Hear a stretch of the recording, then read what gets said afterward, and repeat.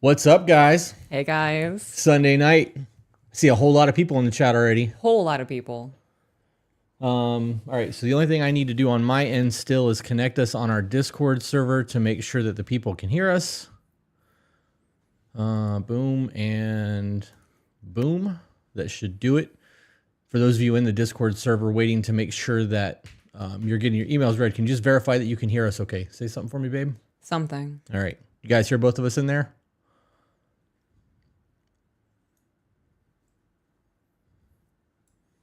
All right, we're good to go on the Discord aspect of things. Right. Zach is on his shit. Perfect. Move this up to cover our faces. How is your day? Everybody, how's your day? Got a lot of first lives. Yeah? Yeah. Love that. Welcome, guys. So stoked that you can make it tonight. For those of you in the private women's chat, I just sent you that scene acted out. I have no idea what you're talking about. They know what I'm talking about. That's all that matters. So doing the live expedited emails on Sunday night, this is something that we're working on doing consistently. There's currently 6 emails in queues that we know of. We got another one right as we started, which would put us at 7. Yes. Depending on how fast we get through these emails, we will try to get all 7. In the event that we cannot get all 7 of them done tonight, we will be doing individual live recordings throughout the week and getting them up the day that we record them. But I got a feeling that some of these are going to be pretty quick. I agree. So... And we do have our Discord community that has sent the emails in a private Discord server without a lag. So they hear us real time. So if we have questions, we can ask them, get them real time. So there's not some weird fucking delay. Right. Zach is the man. I'm so excited about this. Everybody, I don't know how he did it, but everybody in the chat tell Zach he's the man. he's a pretty good big brother. Do we want to talk about anything or we want to get into it? No, we record so much. There's really nothing ever new to talk about. Because we just talked about it 4 different times. Yeah. Did we talk about the St. Augustine trip? I believe we have, yeah. Okay. Well, game on. All right, we just want to get into it. Run it. All right, the first email is titled Desperate and Confused. Thank you both so much. Like many, I came across you via TikTok, and I'm very grateful to have listened to all 22 episodes in these short 2 weeks. That's a lot of episodes. Yeah. I am hoping you can help with clarity and my relationship. Backstory, I was 23 and he was 35. I am now 36 and he is 48. With 2 kids, 5 and 2. I was told by 2 separate people in a 2-year span that my now husband would be perfect for me, so we started talking, then dating. We have now been together 13 years, married for 5. So why did it take you guys so long to get married? That's a good question. Why did it take 8 years for us to get to that point? Never wanted to get married again. Okay, was that on you or on him? Are you able to see that chat from over there? Yeah, okay. I can. Good, that means I don't have to read the dialogue. Currently typing.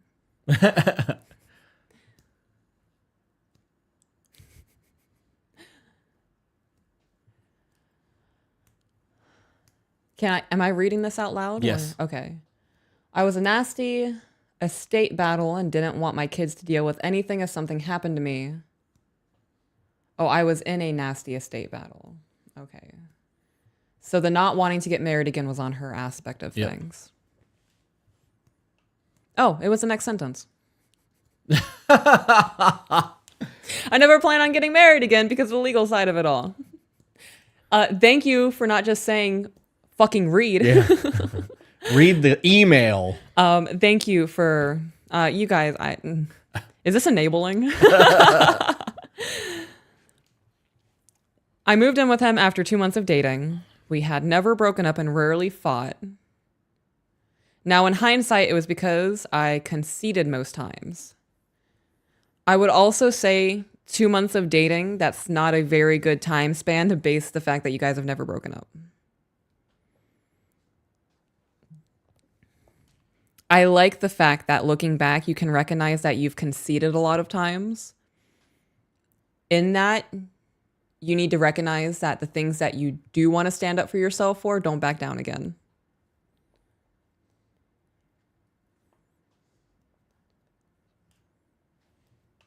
I imagine she's typing frantically to try to get everything. Yeah. Yep. Okay, so they started fighting within the past 2 years. You're doing fantastic. Don't worry about it. I imagine it's a very on the spot. I ask a question and you feel the need to just get it there. Yeah. Well, this is still faster than Yes, this is definitely delay. faster. And take your time. I'd rather you get it right the first time you Right. send it than try to correct 4 different things. Right, because then you're rushing to try to correct the correction. Okay, so they went 11 years without arguing. It's a long time. That's pretty impressive. Pretty impressive. Oh, so you mean within that 11 years where there was no arguing, you guys had never broken up? I love the clarification we can get in this. Yeah. This is genius. She said correct. This is all Zach. Right. Real shit. Like, he Oh did my all God. of this. So Do you want us to rent out Disneyland for you or something? Like, we're not there yet, babe. Slow your roll. We can rent out like Dave and Buster's for Okay. like a room with like a magic card to play all night for free, but we can't rent the entire place. We'll get there. We're just not there yet. we should do We should read the email. that. Okay. So I love that clarification because the way the email is written, it sounded like that 2 months is what you based on. Right. Never breaking up and never fought. So thank you for clarifying. My husband is a man's man, very capable, smart, and talented craftsman. Everybody loves him. Very opinionated, but I always feel like his opinions were accurate. Or at least he would elaborate and have you agreeing or seeing his perspective. I felt like a queen in our relationship, protected. Ooh, that protected one's a big deal. But you used the past tense of it. Keep reading. I know. Stay off I'm that just, screen. I know. Well, I see her typing. So I want to make sure I'm catching things she's saying in real time. And I'm also just... Your squirreling is happening hard. You're like, Well, I'm reading this and I see her typing and I don't want to miss anything prevalent. And I'm also pointing out things as I recognize them. okay. Now you know how I feel with all these screens. But I'm able to keep track of it. But you're still all over the place. So she said, I was a teen mom and moved in with him when I was 23. The age sentence in the email was probably confusing. I mean, it made sense to me. It did make sense to me It was as well. very clear. You guys had an age gap. Okay.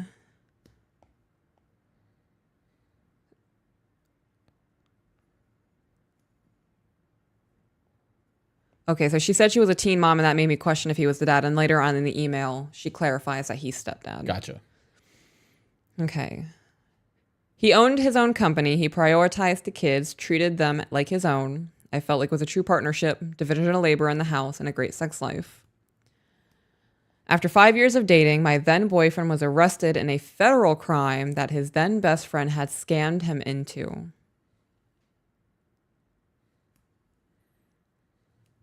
How do you get scammed into a federal crime? As somebody that has done time, it doesn't matter how you got involved in it. You're involved in it. That's crazy. I don't. How you unfortunate. Just own that shit. You were in it. Oh. You were in it. Yeah. He said it explains it. Yeah. The issue was he spoke to the feds when they came gathering info for the friends. He told them everything and accidentally implemented himself by stating he allowed... Oh, you mean he implicated? He implicated himself by stating he allowed his friend to insure an item in his name. Ooh, you never speak without lawyers. Brother. Yeah, it doesn't matter what it is. They could be asking you about a traffic violation. Be like, I got nothing to say to you. Mm-hmm. Apparently, the item never existed, and my boyfriend also didn't know it didn't exist. Ooh. Ooh, so he was in like a crime ring. Okay. What? I'm going to wait. There's no point in Okay. me speculating because there's a whole ass email there. She said, wow, that sounds horrible reading it out loud. I'm so sorry. I can't At least it's imagine. Fed time. If I had to go back to prison, I'd rather go Right. back to Fed or go to Fed than fucking state. Is that what was in Orange is the New Black? She was in federal Yeah, prison? it's Fed time. Oh, yeah. They call that shit Club Fed. Fed time is easy compared to state prison. Yeah, I'd rather do that if I'm going to get caught for anything. Let's make sure it's something bougie. Like tax evasion. Yeah. That sounds like a bougie crime versus buy something out of my trench coat. Buy something out of my trench coat? Yeah. That's funny. I don't know if I can say them on the... Oh, wire fraud. That sounds like a bougie Yeah. crime to do. You have to be intelligent for that kind of thing, right? Well, apparently he wasn't because he fucking told on himself. He did. You're right. Believe it or not, that's how most people get caught, though. Oh, yeah, because they just talk and talk and Yeah. talk. Yeah. Here's my ID. It's got all my information on it. Everything is accurate. I got nothing else to say to you. Yeah. Yeah. Well, you don't want to talk to us? No, I'm good.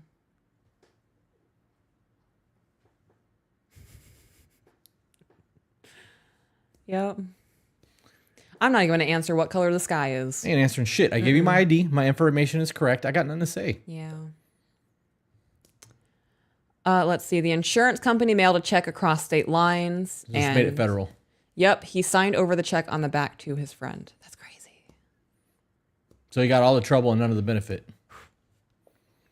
It was horrible, and for 2 years we went through a draining legal process, all while my oldest son was in and out of the hospital with surgery after surgery from a super rare autoimmune disease that caused tumors on major organs. Ooh.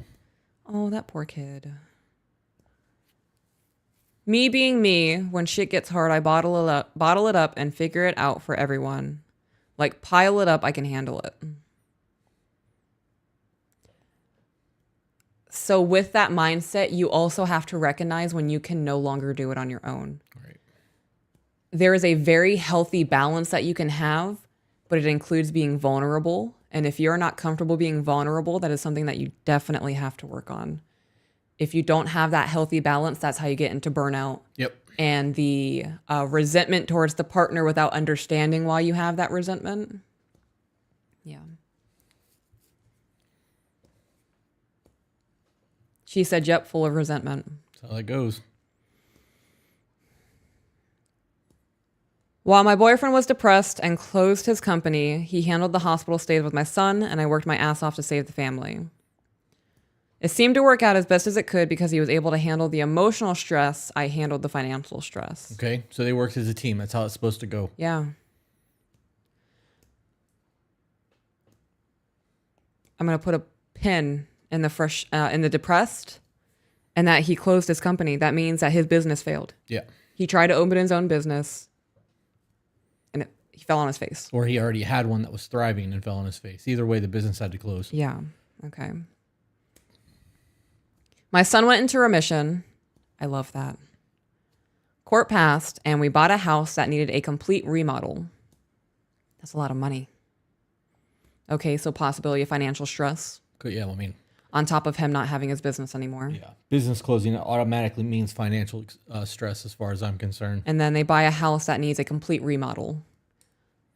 I figured it would keep my boyfriend busy, which it did. We have a gorgeous home now, and it keeps him busy. And it kept him busy and got him out of a major depression, which being a man's man was super hard.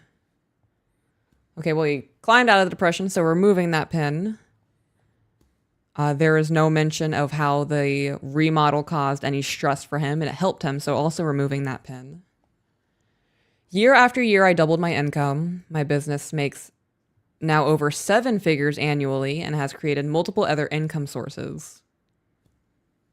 Okay, so you're a bad bitch. Yeah, so the financial stress isn't there anymore. Right. Good for you. I started receiving attention nationally in my industry and began traveling from about every other month or once a quarter for the past 3 years.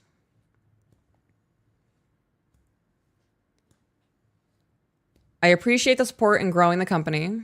I appreciated the support in growing the company, but did it out of not having another option. I am plan A, B, and C.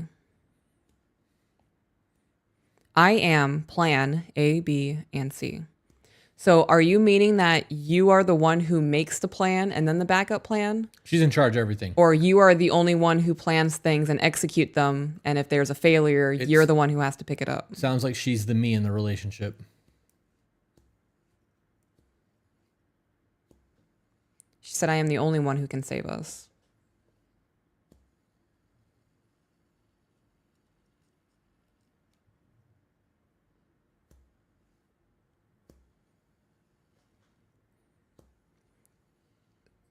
Okay, there is no backup plan. I am it. So I hustled and kept hustling and kept hustling. Okay, is that still the current state? Yes. So it is not an option for him to go back to work.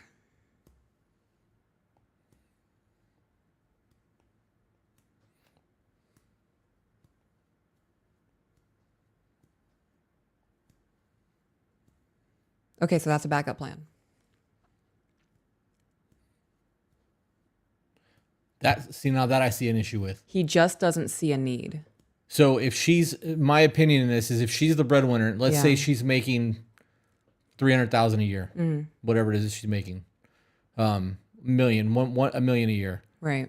and she's banking, and he could go to work and make an extra $100,000 to $200,000 a year doing whatever he's doing, or even an extra $50,000 a year. Right. He doesn't see the need to contribute because of the money she's making. So at that point, what is the point of you being there? What are you bringing to the table that makes you an asset to your marriage? Because you're not, you know what I mean? Like if you're not providing financially, you need to be providing something. So what's he providing? Okay. I'm going to continue reading before I... Yep. All right. My now husband took over the role of the household. He was an amazing cook, managed the home and kids. It was all too good to be true. We know the saying. And with everything in past tense, I am going to be inclined that the saying has come true.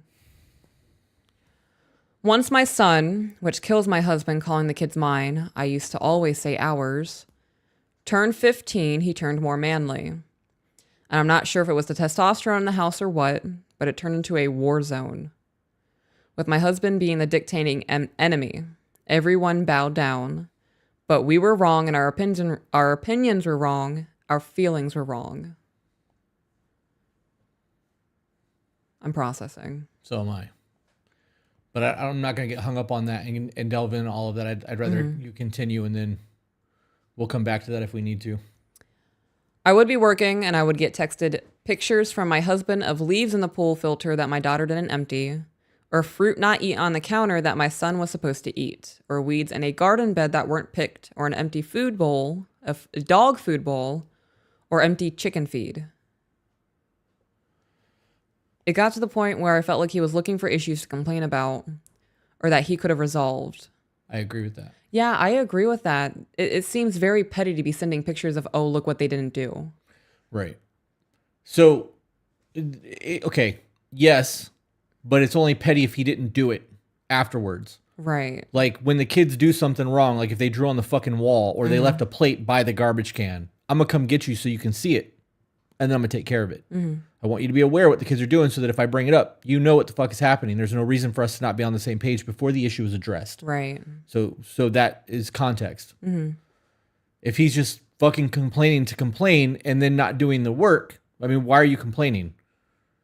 Are you trying to get him in trouble? You're a grown fucking man. You can scoop them leaves. Like you can throw the shit in the trash. It takes you half a second. This is no different than an argument of a laundry basket. She said it was all the things I thought were stupid. I agree. But is it stupid because he wasn't doing it?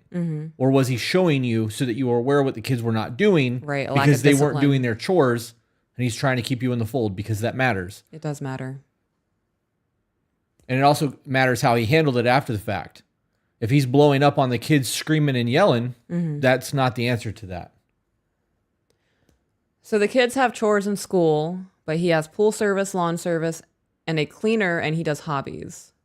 So none of that was even so then the weeds in the garden isn't an issue because that's somebody that they're paying. Right, lawn service. The pool service and the filter, that's something they pay somebody to do as well. Right. So really the only issue in there is that he's leaving food on the counter because And then the empty dog bowl if they're supposed to be feeding the dog. and the chicken. So he's Yeah. he's just looking for shit to complain about. Okay. But the kids have to maintain in between the services. It's chores, it's healthy. Right. Every fucking kid alive that's over the age of 3 should have chores. Right. It teaches them discipline and how to take care of themselves as they grow up. That are weekly, but have to do it before school. Okay, so if they're weekly and it has to be done before school, and every single week they're slacking on it, I can see how he's becoming agitated on the fact that they're not getting their chores done. Right. But there's losing his shit and screaming at him is not the way to do it. No, it's not. There's especially at their age, you start Right. implementing choice theory. You You have your chores. And then when they go, hey, Dad, I need a ride, or hey, Dad, I want something, or whatever. Right. Well, there was leaves in there on Tuesday. I had to scoop them out for you, so I'm not willing to take you there. Consequence for your action. Maybe next time, make sure you get the leaves taken care of. Next week, we won't have this problem. Simple as that. So she says, but 6:30 a.m. seems a dumb time to make chores done by. So when I wake up in the morning at 5:30 or 6 o'clock in the morning, I get my chores done for the day. I do too. I don't fuck around. I do everything I got to do as early as I can so that I can fuck off in the evening. Right. Yeah. Procrastination leads to failure. But I also don't know what time they got to get to school. You know what I mean? Like, that seems like an unnecessary pressure for a child if they've got a long ass list of chores. If all he's got to do is walk out there and check the pool strainer, right, that's not a big deal. So she said 7 a.m. is school. All right, let's continue because there might be more in there that's going to be. The projects around the house have been done for the past 3 years, around the same timeline of my son turning 15. So the son's 18 now? Yes, 17. Okay. Okay, so he's a young man. So are you saying the projects around the house have been done for the past 3 years? You mean him remodeling the house? And this is the time that he turned 15? Okay, she said yes. Yep. Dude, this is super efficient. This really is, yeah. So little speculating.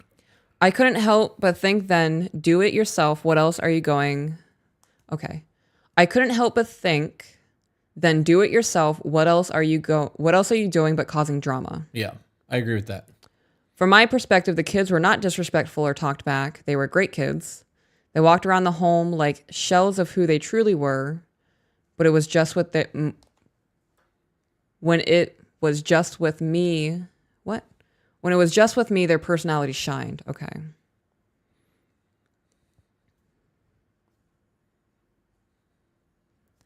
I always used to respect why things would upset him and understand his perspective. Then it just turned to me feeling like he was causing more problems and helping to solve them.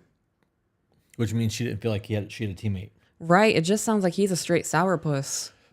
Yeah, I mean, as to why, I'm sure we'll get into that, but I don't like it. So I understand needing to dad voice children when they're little because you can stop them from getting hurt with that. Right. Like there's a reason for it and a time and place. But when they start becoming 8, 9 years old, you want a relationship with the kids, not a dictatorship with the kids, because you don't respect dictatorships. How many people can honestly say that they've liked a president?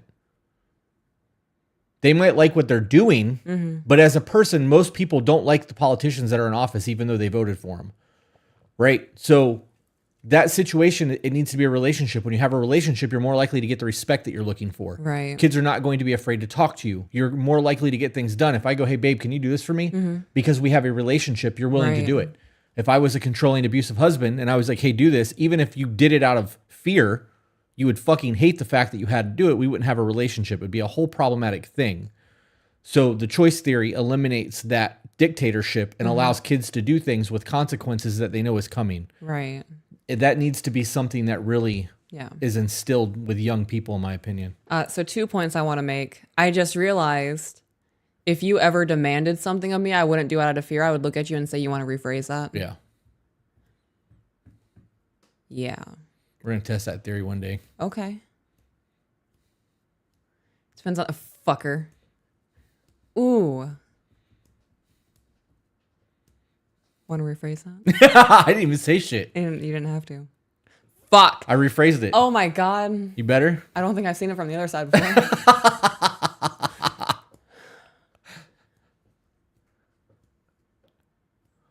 He's looking at me. Yeah. Yeah, oh, it was. Man. Okay.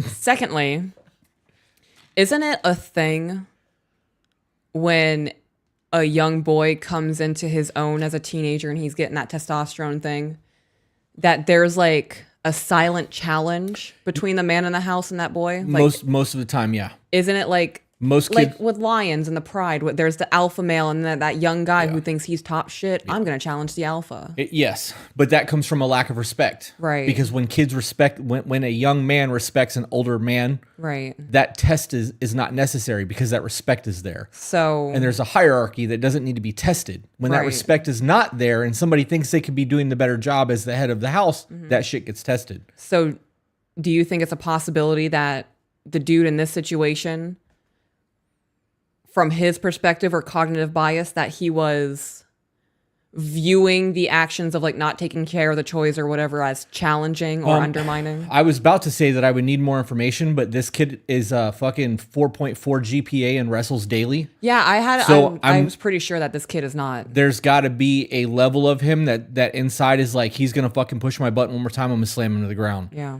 I had that one. That's a thing. That is a thing. When you get sick of somebody's shit, eventually, when you're young like that, you want to test yourself. Right. You want to know what you're really capable of. And eventually that older lion is going to get taken out of the pride. That's just the way that shit goes. Mm-hmm. And I know that that's a me thing. I've said that shit over and over again, but I do know young men who have never tested their father because they respect him. Right. And that respect goes a long way. Mm-hmm. Fear is not a respect thing. You don't, you know what I mean? Like, I don't know. There are people who would tell you that you can't respect somebody if you don't fear them. I disagree with that. Mm-hmm. I strongly disagree with that. I don't respect people I'm afraid of. It's a very different feeling. If I do something because I respect you, you're going to get it 100%. If I'm doing something because I'm afraid of the consequences that's coming, I'm going to half-ass it just to appease you. Yeah. It's a very different thing. I told him I thought he was bored, which was super offensive to him as he was/is always a busybody. I don't do busybodies. I think that she... What? I hope that she doesn't actually mean that he's a busybody and that he's always in people's shit, but like he's somebody that like does make work to keep himself busy. Okay. Oh no. You mean someone who needs to be preoccupied? Build stuff, fishes. Yeah, he gives himself make work to stay busy. Yeah, he could interrupt my day with bullshit while he was going fishing or doing whatever activity he wanted to that day. I supported multiple failed businesses and hobbies. I supported him emotionally and yet financially on his latest new venture. Oh, and yet again financially on his latest new venture, breeding reptiles.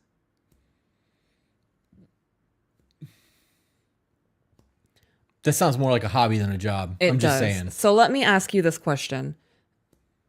You have listed multiple times how he has not come up to par as your husband and he's creating issues where there shouldn't be issues. Why would you continue to fund very expensive things for him when he's not really contributing anything to the household that's productive? I'm curious as more along the lines of what he's not doing as his husband other than leading, or as her husband other than leading and providing. Because he always said it's our money. Right. Well, you're married. So technically it is our money. Right. That's the decision that you make when you decide to marry somebody. Mm-hmm. However, if you are in charge of the finances and you're the one that's making all of the money, you could make him get his own bank account and stop affording his life. You could absolutely do that. Right. Or you could be like, hey, moving forward, our money, meaning the money that I'm bringing in, is going to take care of our living expenses. Mm-hmm. Anything beyond that is your responsibility. If you want a hobby, you want to go fishing, you want to breed reptiles, you want to fix your truck, whatever it is that you want to do, you need to get a job to pay for that, because the money that I'm bringing into the house is now going into our retirement fund. Right. Because what you're doing is costing me money and I'm not seeing a return on our investment. You treat that shit like a business. Mm-hmm. That's exactly what I would do. It's not a cheap hobby, but it could be fruitful, and I thought it would keep him preoccupied. She said, well, in the past year, he stopped cooking, and when I needed stuff done around the house, he wouldn't do because he was working on his reptile business. What is the relationship between the two of you like? That matters. And I don't mean like the intimacy aspect. I mean your actual relationship. Are you guys even friends? Keep reading. Okay. I agree. Keep reading. Over the past year, things have gotten significantly worse. Last June, when I was out of town, there was an argument over chores. I say argument to be nice, but he yelled at my daughter for not doing her chores correctly, and she was just agreeing. In the meantime, she texted me complaining about him. She did use multiple curse words, but I don't mind cussing. He took her phone and read it. And then he and his mother proceeded to lecture her for an hour. This is abuse. I don't care where the fuck I am. Yeah, that's abuse. I am coming home. I have a big problem with that. You know, I wish Dakota was in the chat. Dakota, are you in the YouTube chat right now? There's a correlation with dog training to people, like he talked about in the interview. When you want a dog to do something and you He's not in the scream and yell to try to make it do something, it's going to fear you. It's not going to respond to what you're doing. So if your dog is running and you chase it, it thinks it's playtime. Right. And when you start screaming at it, it's not fucking coming to you. So when you start screaming and yelling at your kids and you're in their fucking face, do you think that they're going to get anything other than fear out of you? Not even just that. He brought his mother in to gang up on her when she was having valid emotions. Yeah, that's a problem for me. And she's allowed to process her anger or her frustration or whatever she's feeling in the way that she needs to process it to her mother. It's not like she's going on Snapchat and blowing up a group of 20 other girls and saying, my dad's a piece of shit. She's going to her mother and saying, these are the things that I'm feeling, and I need to vent a little bit. Yeah. Yeah, that's abuse. Absolutely unacceptable on his behalf and his mother's. Dakota, I see that you're actually in the chat. Can you elaborate on that for me, please? And you put it way more elegant than I did, just so that the people that are in the YouTube chat can read that correlation between humans and dogs. I would appreciate that. So they lectured her for an hour, how amazing my husband is, and her bio data is awful, and she needs to be respectful and do as she is told. Whoa, wait. Why was the bio dad brought into it? What does that have to do with anything? That's what the dad said to her. Right, but why? Why is he even no idea? Okay, so he's just fucking throwing shade. Okay. I can't stand it when people bring irrelevant variables into a conversation. Yeah, that there's no reason for that. There really isn't. He probably just said that to hurt her fucking feelings.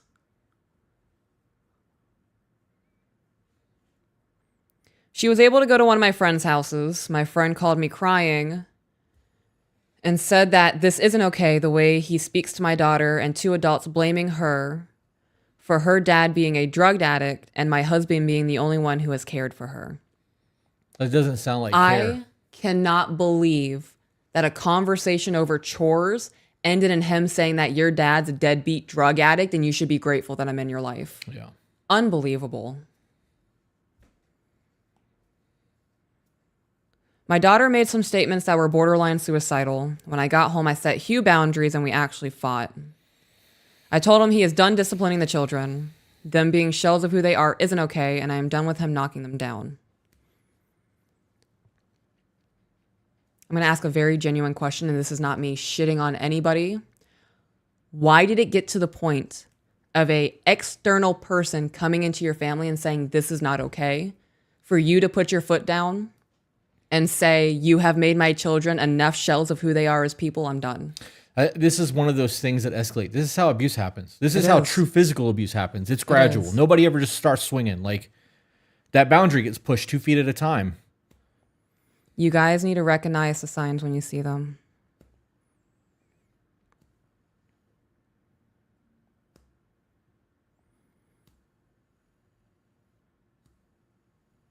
It breaks my heart knowing that this young girl was borderline suicidal. Yeah. Because some asshole in her life.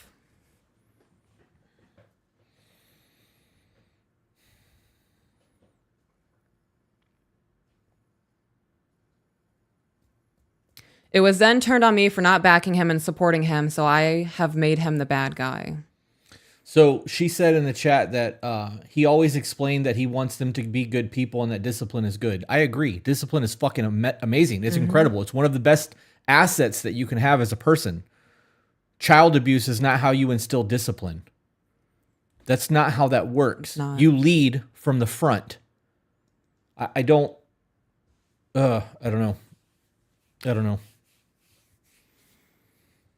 I want to clarify that you didn't have to make him look like the bad guy. He did a pretty good job of himself doing that. Yeah. For the following 5 months, tensions were high, but I tried to have everything be okay. He felt like I took his family away and undermined him as a father. I wanted him to just be a friend, be nice, and be fun to the kids.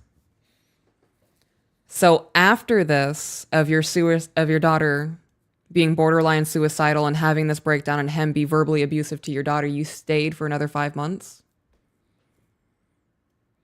She said I did. Her friends say she has Stockholm Syndrome.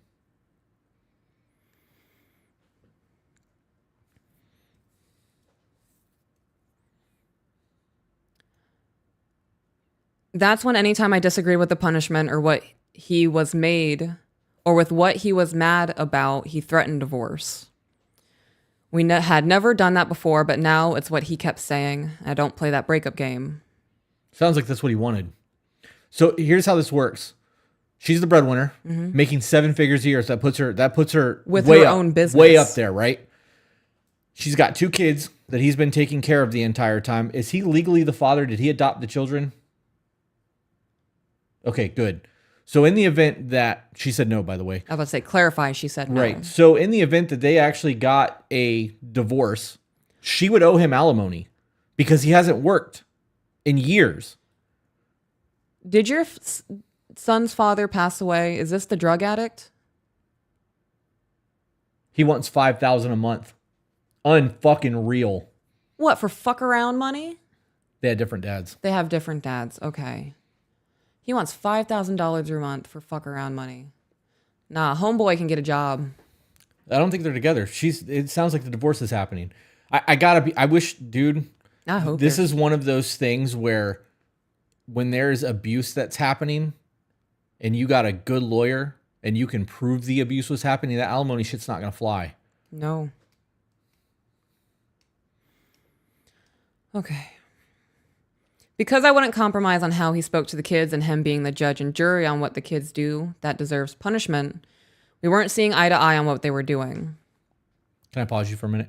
Dakota finally got that thing typed out, or I don't know how long the delay is. He said, in the case of humans and dogs, sometimes the behavior they learn is avoidance or to sneak around. With good, clear communication and building an actual relationship or bond, that avoidance or sneaking is almost never a thing. So that actually does correlate, like I said. I love that dude. Very much enjoy talking to that guy. Yeah. He then posted in a community Facebook group asking for a divorce attorney. How's he going to pay for that? I'm super petty. If I would have found that out, I wouldn't have said anything. I would have gone to a lawyer, have papers drawn up, and just said in front, be like, babe, I got you. You Yeah. could have just asked me. Yeah. I've made everything happen so far. You wanted the reptiles. You wanted to do your truck thing. When have I told you no? Right. The fuck out of here.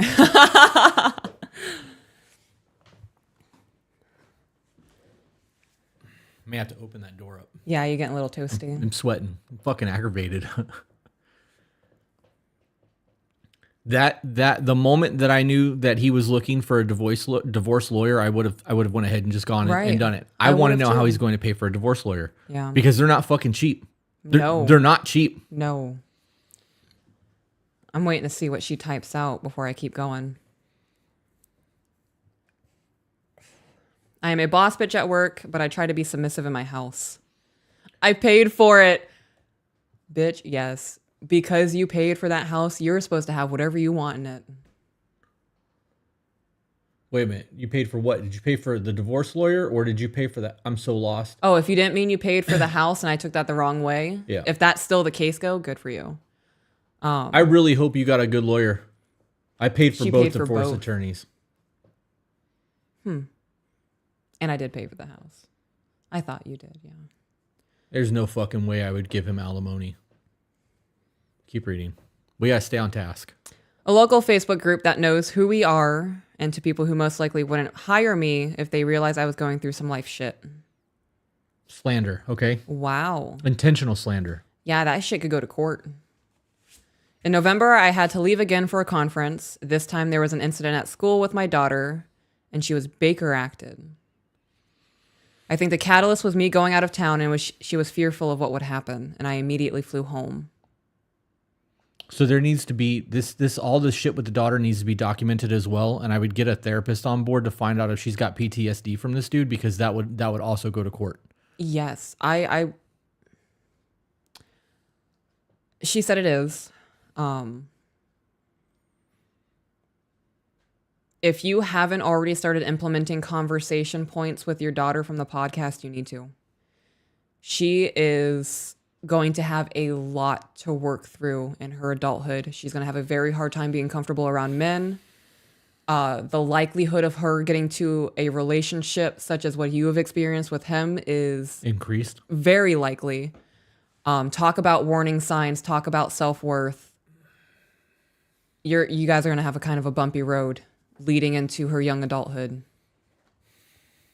Somebody asked what a Baker Act is. A Baker Act is a 72-hour hold, That- involuntary hold that they admit you. For psychiatric help. For psychiatric evaluation for 72 hours. It's they basically put you on a watch in a mental hospital or an actual physical hospital if they don't have one where you live. He blames me for Baker acting for being a bad mom. He has no ownership, and yes, she was in therapy. She is in therapy 2 times a week. I love that. All this shit needs to be documented. It really fucking does. And if it goes to court, that therapist can be subpoenaed. Yeah. Also, that the Baker Act thing in Florida, I'm assuming that's where they are, is a 72-hour hold, but it can become much, much longer. I voluntarily Baker Acted myself once and ended up being stuck there for 33 days and couldn't leave. Yep. They kept her for 5 days. Yeah. I've been Baker Acted 3 times. Once was not by my choosing. The other 2 times was by my choosing, and once was a 2-week hold. When I was in there, I met a dude who had been there for 8 months. Yeah.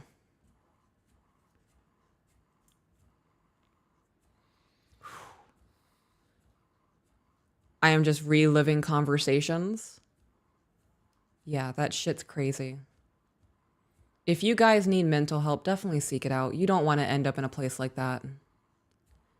Don't suppress your feelings. Don't ignore how you're feeling. Don't feel like your feelings don't matter. You do not want to end up Baker Acted. I tiptoed around the convo with him because he hadn't done anything. It was fear-driven, and he was actually very helpful. For the next month and a half, I was focused on the kids and the family and trying to work on things. It seemed when I spoke with my husband, it all went back to being my fault. So why didn't you leave after the second time of her having an episode?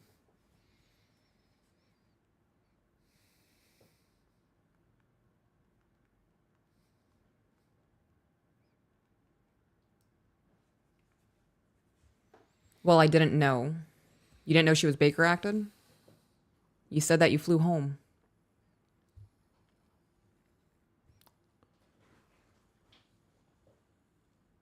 She didn't say I didn't. She said, I don't know. I don't know. I don't know why I didn't. All right. So everybody who's in the chat, who's listening and whatnot, learn from this email. I'm assuming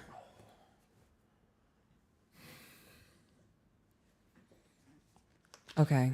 Yeah, just keep reading. I'm just going to keep reading.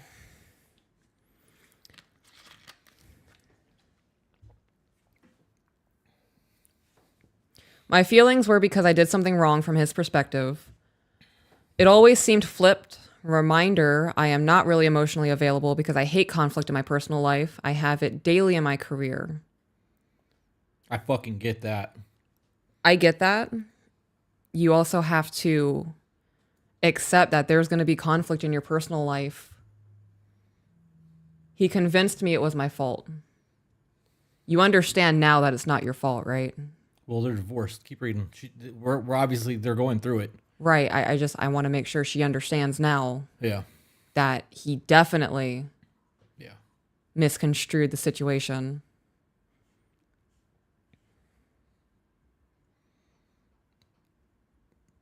I gotta be honest, as a father, dude, somebody should knock this fucking dude's teeth out. I agree. Reminder, I'm not really emotionally available. Okay. Yeah, so there's always going to be conflict. And with you listening to 22 episodes already and still being a part of the community, and I've seen you in the Discord. I have to. Conflict is not something you should be afraid of. No, but it's also not something you should tolerate. If it can, if it's conflict to get resolution, it's different. but she's going through this shit constantly over and over and over again. Right. Getting him the fuck out of Dodge is the smartest move in this scenario. I'm sorry, did I interrupt you? You did. All right.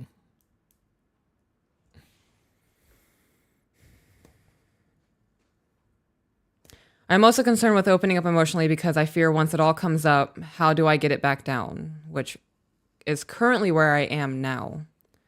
I am the sole provider and have a lot of employees and clients who rely on me. I can't just crumble. I have to figure it out. Is his name on the house?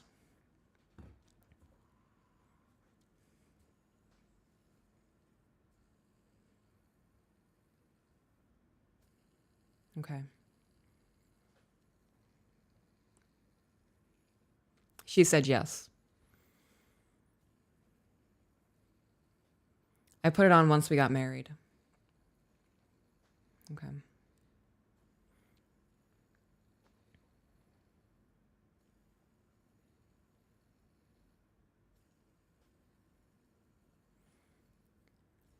So the point of opening up emotionally is to not get it back down. The point of opening up emotionally is to be able to process and find a resolution and to understand the emotion and to avoid whatever is causing that negative emotion. So that thought of how do I get it back down, that shouldn't be a thing. I never feel like after a conversation with you that I just have to shove my emotion back down because I wasn't heard. So that is not, that shouldn't be a common thing, a common thought, a common feeling in a relationship or a marriage specifically.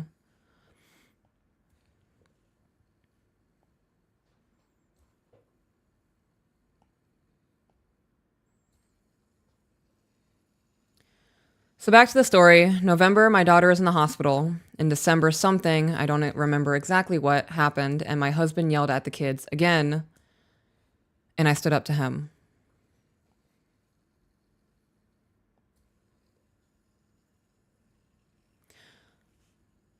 As somebody who has lived through situations like this, it is a very shitty feeling as a child to go, so clearly we're staying here and he's not leaving. When is the next time I'm going to have to put my walls up so he doesn't break me down?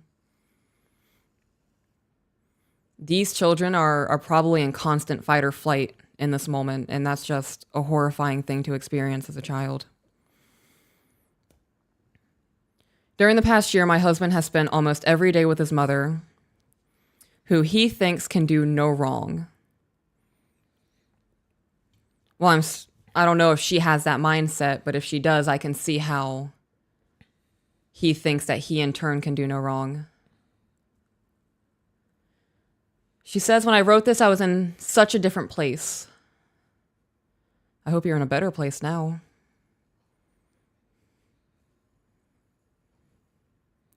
I originally wrote it on May 16th. Okay.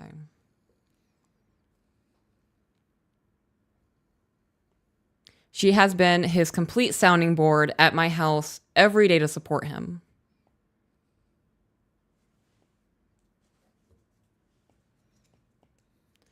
Three days before Christmas, my daughter went outside to say hi to his mom, who she calls Grandma, and she asked my daughter if we were coming over for dinner that night for our niece's birthday. My daughter asks if Dad and Mom are going. She states, "Of course Dad is going. Your mom, I am not sure. She's too busy ruining people's lives." Wow. How old was your daughter in this interaction? 15. I really don't understand how people can't just be kind to children. This grandmother saying that is bringing adult problems to a child that aren't even relevant to anything in this child's life. Yeah. Yeah, there's no reason for any of that. Right. And she said that was 5 months ago. My daughter called me to tell me about the interaction and said what was going on. I said my husband and I were having a disagreement. But good to know I am ruining people's lives. I was upset and didn't want to go to dinner.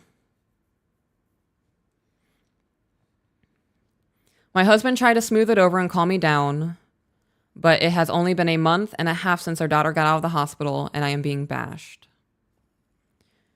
He chose to go to that family dinner. Then the next day was Christmas Eve and he went there without us as well. On Christmas Day, he chose to go to his parents. Why doesn't he just live there? I know this is past it and like we're past that point, but my thought process in that moment would be like, why don't you just move back in with your parents' house if you're choosing to be there over here with us?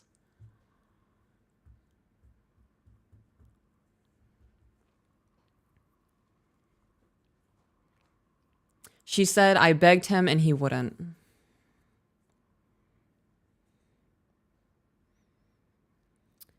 I did ask him to stay with the kids and I.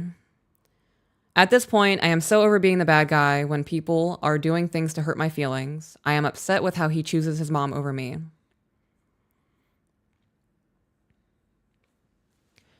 While all of this was happening, how much would you say that you loved yourself?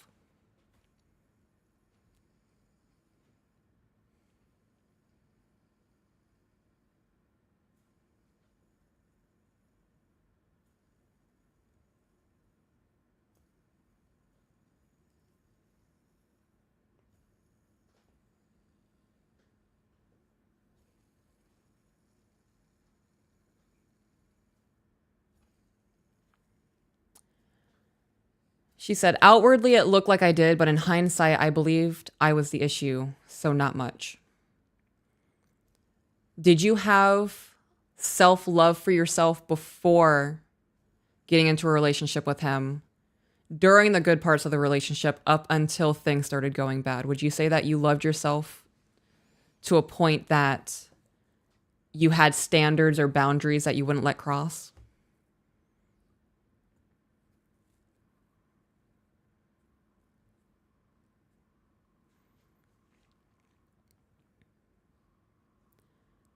Oh, yes. So you did love yourself. The kid fighting was so left field for me. He was always amazing with them.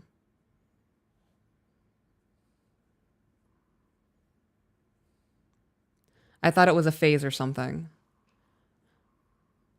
Okay, so getting into the relationship, you had self-love, you had standards, you had boundaries, you cannot dip below this or there will be implemented consequences to whatever action. So that shows you can enter into a relationship knowing who you are. And then slowly over time, somebody can berate you and break you down and pretty much put you into the basic shell of a human being. You have to catch the flags when they start to pop up. So at what point did you start saying to yourself, okay, this is new. He hasn't done this before. Was it him fighting with the children? Okay.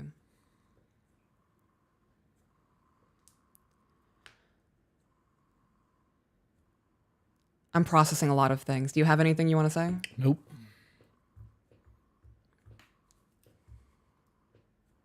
I call it fighting, but it was yelling. Okay.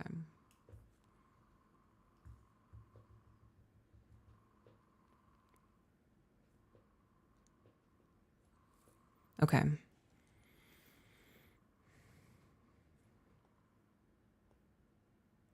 So we continued to try to make it work. We were in therapy.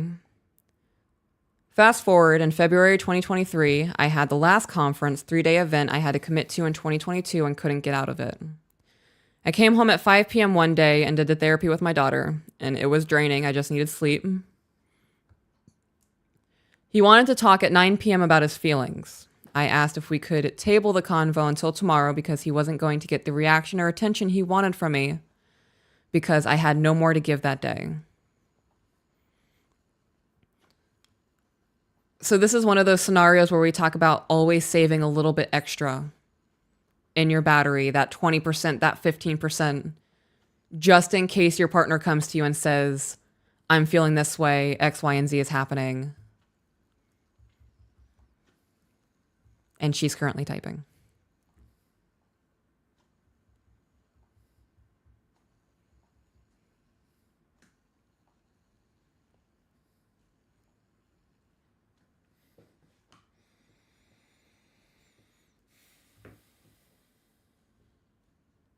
We'll do that in the future for sure. My battery was dead for the past 2 years. been an ongoing thing for 3 years now. So Yeah. Thought he used her 20% when he caused the issues with her daughter. That's a very good point. You can't give to somebody who constantly takes your energy. So if this person is constantly causing issues or obstacles day to day to day that you have to, that's coming like blindside out of your peripheral, you see this coming, so you have to adapt, that would certainly drain it, leaving you with absolutely nothing. So at that point, how can you justify being with somebody who just continuously takes from you, and after they've taken more than you can give, get mad at you? because takers can always take and givers can only give so much. Yep.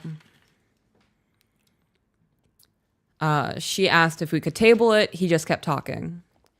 I said, if you continue, I am sleeping in the guest bedroom. I went to the guest bedroom. He followed, yelling, I better fucking file for divorce in the morning. Again, I'm petty spaghetti. I've been like, babe, I did that a week ago. The papers just aren't ready yet. You gotta just be a little bit patient.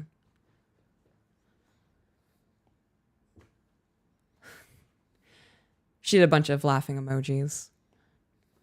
I'm glad that my comedy in this is not offending you, because I am trying to break up the seriousness of it with a little bit of sprinkle of, let's laugh for a second. In the morning, kids go to school. It's 7 a.m. and I am halfway done with my hair and makeup. He entered the bathroom and started screaming at me.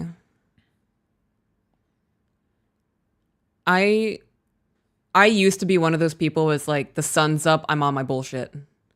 I'm having a bad day, so everybody's having a bad day.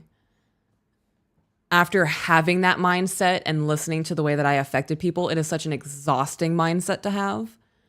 And being the person on the receiving end of that, of it's 7 o'clock in the morning, I'm getting ready for work, and you want to hit me with this? You already got me down to 40% and it's 7 o'clock in the morning.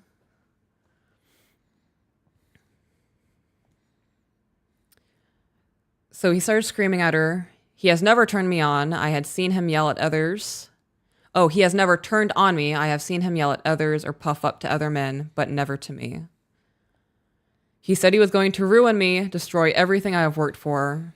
He was going to go in debt, so I had to pay it off, and I stayed calm, and I left. He now denies saying this.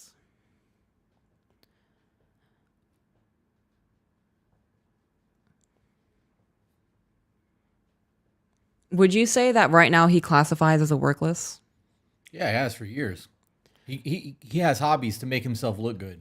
We are way too close to the Everglades for people to be playing games with kids. Right. So before you guys got together, did he already have his own business and it was thriving and he was doing good? Or was that something like he was just getting off the ground and he was trying to make it happen?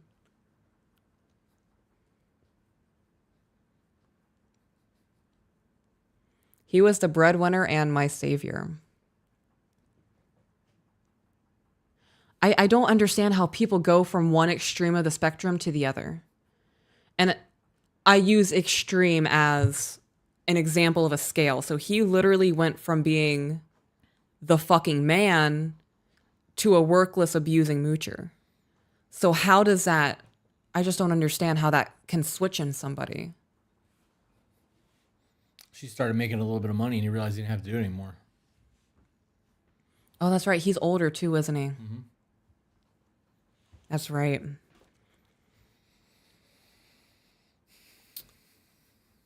Oh, damn. She said, I am his retirement. I'm not, it's not, I am his wife. I am his soulmate. I am his retirement. $5,000 is not a lot of money. I mean, it is. In terms of alimony, that's a lot of money, but that's not a lot of money to live off of. It's really not. When you think about rent right now, that wouldn't even pay my mortgage and car payment. Right. Let alone your car payment and all the other bills that we got. And he sounds like he has expensive tastes. Sounds like he's a fucking idiot.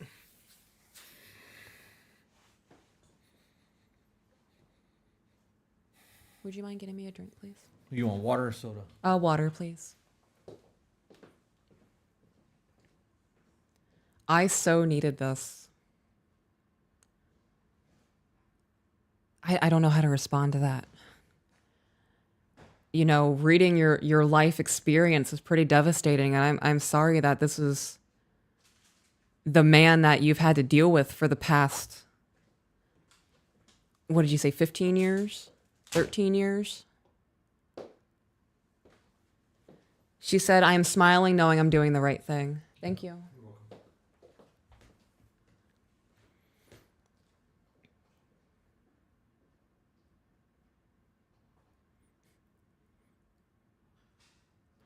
So Chris is still grabbing a couple of things. So emailer's still typing. And I just happened to see I lost count. There's way too many. And she meant red flags. Okay. So she said they've been together for 13 years. So I was in a ballpark. And it was really just the past 2 years that were the worst part. Oh, she said the past 2 years were bad. The past year was the worst. That's absolutely insane to me. I need to understand his psychology. I need to understand where in his mental state that he had that break of, all right, I guess I'm tired of being the good guy. I want to be a piece of shit. Whew.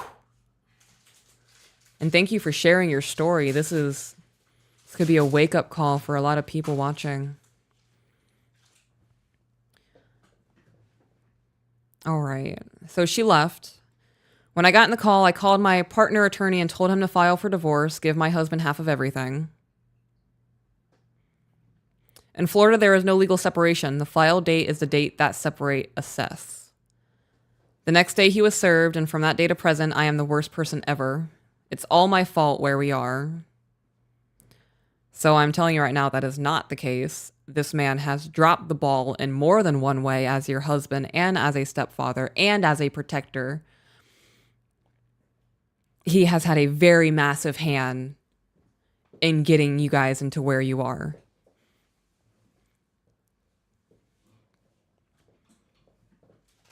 I mean, he's the one who has told you several times to file for divorce. Just saying that, and now that you are really giving him the divorce, it's your fault that the divorce is happening. Okay.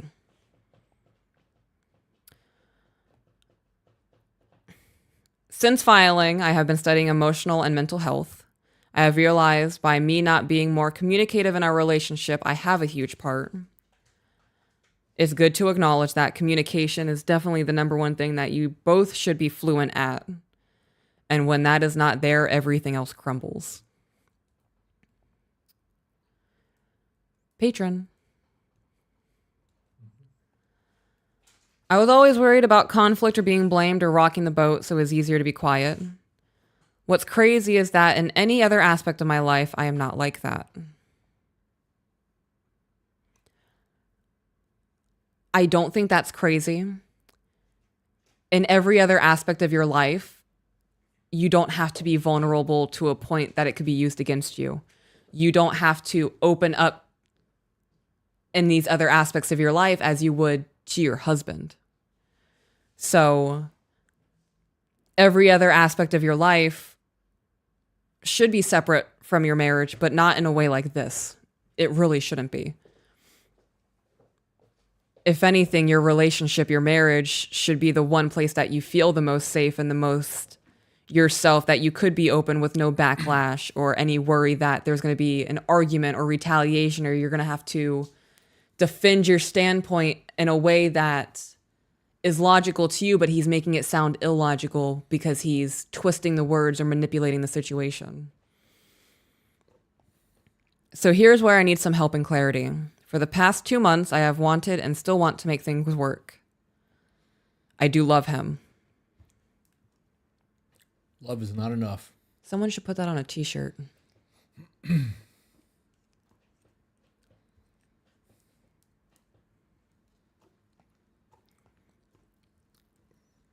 Okay, so let me ask you this question. Your daughter went to a friend's house and that friend called you crying because of the situation that your daughter was in. And then a second time because of this man, I believe it was the second time, she got Baker acted from school and she was borderline suicidal. the chances of her being Baker acted again because of this man and his actions, especially if there's been no change on his end, will likely happen again if she's triggered in a situation. Is that worth it because you love him?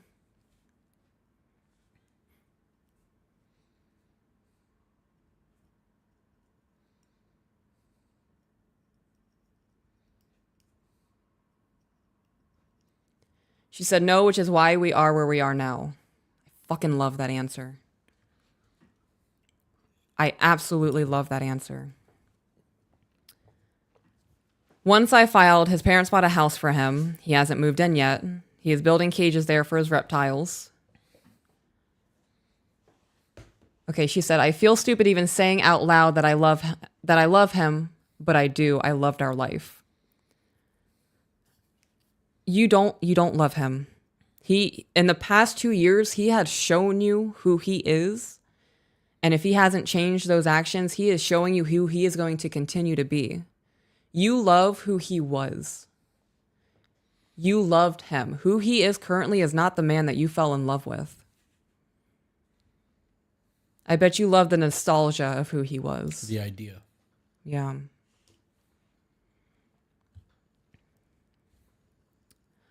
On his YouTube, he has made a video about divorce, and every video since, the subs are out with pitchforks about how awful I am to make him move out and have to rebuild cages, and how amazing he and his mother are.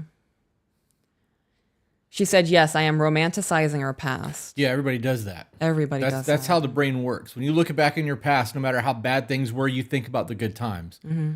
It's no different than pain. You don't remember what pain felt like. It's why women have more than one kid.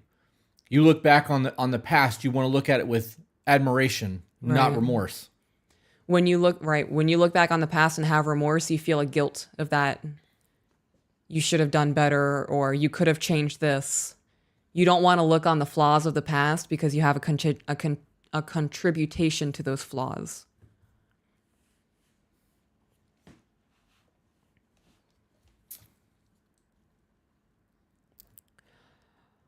Don't worry about those YouTube commenters.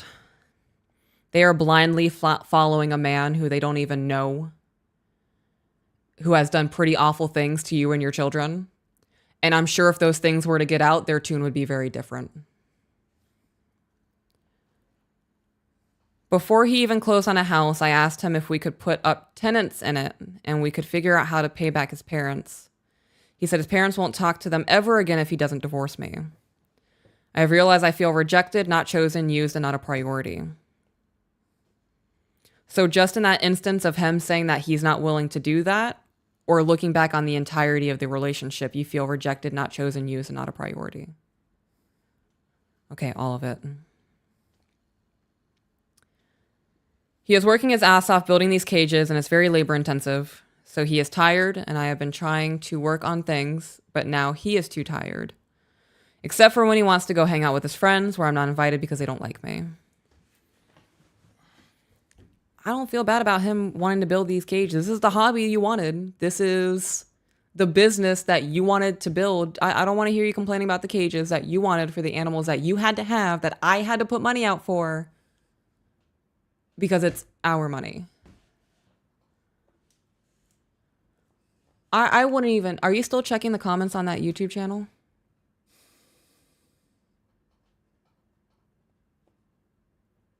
No, girl, don't check those comments on the YouTube channel.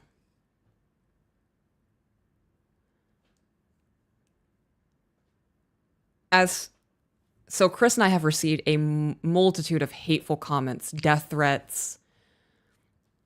I've been called a white supremacist. Like, it's absolutely insane.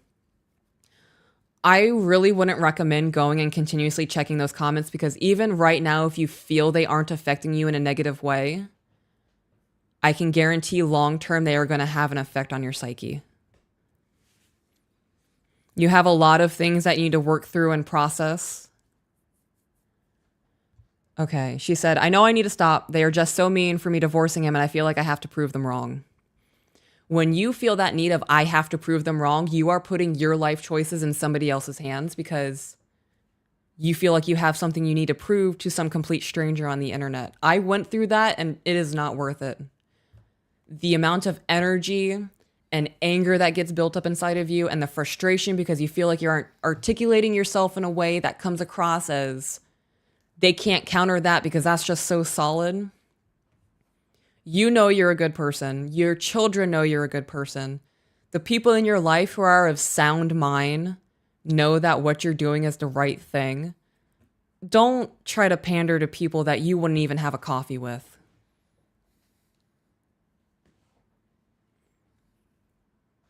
If you continue checking those YouTube comments, I'm going to be disappointed in you.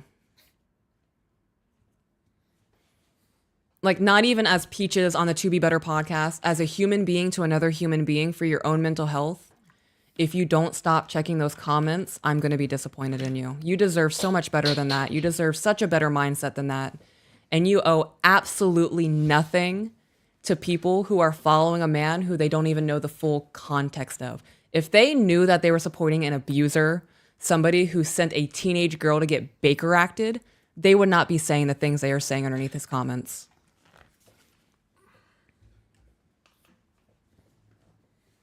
Ooh, Zeke said, by checking those comments, you are granting those commentators the ability to determine your self-worth to some degree. Yep.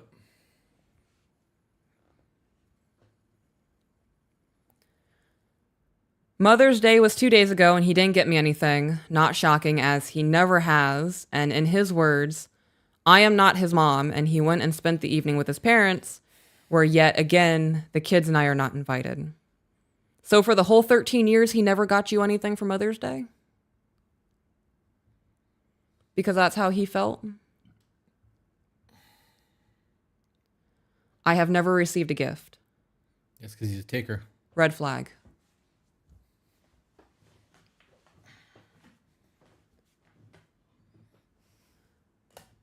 So in the first 2 years of dating, if I would have said, like after the first year, I would have that conversation of, for Mother's Day, if you're really going to be here, we're going to be husband and wife. I would like you to do something with me and the kids before you go to your mom's house because, it's Mother's Day. If his response was, you're not my mom, I'm not doing anything for you for Mother's Day, I've been like, okay, I am going to note that, and that's going to be very prevalent in my mind, and now I'm going to start looking for other things. A lot of people don't know what to look for. So when they experience it and look past and get past it and then look back, they're like, oh my God, how did I not see that? It's because you don't know what to look for. So if you're with somebody and they give gifts to other people in their life, but they don't care to give you a gift, that's a red flag. If they are paying attention to other people in their life and giving them certain attention and using certain phrases with them, but refuse to do it to you because you're not special enough, but you're their wife or you're their husband, that's an issue.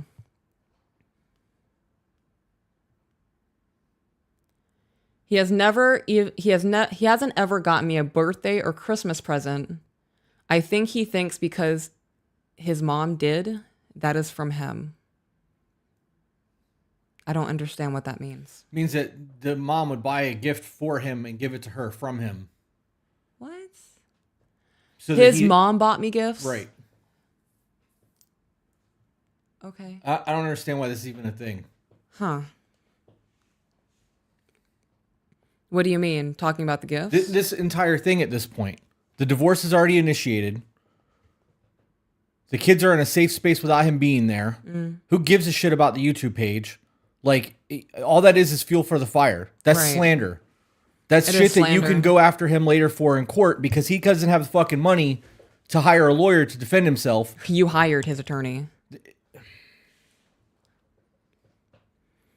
Okay, so I'm going to skip forward a little bit. And you say,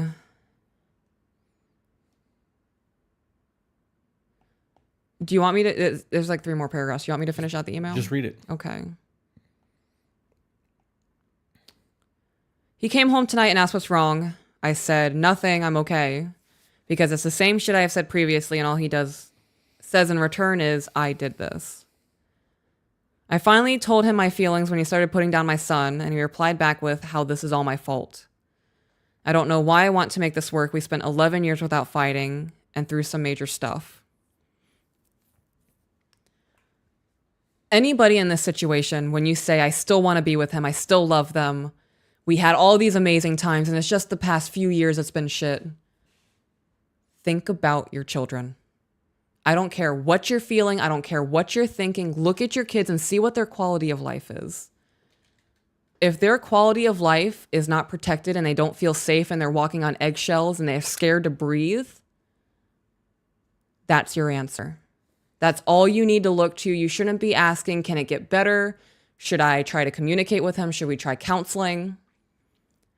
The first step is to remove the children from that space and then try working on the relationship and then seeing if it goes anywhere from there. Ooh, she said we go to Europe on Tuesday for 2 weeks and it's just me and the kids. Good. You guys are going to have such an amazing bonding time. I just got goosebumps. Not only do you really need this as a break from everything that you've gone through as a provider and mentally, your kids need this.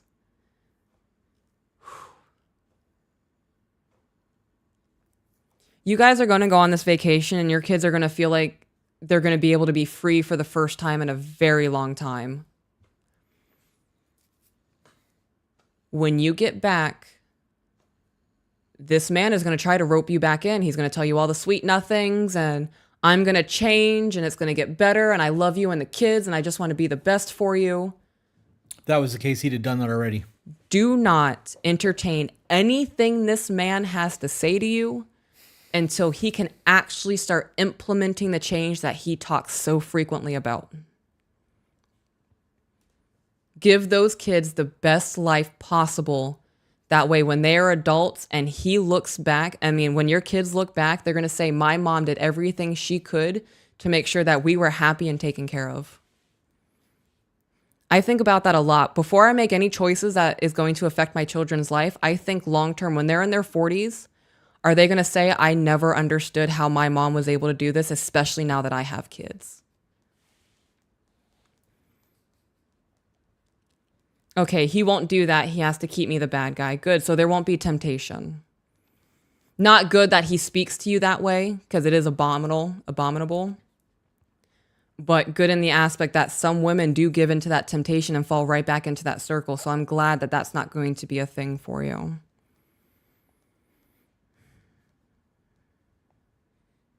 How has the person who has always had my back now not? He's now allowing others to say so much about me. Through all this, we have continued to be intimate and that reconnects us. Then I read the comments on what people are saying from the narrative he has portrayed.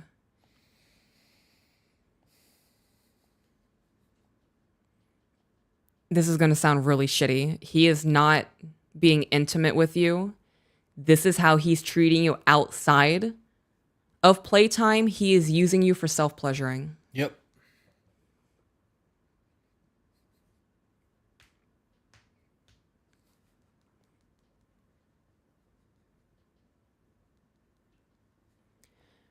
And I feel like I have a lot of the past 2 years of conflict was egged on by his mom. Due to that was the person that he spoke to every day. She was a stay-at-home mom in a traditional role, and I think she is trying to empower him, and at the end of the day, the things that they complain about or what the kids punished for or want the kids punished for, I don't agree with. He will continue to choose her, and She said I was justifying here. Do you know the balls it takes to admit that on the internet live? Good for you. He will continue to choose her, and all I do by trying to work out things is hurt my own feelings. My long drawn-out question is, my brain says I should leave, but I love him. You love the idea of him. You love who he was. He's not that person anymore. I can't tell you why he changed or what happened, or if he was always like this, or if there was some cataclysm, event, or a catalyst. This is just one of those things where you're going to accept that he's not the person that he portrayed himself to be for the first 11 years. And there could be definitely something going on. And, you know, there could be something that triggered him to do that, to switch like that, to do a 180. I would not trust anything out of this man's mouth.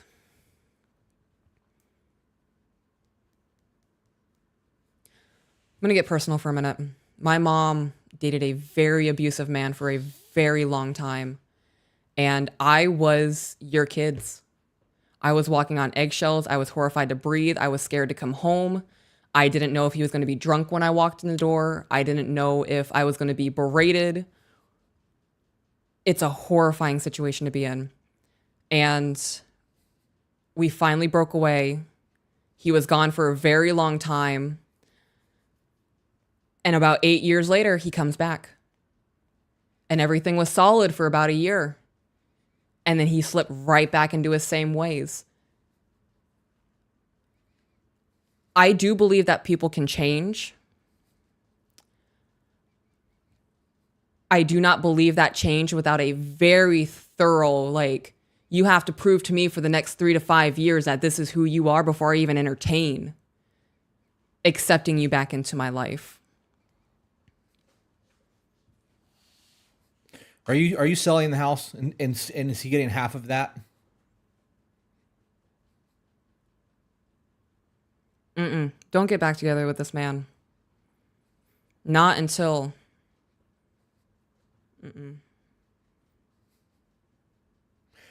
When you get out of your house and you move into wherever it is that you're moving and you put your house on the market, you need to get a restraining order. I agree. And you need to keep that fucking restraining order. All of those toys that you bought, if your name is on that, all of that shit needs to be sold. Don't let him have it. Sell everything. All of his toys. If your name is on the LLC for the business that you helped him build, I would sell the fucking business too. I wouldn't let him have it. Yep. Sell everything. He gets half of the worth of the business. We have a couple of super chats from this email that I want to read before we get into the next one. She said we signed. He gets his business. I get mine. Well, I mean, that's good at least. All right. Yeah, girl, do not even entertain going back to this man. Don't. I promise you. In 5 years, he might come to you and say things are different and things might be super dope from personal experience. Don't. Please, for your own sanity, your own self-worth, and the quality of your life, please don't. All right. So for the super chats, Ashley, Eric Click, I can't even read that. Can't even see it either. I guess probably need to put my glasses on. $1.99. There was no text. Just thank you. Cerulean Fireflyer, gonna hit that 85,000 tonight for sure. Lots of love as I watch and listen from my front porch tonight. Shared y'all with some other people yesterday and been sharing on Facebook. Also, let's get you to 100K soon. And then Dakota, Great Wolf Tactical sent, he is not a man. He is a selfish little boy for $5. I agree. Yeah. Cerulean Firefly, thank you for that. We tell people all the time that it's dope that you guys can support us financially through the Patreon and through the super chats here. But the best thing that you can do to ensure that we continue to grow is share the content. The more people that see the content, the bigger the channel gets, the more we can keep doing what we're doing. So, shit means a lot. Mm-hmm.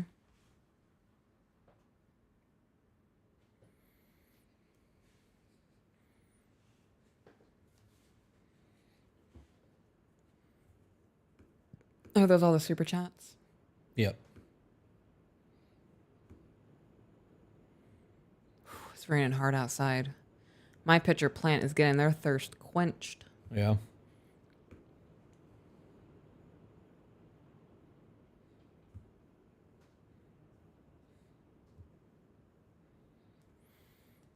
All right. Do you want to go ahead and do the next one? Yep. That's not my Apple Pen. All right. We've been together for 13 years and married for 10. He has been very controlling the whole relationship.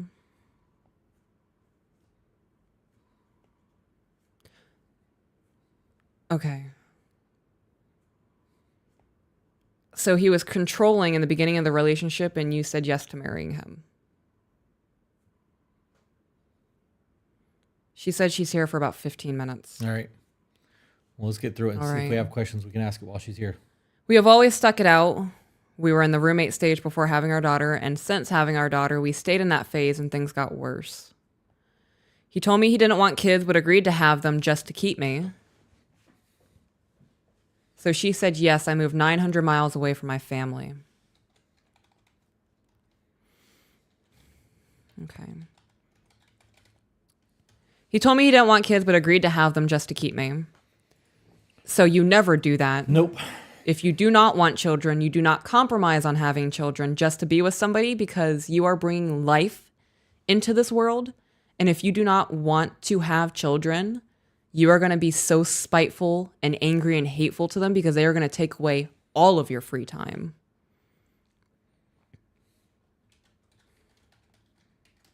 Two months ago, we were fighting every day and avoiding each other. He wanted a separation so he could see other women, and within 2 weeks started seeing someone and slept with her. Which means he was already talking to him. Right. I also want to say before I move on, do not have children with somebody who does not want to have kids, and they're only having kids to placate you. Yep. You are going to be stuck being a single parent every time. Every email we receive where the person did not want to have kids, that woman ended up being a single parent.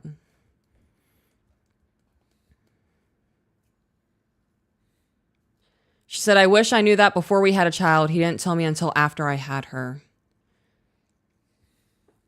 So did you guys have discussion of having kids? Was this I want to have kids, do you want to have kids? And he said yes and lied about it? Or did you guys just never discuss having children, accidentally got pregnant, and then he said, I actually didn't want to have kids, I just went along with it? She said yes, and we went through 8 years of infertility treatments.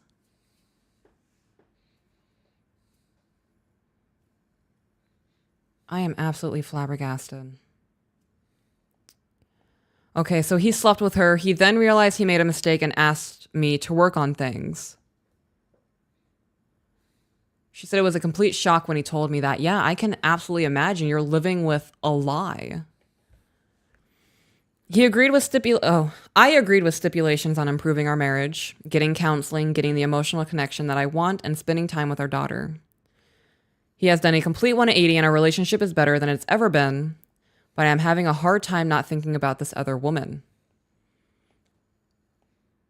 Oh, holy shit. So he's not abusive anymore.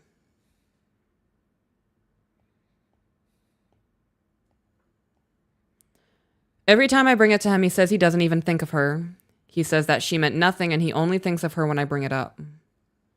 Okay, so she said correct. Well, I'm glad that he's no longer abusive. That's absolutely fantastic.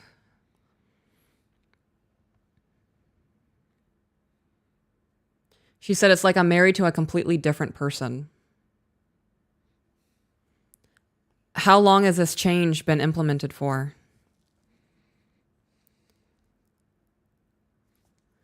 He reassures me anytime I need it that he wants to be with me and what we have now is what he's always wanted. So she said it's been 6 weeks.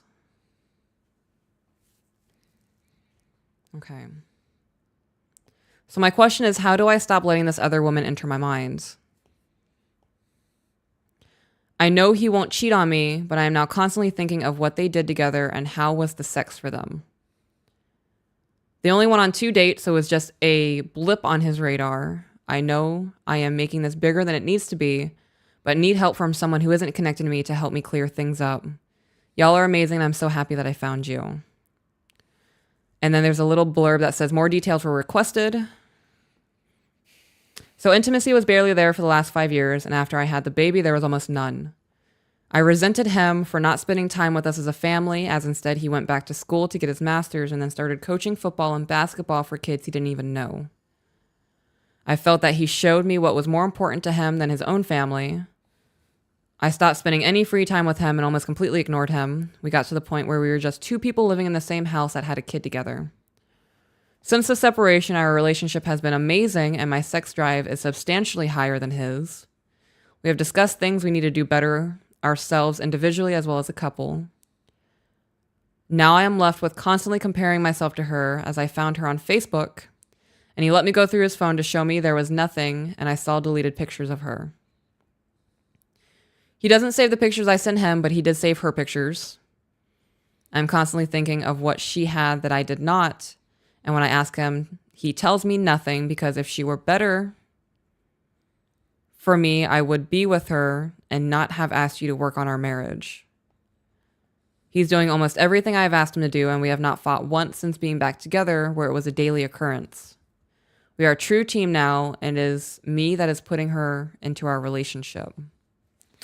It's been 6 weeks. Right. So that's not long enough to affect real change, especially after 8 years of bullshit. It's really not. I would say 6 months would be effective enough for me to be like, okay, this is substantial change.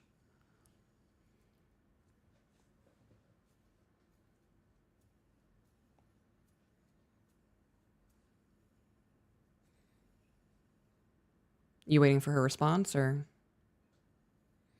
The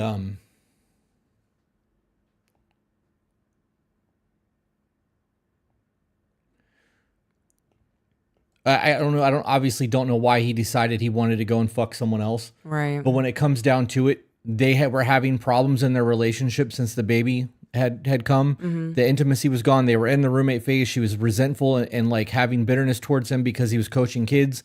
There was a whole lot of communication breakdown. Right? There's a whole lot of shit that was going on for a long fucking time before it got to the point of him going to fuck someone else. Mm-hmm. And regardless of who was in the right or who was in the wrong in this entire situation or why all of this was happening, that should have never been allowed to happen. When you're having issues with your partner, you talk to him. If you're feeling resentful because he's coaching kids instead of being at home with the family, hey, I miss you. I feel like it would be better if you were in the house taking care of our son or daughter instead of going and doing the coaching thing. Is he making money doing that? Was he providing for the household by doing that? There's questions there. The issue in all of this is that there was a lack of communication through all of this that led to a complete breakdown. And again, 6 weeks is not long enough to affect real fucking change because as soon as life goes back to normal and she's moved past everything, we have no idea if this is a genuine change or not. I would also not dance around the questions because you said that you would ask him, what does she have that I don't? When the issue is that he saved her photos and not yours. So that's the question I would be asking. Why would you save her pictures, but you've never saved a single one of mine?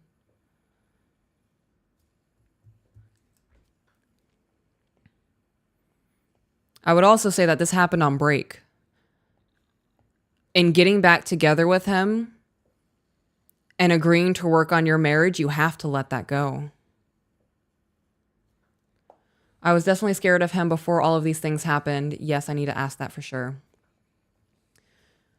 So this is kind of one of those situations where he needs to acknowledge that he has a hand in how you're feeling and that he needs to be patient with your healing process. You also have to come from a point of view that he is making the changes. When you bring up something that he's slacking on, he steps up to par and corrects it. So in approaching these conversations, it needs to be I thought of this today and I need some reassurance. Or this thought triggered me today. I just need to hear that you are choosing me. And he needs to be okay in giving that validation because he's the one that broke that trust.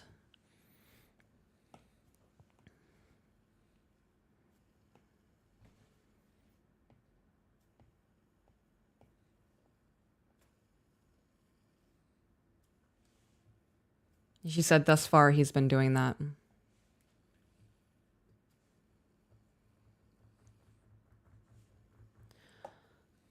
This is one of those things that both of you have to be dedicated to making it work. And it has to be done in a way where you're not attacking each other or placing blame.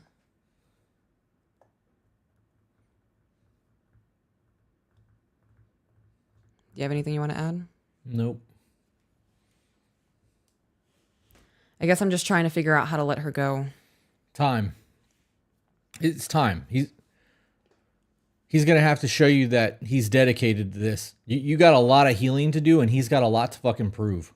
So if you're going to make this work, and this is really truly what you want, you need to do the work, and you need to talk to him, and you guys need to have conversations, and it needs to be very clear. Like, you can't go back to doing what you were doing where you were holding things in and not having the conversations about them. You're going to end up right back where you were. I would implement the check-ins and start really having conversations, and there needs to be an open phone policy, and like, I don't know. This is a really big deal. I mean, you guys, regardless of him sleeping with somebody when you guys weren't together because you took a break, you were in a fucking fertility clinic trying to have a kid for 8 years. and then after you have one, he says, I never wanted a kid. How do you rebuild that foundation? Right. That- You can't even take those words back. Right. You lived a lie for almost a decade. Right. And now we have this child that we fought for together. And you're telling me you don't want it.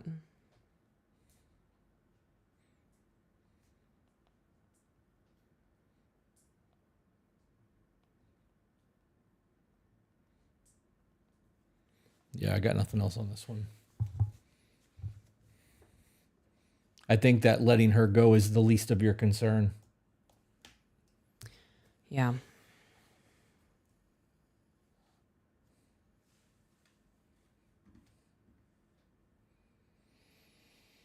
You have anything else you want to add to this one? There's a lot of broken trust here. A lot of things that were done wrong in the beginning. 6 weeks does not make up for 8 years. No, it doesn't. It really doesn't. So this man, I would have him walking on a very thin line. And there would definitely be, you have to hold up the consequences to his action. So if he starts slipping up again and starts acting like he doesn't care, you can't just lay down and let him walk over you, because now you have a child that you have to set an example for. Yep. I don't have anything else to add.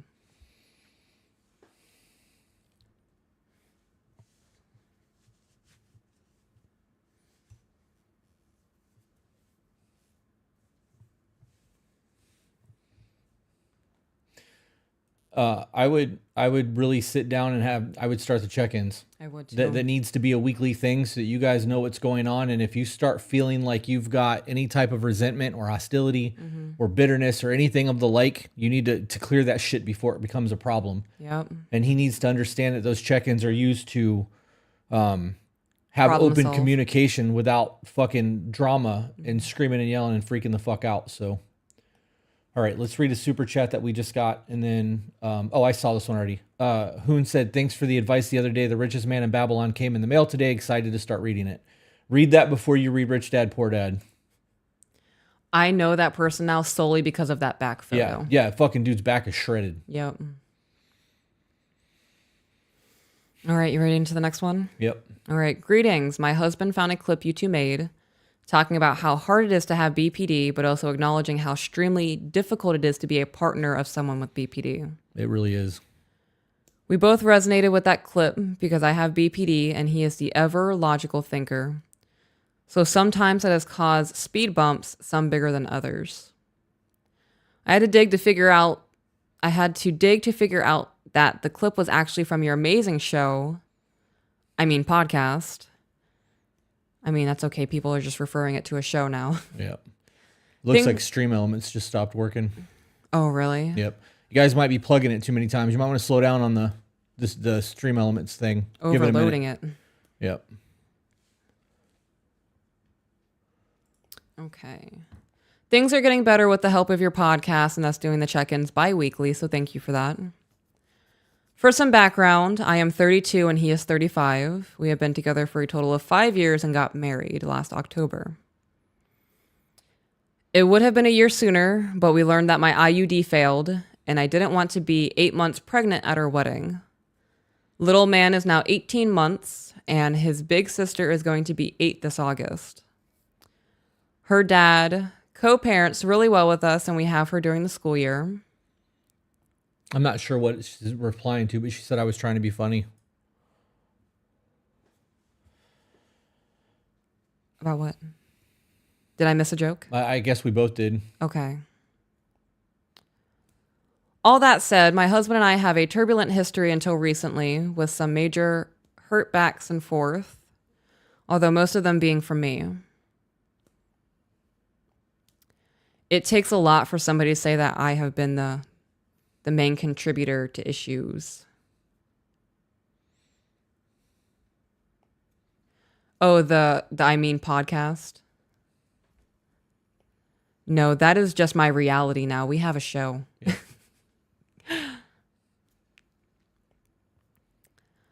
All right. All of that said, my husband and I just read all of that.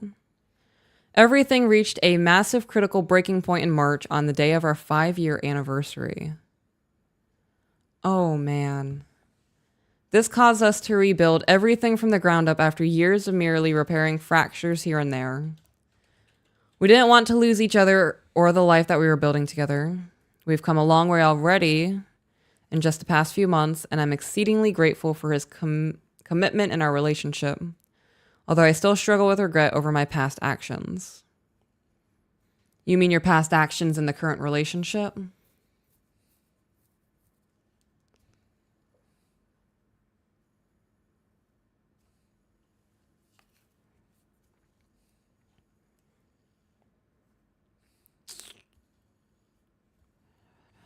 As you can imagine, we had a lot of communication issues throughout the years and are naturally still working through some, which is my reason for emailing me.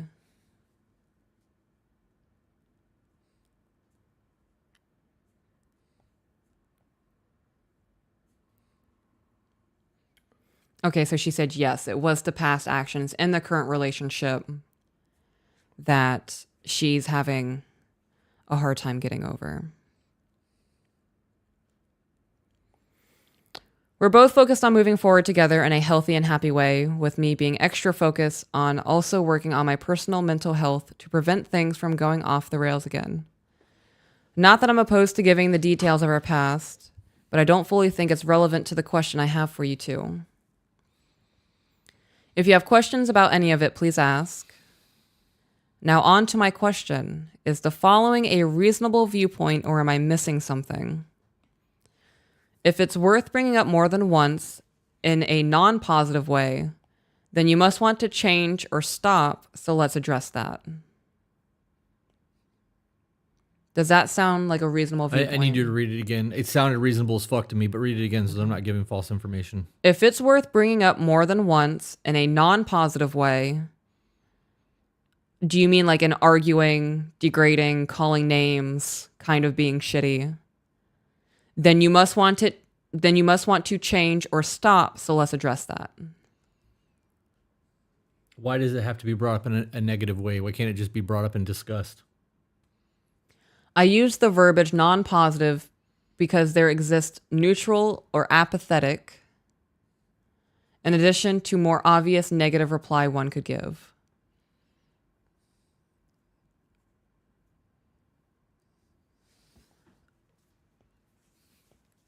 Okay.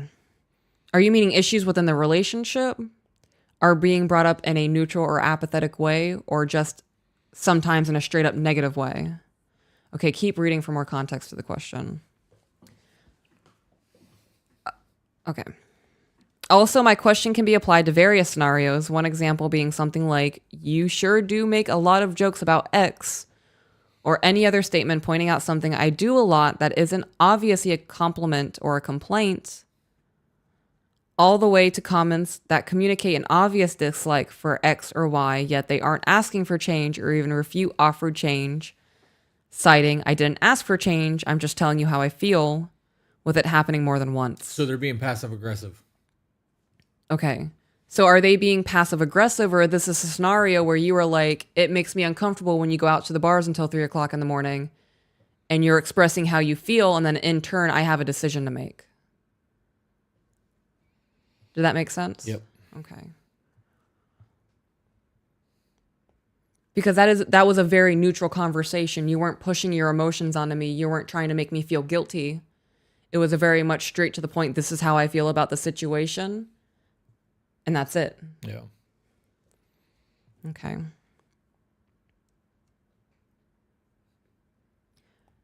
So in that, I didn't ask for change, I'm just telling you how I feel. I think that is the love makes requests, not demands. Right, but it could also depend on how it's being delivered. Because if it's being delivered in a non-combative, just we're having a conversation, that's different than being negative. Right. If it's the, hey, I noticed that you do this, and that's it. Yeah. Like, for example, you told me that you noticed that I leave the sprayer on the faucet, and when you go to rinse out your soda cans, you get splashed. And that was it. It was said in passing in conversation, and I took note of that, so I no longer leave the sprayer on in the faucet. Right.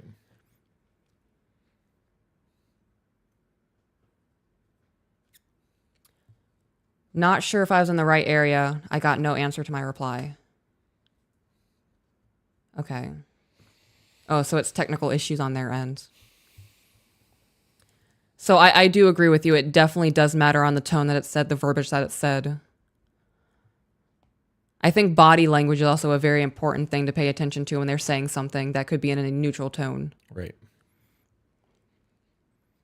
These are basic frameworks of conversations that can sometimes become reality for us. I am working on trying to be less of a people pleaser. My husband has never had any struggle with it and would even go so far as to be a bit opposite from me on the matter. So when I hear these types of comments with their established pattern, it makes me want to fix whatever the problem is. That clearly I'm doing or saying something wrong. Why else would it bring up more than once? Okay. This is where details matter. It because does. how he said it, what he said, Right. that shit is relevant to the conversation. Giving hypotheticals without really having detail there and just saying that it's brought up in a negative manner means that he's saying things passive aggressively, or you're taking it that way because, like you said, you're a non-confrontational people pleaser. Right.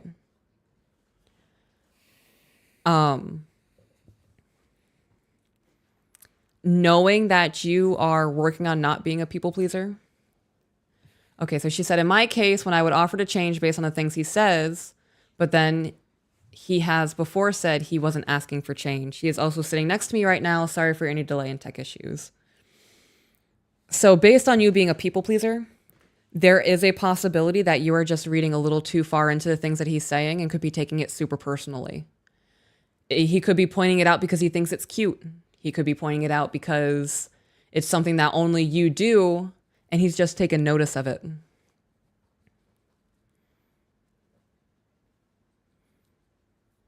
If he does have an issue with it and he's not saying he has an issue with it and he is being passive aggressive, that is an issue, and he does have to be direct on whether or not he wants you to change it instead of leaving you in this limbo of, so do I change it or do I not change it? And if I do change it, will he get mad at me? And it'll avoid that whole train of thought. Am I in the wrong for wanting to fix what seems to be an issue? Or should I just let it go, follow strictly what he says, and just ignore all the negative tone and body language and the fact it comes up a lot? I don't think that you should do that. I think that if you think that he's presenting you with things that you need to change and you're willing to change, then change them. Right. But if he's not, and he is being passive aggressive and he can't talk to you like a fucking adult, that's a problem as well. Right. Like this whole, I don't know. Yeah, if he's being passive aggressive and being super shitty and having poor body language and rolling his eyes at you, he is definitely exuding I am not okay with this, but his words aren't matching that. And it almost comes across as cowardish. She said, how much can I trust my own perception of reality? Is this the email that she said she had borderline? Yes. Okay, that could be a problem. Like a filter? It could be her problem. Yeah. There needs, okay, so literally the only thing I can think to tell you in this situation is you need to implement check-ins. You need to write down all the things that are bothering you and be like, this is what happened. This is how I took it. Is this how you meant it? Mm-hmm. And if not, I need you to explain it to me how you meant it so that I can address this moving forward because this is how I took it. Right. You need to explain it. So as somebody who is with somebody with BPD, I have learned that I have had to fine-tune the way that I speak to you. If I say something that is left open-ended or could be broadened or misconstrued, it's going to be taken that way. Right. Your brain can run with something and it'll be totally left field from what I actually meant. So I put a lot of thought into what I say to you before I say it. And if I know I'm about to say something that could trigger something in you, like abandonment or whatever the case may be, I will make sure to address that. I'm going to label that feeling for you and make sure that it is known that that is not the case. I'm just bringing X, Y, and Z to your attention. That way we can find a resolution. So she did say that they've been doing the check-ins bi-weekly.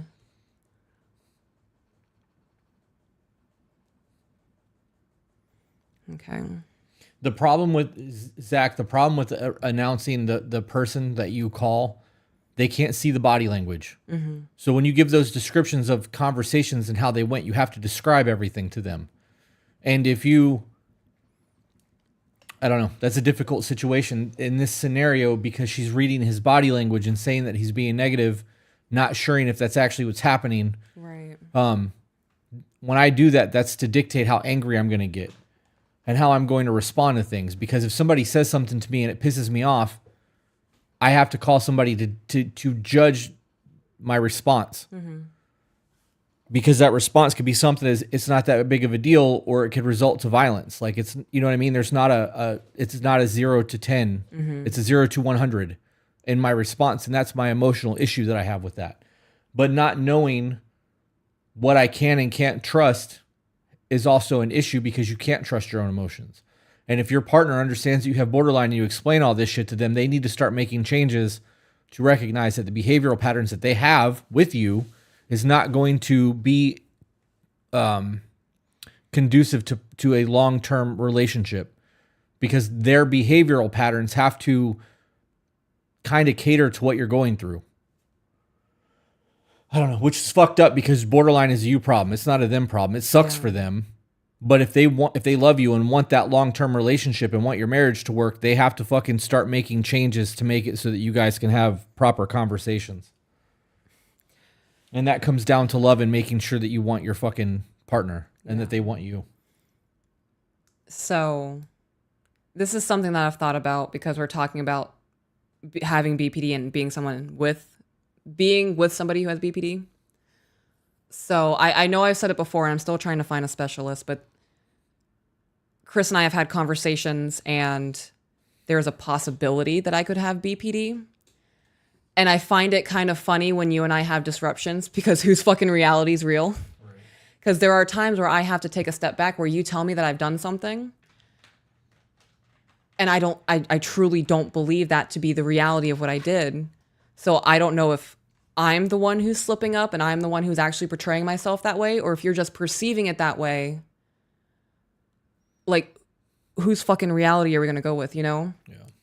So in times like that, there has to be that compromise. Okay, I'm hearing your perspective. And if that is your perspective, I am deeply sorry that is how I behave towards you. And going forward, that's something I'm going to try to keep in check. And that's a conversation that we have towards each other. Are you guys married?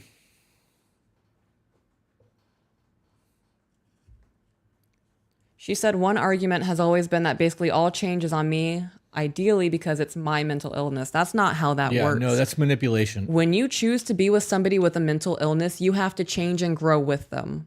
If you're not willing to help your woman with her mental illness and cultivate a relationship where you are both safe and heard, what are you doing?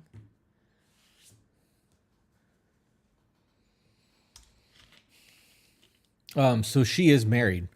This is that whole, in sickness and health. You guys get married, your partner's illnesses and the shit that they go through is your problem now. Yeah. If one of you loses, you both fucking lose. If one of you win, you both win. It doesn't work that way. One of you can't win and the other lose. That's not how marriage works.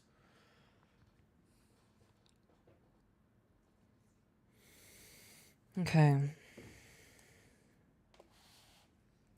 So he is really big on listening to what he directly asks for and says, yet in the past few weeks or more, I have found ways to calmly and successfully address some of the needs beneath the complaints and come up with a resolution to it. Any and all feedback would be appreciated. So topic 2. Lastly, I have a personal viewpoint on a phrase I have heard you guys toss around as a way to validate your partner's feelings. I'm sorry you feel that way. In my mind, you literally can't be sorry for the actions of another person. It's not an apology if it's phrased, I'm sorry you blank.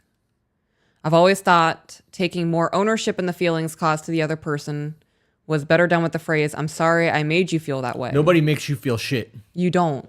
You really don't. Nobody can make you angry. No one can make you happy. No one can make you sad. Those are choices. Those are your emotions. So when somebody says, I'm sorry that you feel that way, they're giving you compassion that you're going through what you're going through. There's the empathy. I can't make anybody feel any type of way. I can say something, it can offend the fuck out of somebody. Yep, that's a them problem. That's a them problem.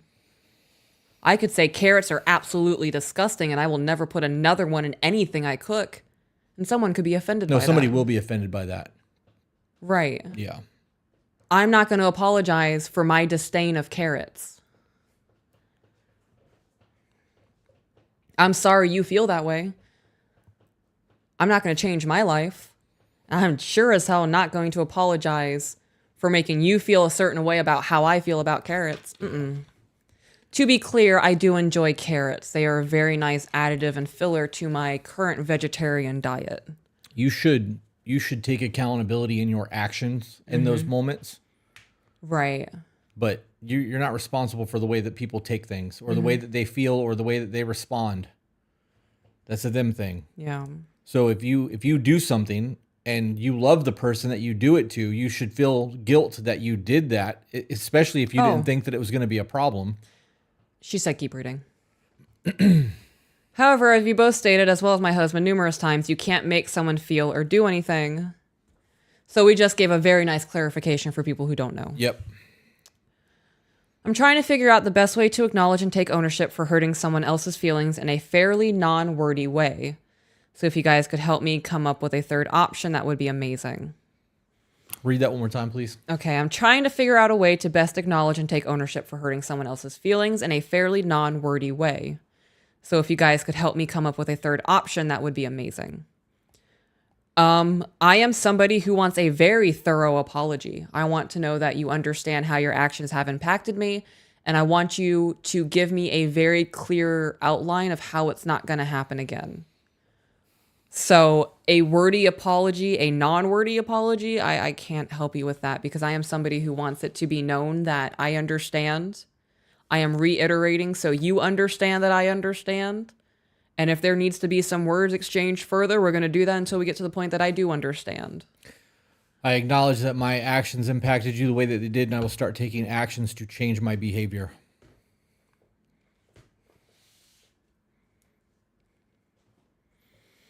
Also, for some feedback, doing the check-ins feels a little silly to him at times, but he is a good sport that participates and he is really trying.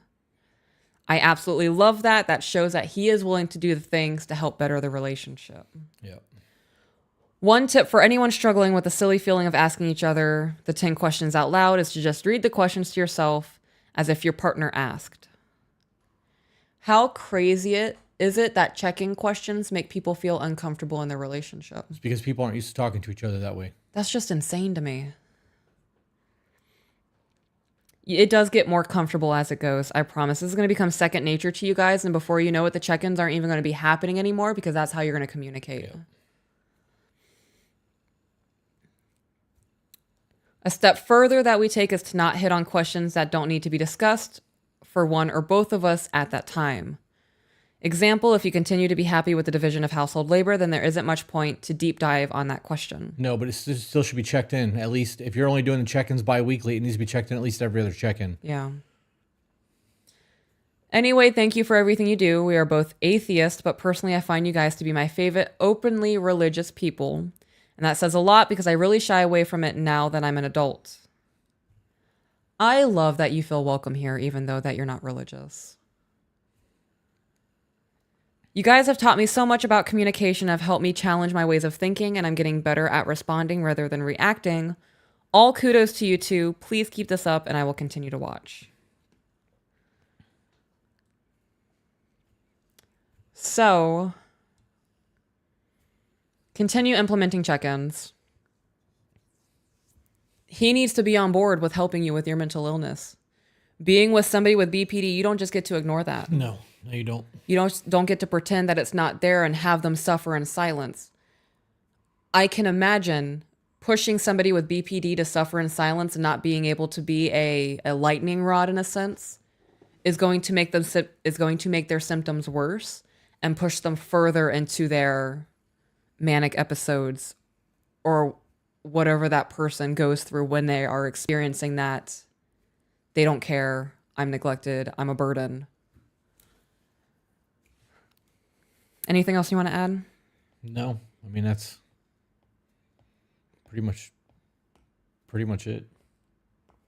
Trying to see if there's anything relevant happening in the chat. Okay.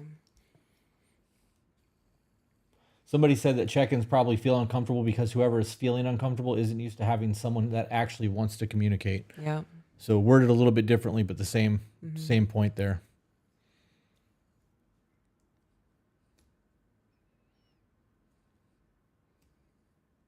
Zach, are we good to move on to the next one?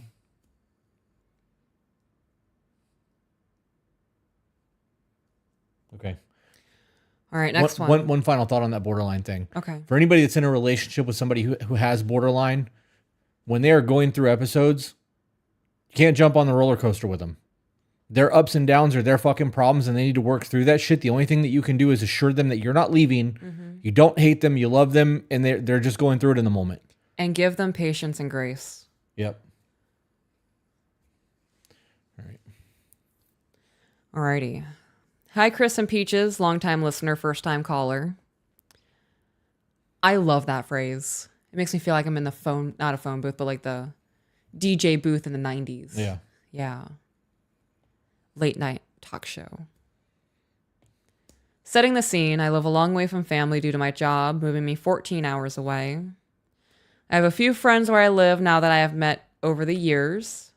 My support circle is very small. This is my first serious relationship I have had since 2010. All right, and this person is a 32-year-old male. Oh, SO's age. Let me scroll back up. Hang on. This is a 33-year-old female with a 32-year-old male. My boyfriend and I have been together for 3 years. The pandemic and him being in a bad accident expedited our moving in together. I got very close with his family during this time. His mom and I would plan a day once a month to go see musicals and go to dinner because we both enjoyed them. And I genuinely enjoyed her company. I don't have a relationship with my mom at all, so it felt like something I was missing. All right, so I'm going to put a pin in the fact that you used the past tense, enjoyed her company. So something has happened that has changed. Throughout the course of our relationship, we have had a couple of bad fights over his need for validation from other women. Yes, I do think this is a form of cheating, even if it's not physical. I do agree that is certainly a form of, I don't know if it's emotional cheating, but there is trying to fill a need that he should be getting from the person that he is with. And if he doesn't want a monogamous relationship, that should be stated and given you the option on whether or not you want to participate in a relationship like that. Yep. I have made the mistake in the past of involving family and friends when we were having problems. I love that you acknowledge that that was a mistake. Recently, we had a bad fight, which resulted in me leaving. I tried to reach out to his mom, so I didn't involve anyone else, saying nothing more in the text other than, "Can I call and talk to you?" She called him instead. This didn't sit well with him because obviously they would choose him over me. He didn't understand my motive. Understandable, my reason for reaching out to her was to maybe have a place to stay until I figured things out. She made me feel like I could, and that she would be there for me by saying things like I would divorce my son. By saying things like I would divorce my son to keep you if anything ever happened between you two. I now know just how toxic it is. I couldn't justify staying in a hotel until I found a house.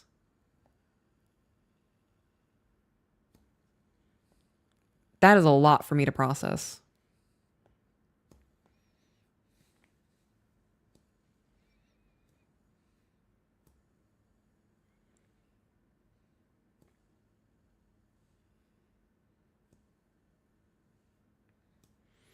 Okay, so his mom is aware of the fact that you guys have a rocky relationship.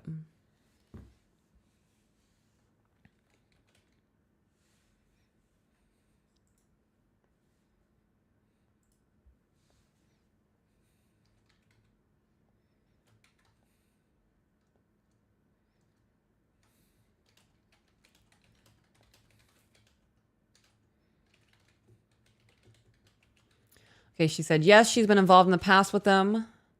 I don't want to go into what happened, but it was a rough go around. Okay, so let me see. I have to scroll back up. Involving family and friends. So when you say that you involve family, did you mean that you were involving his family? Like meaning his mom? His family. Okay, his family. Okay. Which put it that you don't do that. Right, especially as the girlfriend. If my grown son's girlfriend messaged me with issues within their relationship, I would shut that shit down quick. Yeah. Like, that is between you two. I'm not having a part of this.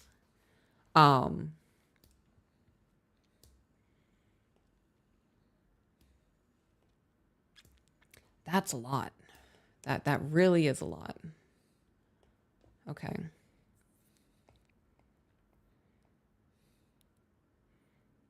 So she said that you would have a place to stay with her, and then that fell through. She didn't follow through on her word that you would have a place to stay with her if things ever devolved between you two. My best friend and her husband took me in with open arms. Feeling very alone and in a place where I felt I didn't have an option, I reached out to them. After listening and hearing what you said about not bringing your family into your family, it clicked, but the damage was already done. I am on a learning journey. Yeah, and journeys are never easy to get through. You are crossing rapids and climbing mountains and hiking in the sun. It is exhausting, but when you get to that end goal and you're standing at the top of that peak and you can actually take off your backpack and just enjoy the journey that you just accomplished to get to the point that you're at, it is so worth it. Since then, my boyfriend and I have had hard conversations. He wants to fight to make this work and says he is willing to do whatever it takes, and I love him so much. We are building a life I was so proud of and was so excited for the future. He is a lot like a cake pop also, hard exterior but soft inside, and that's the side that made me fall in love with him. This podcast has made me see the issues I was bringing in to cause the fight and what I was missing all along of what he was really asking or telling me he needed. It also made him realize that he was bringing what he was bringing to cause the fights and what I needed and how to communicate that. It gave him the motivation to figure out why he does what he does. The times it has happened were stressful times in his life. Example, his job downsized and he got laid off. So there was some sort of trigger there. We have both taken accountability for our actions and wrongdoing. We started individual therapy to help learn how to heal ourselves. Over the last couple months, we have implemented what we are learning from your pod. It does make me excited again about the future. I have seen such change in him. I can feel the change in me. The shift in our relationship feels so good and reassuring. The level up I have been craving this whole time. He can feel it also. We just didn't have the right tools to implement. We can hear each other now. We used to talk to react instead of listening. It literally makes me tear up thinking about it. Check-ins are next on the list to start when I get back from a work trip. I'm at a point where I want to forgive him since we are moving in this positive direction. I know my relationship with his family will never be the same. My friends do not want me to go back and bring it up to me frequently, especially if they know where I went there. All right, pause. So it doesn't matter if you have a relationship with his family or not. Mm-hmm. If you guys are getting married or are married, it's the two of you. That's your family. Yes. His family doesn't, I mean, obviously it might matter to him, but shouldn't, like your household shouldn't be concerned with his family. Mm-hmm. If he wants to go for Christmas and go do that shit and wants to leave you at home, that's a problem. That's the problem that needs to be addressed. I had my camera was set on you, so that whole dialogue was just on you and not me and you. Oh. But when it comes down to it, that's the decisions that's going to show you where he really stands and if he wants to make the change. As for your friends, they don't have to be alone. They don't have to go back to a horrible situation if that's what you're going back to. That's a you decision. Mm-hmm. You should tell your friends, shut the fuck up. Yeah. I appreciate that you're trying to look out for my best interest, but ultimately the decision that I make is going to be mine, and you got to see a fraction of what I've gone through, and this is why we don't give negativity bias. Yeah, this is why we don't include friends in our relationship. Yeah. Okay. I do not want to make them feel like I'm taking advantage of their kindness by letting me stay here only to go back to what I left. I do not talk to them about what is going on behind the scenes. One night, when my friends offhandedly mentioned if I went back, they would not be able to keep a friendship with me, and it really stung. Okay, so people don't just say that. It also sounds like you got a whole lot of people in your life that are trying to manipulate you. Right. So, You didn't have a place to stay. You guys were going through it. If I had a friend come to me and say, you know, my boyfriend and I are kind of going through it right now. I just need a place to stay until things are figured out. I've been like, okay. And if at the end of that week or 2 weeks, that person goes, okay, we're getting back together, everything's worked out, I'd be like, all right, dope. I'll talk to you when you're settled. We'll plan something for Monday. There has to be a background information that they have for them to go, if you go back, I'm not going to be your friend anymore. Because that doesn't just happen. Yeah.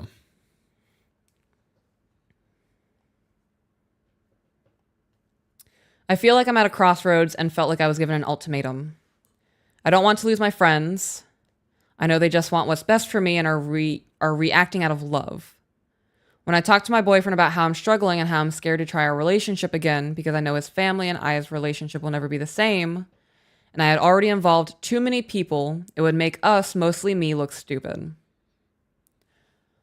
So I read a chapter in Never Split the Difference, and I brought it up on the live stream about how when the negotiators first got there, they released to the press, oh, this will be over in an hour. We have nothing to work about. We have everything under control. And then like 48 hours later, they're standing there with their dick in their hand going, yeah, we kind of jumped the gun on things. We were totally wrong. And now we look like complete idiots. Yep. This is why you do not jump to conclusions. This is why you handle things within your relationship. And this is excluding extreme abuse, SA, anything like that is completely separate from the conversation that we're having, just so it's known. He said it doesn't matter what anyone else thinks about us. This is our family. I own the fact I involved them. I know I shouldn't have. I just really reacted out of emotion and desperation, and I had told myself I wasn't going back this time. I had set boundaries. There are consequences for actions. Does it say what he's done wrong? No. Okay. But I'm seeing that you have not set boundaries and there are not consequences for your actions because you said you weren't going to go back this time and now you've gone back. There's a difference between setting boundaries in the beginning of a relationship so that everybody knows what to expect, and then implementing later in the relationship and be like, you just crossed one of my boundaries. Yeah. Or saying all of a sudden that you've got these boundaries and trying to control someone. So this is where the details of the conversation matters. Right. Is he putting his fucking hands on you? Because that matters. I could be that friend and be like, if you go back, you're an idiot. I won't be friends with you anymore. Because that's a valid conversation. It would be, yeah. Is he beating your kids? Is he, you know what I mean? Like, those are questions. Is he verbally assaulting you? Right.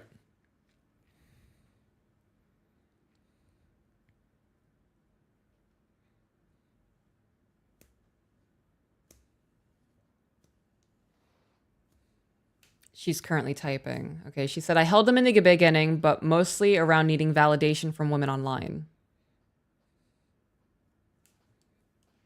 Paying for corn.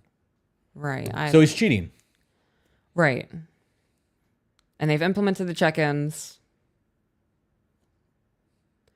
Shift in the relationship is good and reassuring. They're having the level up that they've wanted. Can I pause you for a minute? Yes. Everybody in the chat that's saying verbal abuse, it's psychological abuse. So anytime that there's manipulation, verbal name calling, talking down, anything that you would call verbal abuse, it's psychological warfare. Yeah. And when you look at it like that, it is worse than physical abuse because a wound will heal. I've been stabbed 3 times in my life. One of them was in my fucking skull. Yeah. And I'm normal. I've been hit in the face with a crowbar. Right. But the shit that happened to me from psychological abuse has fucked me up my entire life. There's shit I think about from when I was 6 or 7. Right.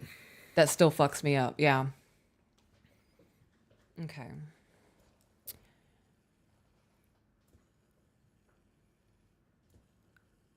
So are you guys back together? Are you still living at your friend's house? Did you move back in with him?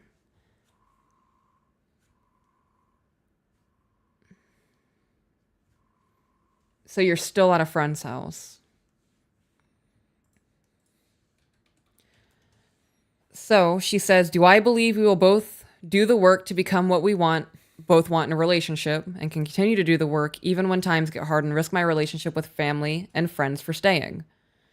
Will we fall into old habits the minute we get comfortable? Or do I listen to those closest to me and move on and start over? You are asking questions only you can answer. I can't answer any of these for you. I don't know what he's going to do. I don't know what your intentions are. I don't know what the motivation is. I don't know what your guys' discipline levels are. you are the only person who controls your life. And I'm going to be honest. You know, you said before that you were desperate and looking for validation and you were bringing outside people in and you're trying to figure out from outside sources what to do within your relationship. And there wasn't, how do I want to phrase this? I don't want to say that there's not much free thinking happening, because you are certainly thinking. But the questions that you're asking, like I said, are the only you have the answer. I can't tell you, yeah, believe that it's going to work and that you guys are going to both put in the work and you guys are going to continue to do the work and everything's going to be great, because I can't tell you that. Only you're the expert of your life. You know what the relationship has been. You know what he's doing now.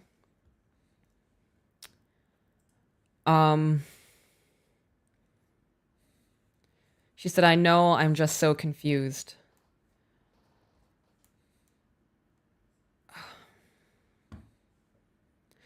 I personally refuse to be in a relationship where I'm not happy. If there are issues that are very easily resolved, that are not asking too much, or is a crazy thing like you can never leave the house unless I'm with you. Right. I can't remember where I was going with that because I was trying to find an example. What did I just say? That if I ever told you that you can't leave the house without me. No, there was something before that I said that I don't remember, that I was going somewhere with. I don't know. I'm not willing to be in a relationship that I'm unhappy in. Oh, if there's something that's easily resolved and they're not willing to resolve it, why would I continue to put myself in a situation hoping that one day my feelings are going to matter to them? Right. I'm not about that. If I sit down and I reflect on my relationship and my thoughts are, I wish he would do this. I wish this would happen. I wish that I mattered to him. I wish that he would just stop doing this. And you are wishing for good times instead of going, damn, today was a really good day. I can't wait for tomorrow. That's not the kind of relationship that I want to be in. Yeah. Real question is in all of this is if you decide to go back and do the work, and both of you do the work, and both of you fucking find ways to move forward with your relationship and you're happy, is all of this struggle that you're going through now worth it? Because that's what marriage looks like. You're going to have those hard times and those hard things that you have to work through. That's the whole point of not believing in divorce and knowing that you're going to stick through that shit. Mm-hmm. And if that's not where you guys are in life, then that's a decision that has to be made. Yeah. And again, your friends don't have to live that decision.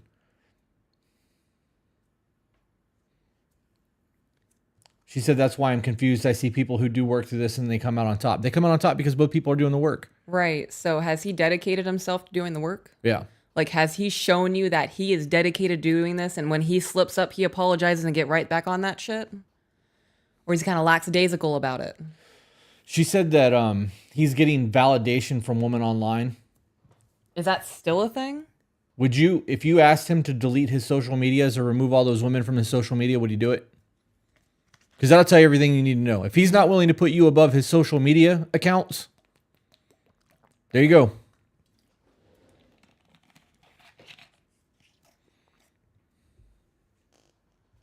He has. It's been gone for over a year. So then what? I don't understand what the issue is. What is is now. the current issue? Why are you currently at a friend's house? But it's the meeting women in public. So he's actually cheating then. Right. Is he actually cheating on you?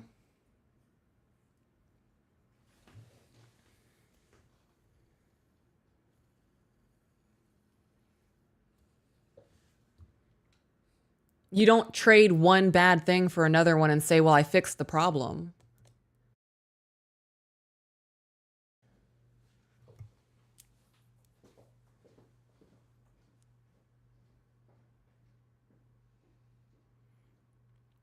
There hasn't been physical things going on, but it's all over the phone. So that would be enough for me. I would say you stop doing this shit on your phone and then we can discuss making things better. Otherwise, I'm going to stay at my friend's house and continue my own life and you can continue yours.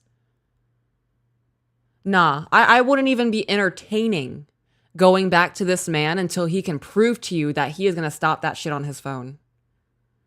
If that is a hard boundary for you and you go back to him and he's still pulling that shit, you've shown that the consequences have no weight and that you're not serious and dedicating to your life to you. Once people recognize that they can use somebody as a doormat, they're going to walk all over you. And I've said this before, you can either stand your ground or you can be the ground that they walk on.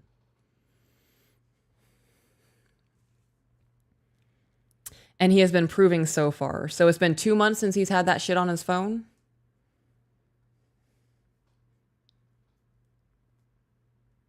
Okay, and since you've left. Okay, so at this point, he is proving his actions to you. He is hopefully being honest about everything, is upfront about everything. So at this point, he is showing you changed action for 2 months. He is proving to you and following your stipulations on things. At this point, you have a decision to make. Fuck what your friends say. Fuck what his family says. You want to be with this man, and he is showing you that he wants to be with you and is dedicated to making things work. So at this point, are you willing to sacrifice something that could be absolutely amazing for you and the rest of your life could be the dopest thing ever because your friends want to say, I'm not going to be your friend anymore? You can make new friends. My friend circle has shrunk so much since I have decided to live my life the way that I want to live it and not weighing in other people's opinions. I have maybe 4 people that I talk to regularly, and 2 of those people, one's my mom and one is my sister.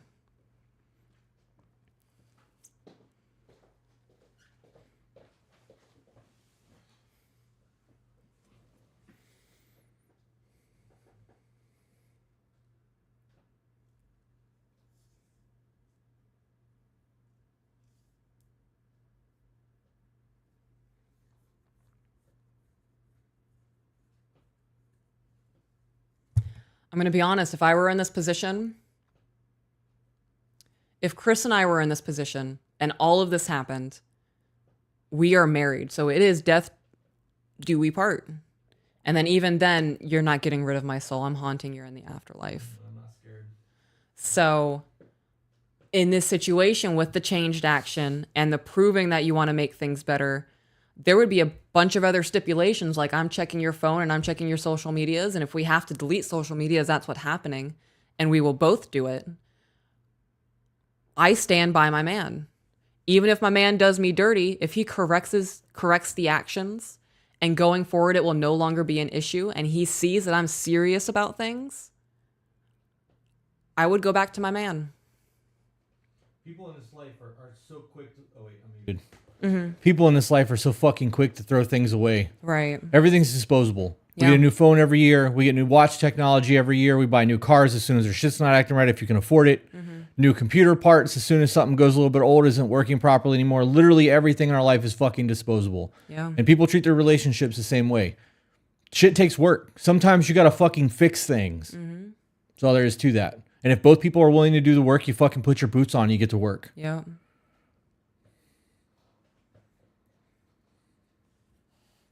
All right, so we're getting a lot of new patron followers, patron subscribers, which is super dope. I love it. If you haven't checked out Patreon, you should. Just a little reminder, guys, when you do send messages on Patreon, we do not respond to them. We're less likely to see them. So if you have something you would like to say, best way to do it is to email us or to pop into the YouTube Live. Throw it up there. I would pay money to Patreon if I could give auto responses. It will not let me set up an auto reply. I would set up how to get into Discord and to send us an email. And we want to see what you guys have to say. Yeah, we just really do. Not on the Patreon messages. We're not going to see it on the Patreon messages. Yeah. It's too many places to look. We get between 150 to 200 emails a day. We have an Instagram, 2 TikToks, Facebook, and Patreon, and a Discord. Like, I can't pay attention to all that shit. All right. He said 2 quick super chats before moving on to the next email. Okay. So Ann Larson sent communication. That's all there is to it. It's so easy, yet we make it so difficult. Thank you for helping to change the world. You're welcome. That's how we feel about it too. Alyssa Buckles for $4.99 said, email titled Learning from My Mistakes. Thank you for all you do. I need help to be better. And then there's two comments. Zach, thank you. I found this show like 2 weeks ago, and even the changes I have started with have already made major improvement, absolutely life-changing. These 2 weeks have made more of a difference than 6 years of therapy. That's the second time we've heard that exact number of therapy. Yeah. So I want to clarify before we move on. In order for me to forgive my man properly in this instance would have to be the changed actions. Right. That is the only way that I would ever go back. So if there's not the changed action, the respective boundaries, and the follow through, there's very little redemption in that. Yeah, it's a show me. It is a show me. Your words don't mean shit, especially when that trust has been broken. The only thing that you're going to do is rebuild, and that takes action. Right. So fucking take action. Yep. Any final thoughts on that? Nope. Alrighty.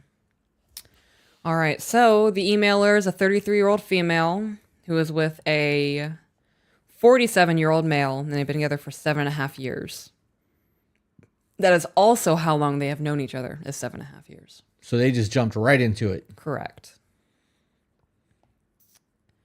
Non-traditional roles, and they have one son who is 12. Person she is currently with is not the biological father. Okay. They have lived together for 5+ years, and they purchased a house together in 2021. And just them and the son. Okay. I spent a few days reviewing this after I started typing it, trying to make sure I hit all the important parts without making you read for hours. I feel like I know what you will say, but I feel drawn to reach out because so much of what you say resonates deep inside of me. There is mention of alcohol abuse, but it isn't the issue at hand, just briefly mentioned in general as part of the background. My significant other and I have been together for a little over 7 years. He is 47 and I'm 43. I say significant other because we are unmarried, but boyfriend sounds like we are in middle school. Well, if you've been together for 7 years, it sounds like y'all are just dating anyways. Right.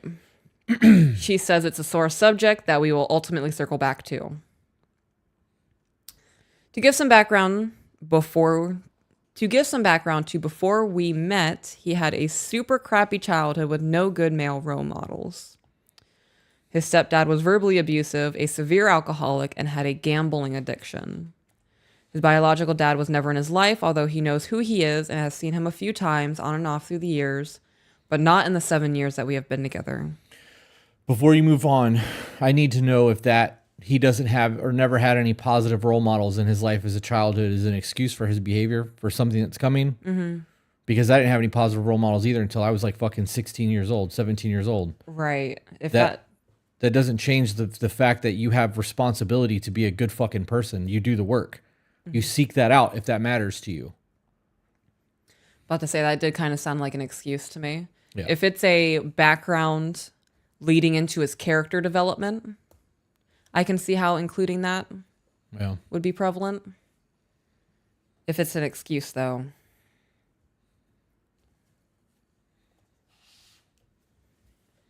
All right, person's currently typing. I, too, am extremely fond of the Discord, guys. There's a very strong possibility that I'm going to upgrade our Patreon to teams. Patreon to our teams so that I can get other people in there to start kind of helping post and do shit in there. Yeah. It just sucks because they take like another 4% of everything that we make if we upgrade it. It's been leaned on as an excuse. That's bullshit. Definitely bullshit. A man who can't own up to his actions isn't a man. I had one positive role model growing up. And how long was that positive role model in your life? Off and on through most of my teenage years. Okay. But every male adult figure that I had in my life was a convicted felon, an outlaw of some sort, and all of them were in and out of the prison system and on drugs. Mm-hmm. Every one of them. Yeah. Or extreme alcoholics. Can't forget those. We had those too. Yeah. On the woman end of things, it is also not an excuse of having a poor childhood because I grew up in the abusive situations, having men in and out of the house, witnessing arguments, physical abuse. Yep. Does not give you an excuse. to be a woman who treats anybody else poorly just because you, in turn, were abused in your childhood. I, on the other hand, am lucky to say that I had a great childhood, far from perfect, but my parents made it work right up until my dad passed away in November of 2021. I was very close with my parents and had a great home life. I married my son's father young at 19 before having my son at 21. His dad was in the army, and I moved away from our hometown to be with him and raise our family. I was sold the dream of being a stay-at-home mom, not realizing that at the time this was a power play on his end to keep me under his thumb.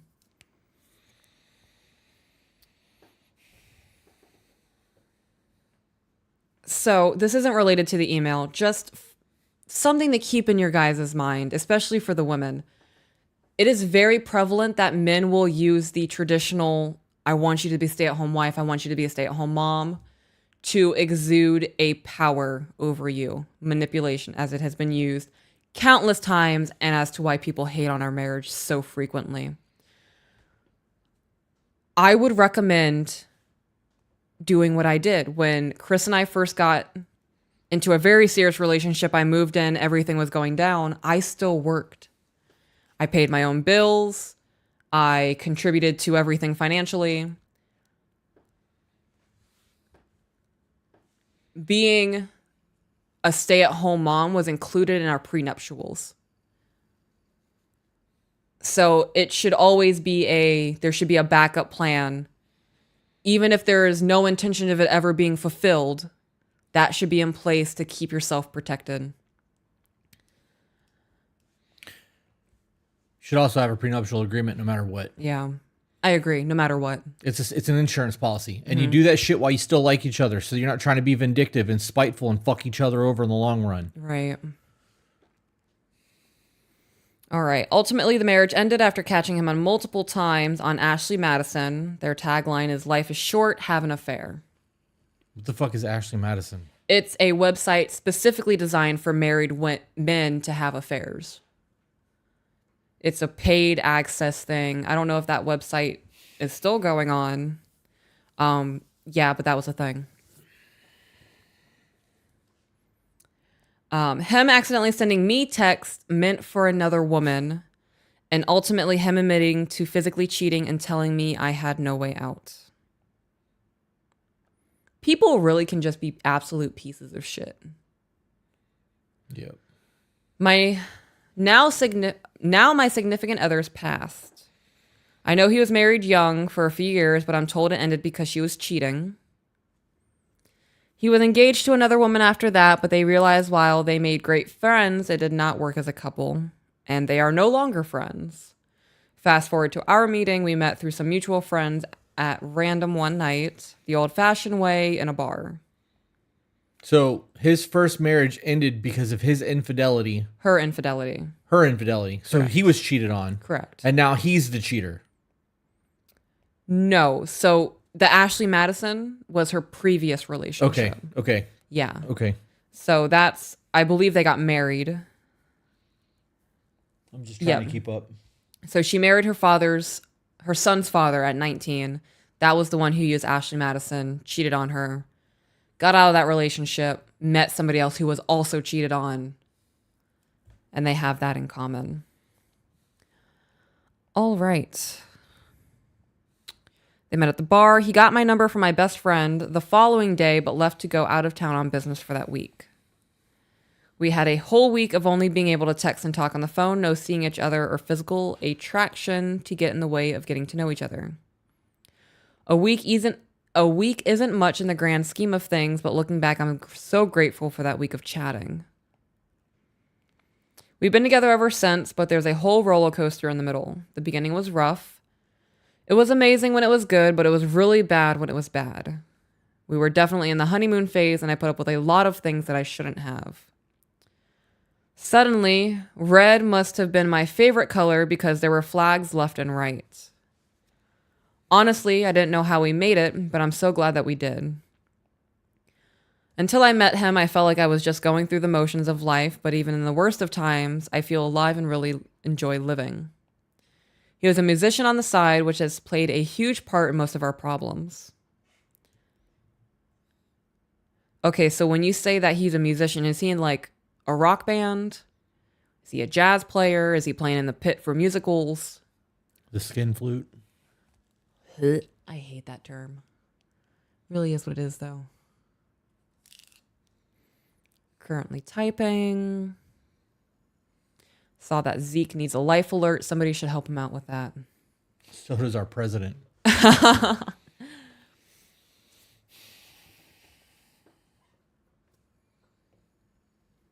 All right, still typing. He plays acoustic guitar and sings and will do shows a few times a week. Okay, so is he doing like solo work? Is he part of a band? I have always tried to be supportive of his music, but it's been tough at times. There are a lot of late nights in bars and alcohol that go with him playing live music. He would disappear for hours. I wouldn't hear from him, worrying that he was with another woman, in jail, or worse.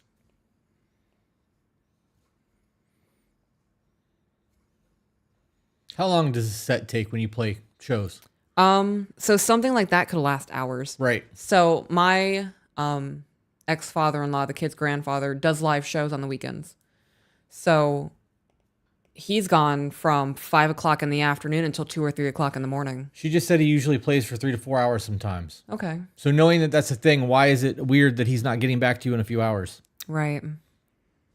Also, why are you worrying that he's with another woman? Has he given you the inclination that he's been adulterous? Or I don't know. I would never worry about you giving a woman an attention while you're gone and away for hours, because that's not something that you've shown me that's a cause for concern. Yeah.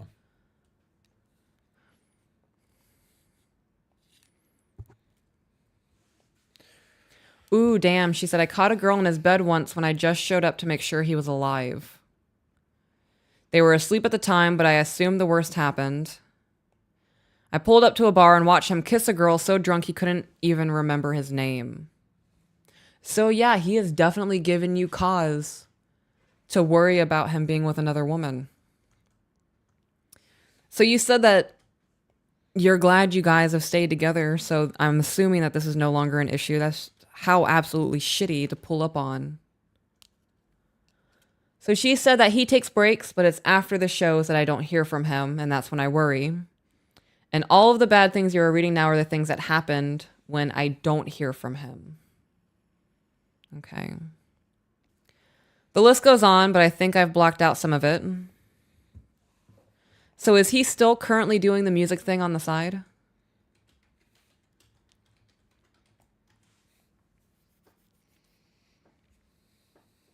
Okay, so how is his drinking? Has he cut back on his drinking? Has he eliminated his drinking? Because being so drunk to the point that he can't remember his name and is cheating on you is absolutely unacceptable. Yep.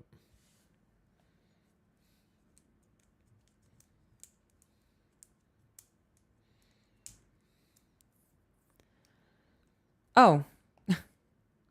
I never understood why he seemed so hurt over and shocked by his own actions the next day, but then would repeat them over and over. To this day, I think he still has a problem with alcohol, but has gotten better. We will get there. Some of this before we lived together, and some of it after we started living together. He does still play, however, he stays in touch more. Okay.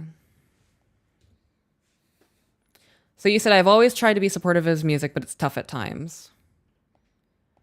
What makes it tough for you to be a part of this aspect of his life? Is it the bars? Do you no longer drink? Is it hard for you to be in that environment? Because over my dead body, after witnessing all of this, would I not be at a gig if I chose to stay with the person?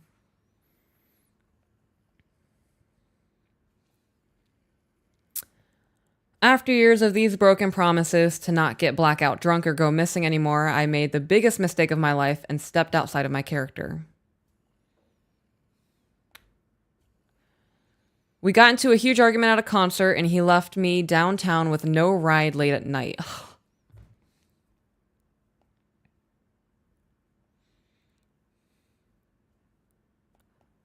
I'm sorry, you went to a concert, you got into an argument, and he left you downtown late at night with no ride. I know men still do this shit. They will just leave their girl somewhere and be like, figure it out.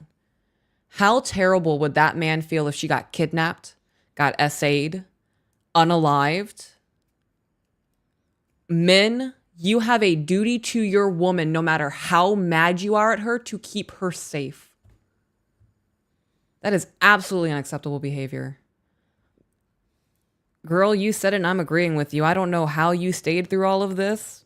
And you said things are better, which is super dope. You are much stronger of a woman than I am. She said, when I'm at gigs, it's not an issue. He doesn't act that way, but sometimes I have work or the kiddos, so I don't go. Oh, so he's on his A game when teacher's in the class. Okay. A man we knew in passing stopped and asked if I was okay and where he was.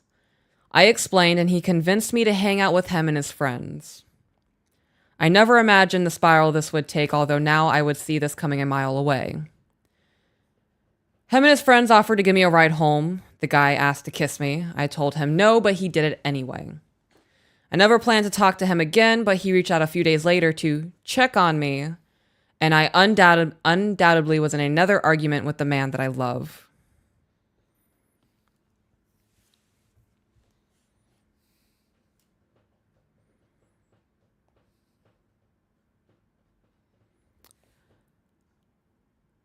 So you and your man got into another argument, and the man that forced himself on you reached out to you, and then you divulged.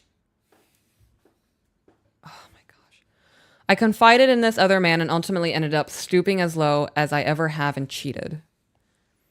This went on for 3 months. Multiple times I tried to end it, and the guy on the side would threaten to tell. After 3 months, I was so miserable and exhausted from the web of lies I was telling that I came clean. So because you didn't leave a man who was cheating on you and making you feel like you were less than any human being on the world, you in turn stooped to his level and cheated. I just don't understand how people can end up in situations like this. Like I said, it's super dope that you guys work things out, and it's so... You really can't see how somebody could end up in a situation like this? I can. It's just... Because we just read the same email, right? Right. I do see how it happens. I can't understand the thought process behind that. Yeah. Any of it. It is so mind-boggling me to sound so miserable. And there are people out there who are going through something similar to this, and they're like, this is just my life. This is the person I love, so this is how I have to suffer because I love them and I want to be with them.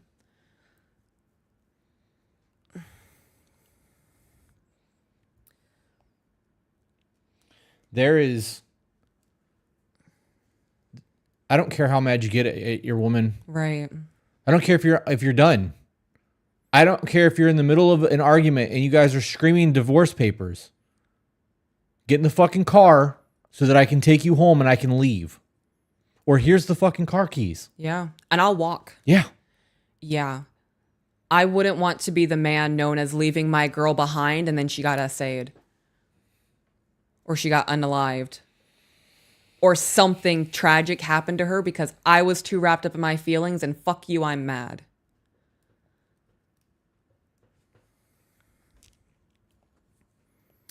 She said me either, to be honest, and it's weird hearing it out loud. I can imagine that it's weird hearing it out loud because I bet that if you had a friend come to you and say all of these things happening to her, you'd be like, girl, what the fuck are you doing? If you heard a stranger going through this on the internet, you'd be like, oh my God, I could never.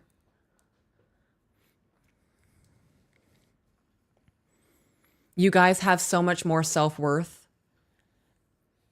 Do not let somebody in your life say negative things towards you to lower that. I'm going to pause you for a minute because somebody in the chat keeps saying how hard it is to leave because you have nowhere to go. That's an excuse. It is an excuse. That is a fucking excuse. You know how many times I've lived in my car? You know how many times in life I've had to start over because I've just walked away from everything? I've lived in my car. I've slept on people's couches. I was homeless for 3 years. Yeah. There was a point with my children that I was homeless. So I was sleeping on my ex-mother-in-law's couch. Yeah. Fold-out couch with my kids when I had them. Yep.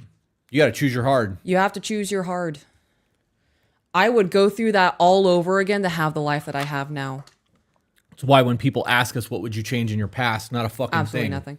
If somebody came to me and said to maintain the life that you have now, you have to live in your car once a week. Cool. I got a big fucking Jeep, bro. Word, like, get air mattress, mosquito nets. Game on. To keep what I have now, I'm going to shower at the gym. I'll live off of ramen. I'll eat out of 7-Elevens all day, every day. Yep. Yep. I would live under a fucking bridge with you if it meant to maintain the marriage that you and I have. You know that would never happen. I know it'll never happen. I just want you to know if some freak accident happens, no way in hell is our situation going to dictate how our marriage goes. Yeah. In those 3 months, I was asked very little about what I was doing, which leads the mind to wonder what a man is doing if he isn't wondering where his woman is and why she comes home super late and disappears for hours. He's probably doing the same shit. Right. So that triggered my thought. Somebody saying it's too hard to leave when you have nowhere to go. You do have places to go, especially if you're a woman. So I've been watching a lot of Dr. Phil. And Dr. Phil's wife, Robin, created a whole institute called When Georgia Smiles. And her sole drive is to save women who are stuck in situations that they cannot get out of. It doesn't matter where you're located in the U.S. She has people that you can get in contact with. You just have to go to their website. You can even go to the Dr. Phil website and find links to what I'm talking about. You have avenues. The only thing holding you back is your fear of the unknown and the fact that it's going to be harder than what you're in today.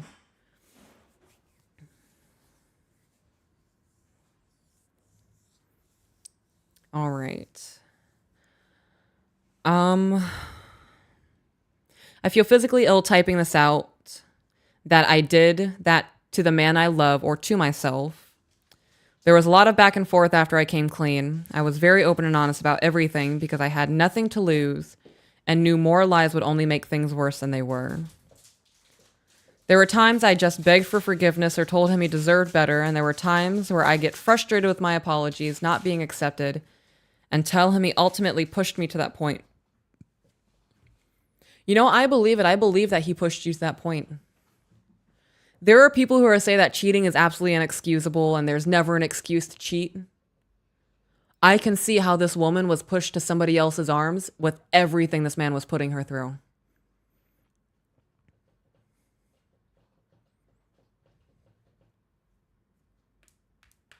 She said, I do too, but it's out of my character no matter what. So in this time where you were begging for forgiveness because you cheated on him and you betrayed his trust, did he ever do the same thing for the times that he cheated on you? I'm sure now that is something that happens, but in this moment where you were begging for forgiveness, at that point, did he ever do the same?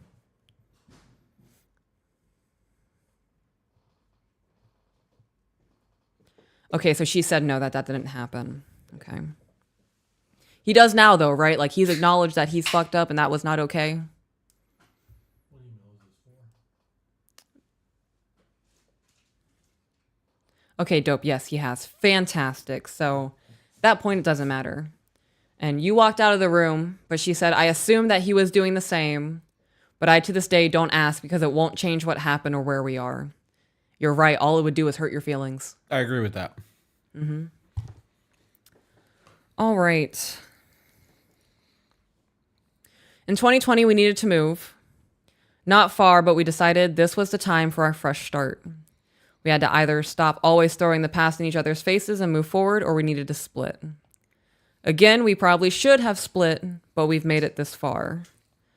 Even after the move, there has been some nights that he has gotten super drunk and I react with anger and resentment, causing a huge blow-up fight with lots of things said neither of us meant. After my dad... you fucking meant that shit. Yeah. If you said it, you meant it. Sorry, I have food in my mouth, guys, which is why the camera's not on me right now. Mm-hmm. I'm thinking I might have to get something to eat after this. Mm-hmm. I'm going to have to order food. I'm fucking starving. Yeah, my dinner did not do it for me. That was my second protein cookie. Holy shit. Which means I'm going to be farting up a fucking storm tonight. Good luck. It's just added heat for me, so... Yeah, oh yeah. Yeah. I'll just face away so... It's a good thing we don't have a gas stove. The fucking house would explode. You're right. That was a good call. It's like you knew. You guys, this is the perfect example. So I don't know if the person from the previous email is still watching.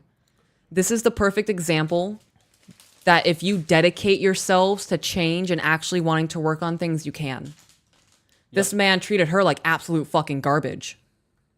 Cheated on her, probably did things, gaslight as a blanket statement, but he probably did things to make her feel like she was at fault for some of the actions, or just absolutely avoided blame in any sense of the term, or accountability in any sense of the term.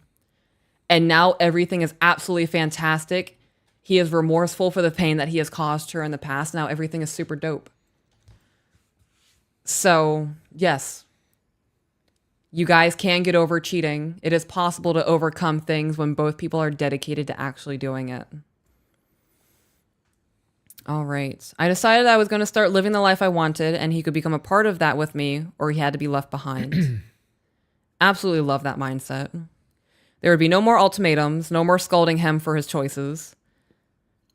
That is accepting that you cannot control another human being. Yep. It's giving them the opportunity to change because they want to, not because you're demanding it. Right. When you let go of the reins and acknowledge that you can no longer make somebody do what you want them to do, the whole dynamic is going to change. And it could change for you guys are going to grow together and it's going to be dope, or you're going to recognize that I deserve better than this and we just have to go our separate ways. All right. I had a firm conversation with him and told him, I know I have majorly effed up in the past, but I made a lot of changes and spent years at this point putting in the work to reassure you that I was being faithful, never giving you another reason to doubt me. I knew that I wanted a life with him. I knew my worth, and I knew if he was willing to continue behavior that would put that in jeopardy, that I would no longer stand for it. Absolutely love all of that. You are standing your ground instead of being the ground that the person walks on. Essentially, we both get to choose our behaviors and the way we're going to live. If being secretive and cheating is how he wanted to live, I was no longer looking to change him. He can live how he wants, but that did not mean I had to stick around for it. Facts. Since then, I have been kinder, softer, and more careful with my words. You know, that change also happens when you recognize that that person's actions cannot make you feel a certain way. You choose how you react to things. Yeah. When you decide, I am no longer going to allow your cheating to bother me, I'm just going to live my life and accept that that's who you are, that's when you become kinder and almost more professional in the relationship. It removes the intimacy and the I love you to, this is just who you are. I'm not okay with this. Live your life. Yep. Also, in a healthy relationship, when you recognize that that person makes choices and you give them the room to make choices to either bring love into the relationship or take it away, it also gives you a sense of peace of, I have no control here. Yep. I control myself and what I contribute to this relationship, and that other person is going to choose what they want. You said that you choose the way that you react to things. Mm-hmm. You choose the way that you respond to things. Most of the time when you react, it's an emotional mind response to shit. Like it's a instinctive behavioral trait. It's habitual. So when you learn to respond versus react, your life will improve. Mm-hmm. So I am so sweaty. Yeah, it's hot in here. Yeah. I'm calm now, so I'm not sweating like I was before, but I had to turn the camera off of me for the first probably hour of the thing because I had sweat rings on my shirt. I could tell. You were definitely going through it. That's why I asked you to get me a water so you could have a break from the room and have a change of scenery. Did that do anything for you, walking out of the room when I asked you? A little bit. Okay. Power coach Alicia, biz coaching and soul healing. I love you guys. We're like the spirit animals. You guys coach couples the way I coach women. We are a lot alike. Thank you for what you've taught me. I appreciate you guys showing up in your zone, in your badassery, no matter the adversity. Can you send us an email with your contact information, please? We're getting to the point where we're going to start interviewing people who are in our realm. And just because you chimed in and told these people that they need to do their own fucking research, I'd like to talk to you. Mm-hmm. I agree with that. Yeah. Please. So I wanted to just touch on something real quick. Absolutely nothing pertaining to the emails. Literally the instance where you said you were getting agitated and I asked you to get me a water and it was a change of and you said it helped you a little bit. That was me as your wife paying attention to your body language, recognizing that you were becoming a little bit escalated. And in my own way, I tries to diffuse you a little bit. Do you feel like that was a good thing on my part? Yeah. Yeah, I was pretty fucking mad earlier. So women, it is super important, even men, it is super important to pay attention to your significant other. Recognize when they are getting into a state of agitation or uncomfortable or anxiety or panic, and offer a way for them to make the choice to, you can get up and do this, or you can sit here and continue feeling this way. And that wasn't even what it was to you. I just asked you to do something as my husband. You're like, okay.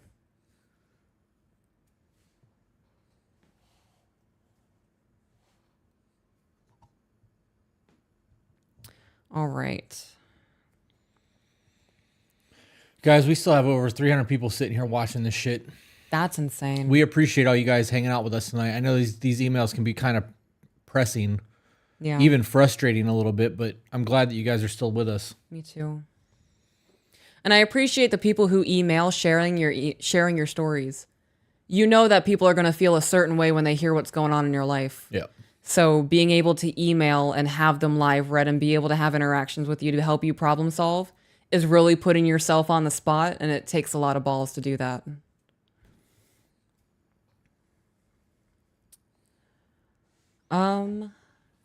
If he has a show I can't go to, it's please stay in touch so I'm not up worried sick. Be safe and call me if you need me. Instead of, oh great, well hopefully you don't get drunk and disappear. Yeah. She's making a choice. That is definitely a choice. And he would be more inclined to, all right, she asked me so she doesn't worry. Right. She doesn't think I'm just some alcoholic. Right. Do you know how different his evening's going to go, leaving on a positive note than on a negative one? Mm-hmm. Just even if he's just going out to have a drink. Right. The subconscious mindset that is leaving that house is going to dictate the evening. You leave from a place of love, you're less likely to do foul shit. Mm-hmm. You leave from a place of spite and you start drinking. You see, like that's right. That's a recipe for disaster. Mm-hmm. I don't know. I know you told me not to, but something caught my eye, and it's a question for me in the chat. Someone said, I have a question for Peaches. With your autism, is it just Chris's body language you can read that easily? I am more in tune to him. I believe it's because of our mushroom trip. Yeah. People can say what they want to say. I feel like we do really have a very deep spiritual connection. And because of that, I am able to pick up on you a little bit better. I am able to read people fairly well, to the point to where I will pull people aside in public and be like, hey, are you okay? Like, what's going on? And then they'll have a full fucking mental breakdown in front of me. I don't know. Growing up, I've always been very attuned to people who are off. You know, a lot of the times people walk into a room and they instantly pay attention to the most cheerful person, the one being funny, bringing joy, whatever. I am always attuned to the person who is miserable in the room because they're unpredictable to me. Yeah. So I do scan rooms. I have spatial awareness. I am situational awareness. I don't know. I pay attention to things like that. I want to know what people are thinking. That way I can act accordingly, if that makes sense. Mm-hmm. Okay. Before you move on, somebody asked us in the chat, have you guys ever done a podcast on moving into your masculine and feminine, which we've done a lot of? Yes. It also does it touch on doing this in a queer or same-sex relationship? I've been watching and want to find that. So for all of you who are in the LGBTQ community, you know better than most that masculine and feminine energies in your community fucking matters because it dictates a lot. Right. And it is done to extremes in that community. So if we have that conversation and it applies to a heterosexual relationship, the fact that has to be asked is astonishing to me. Right. Communication, love, all of that is universal. So is masculinity and femininity. Right. Anybody can be in their masculine or feminine. Right. I, as a woman, lived in my masculine for a very long time and was very miserable.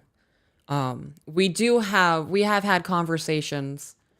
I believe there was a time specifically where I brought up the fact that in lesbian couples, you can see very well who's the masculine and who's the feminine energy a lot of the time. Yep.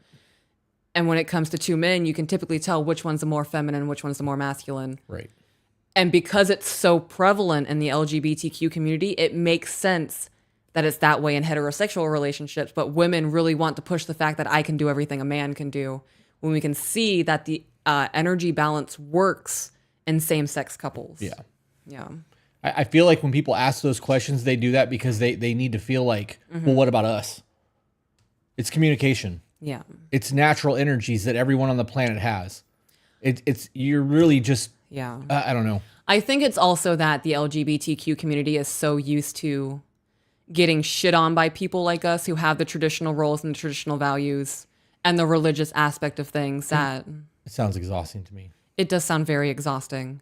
So we said it before and we'll say it again. This is definitely a safe place for anybody who has the ability to communicate and love. Got too much time. Too much or too little time to worry about what other people are doing in their fucking relationships. Right. As long as you're happy, I don't give a fuck what you're doing. As long as you're happy, everybody in your family is watered, and nobody's being harmed, especially children, Yeah. we don't have an opinion on what you're doing. Yep. And even if we did have an opinion on what you're doing, if you're happy, who gives a fuck what we say? Was that the end of the email? No, it was Oh, not. okay.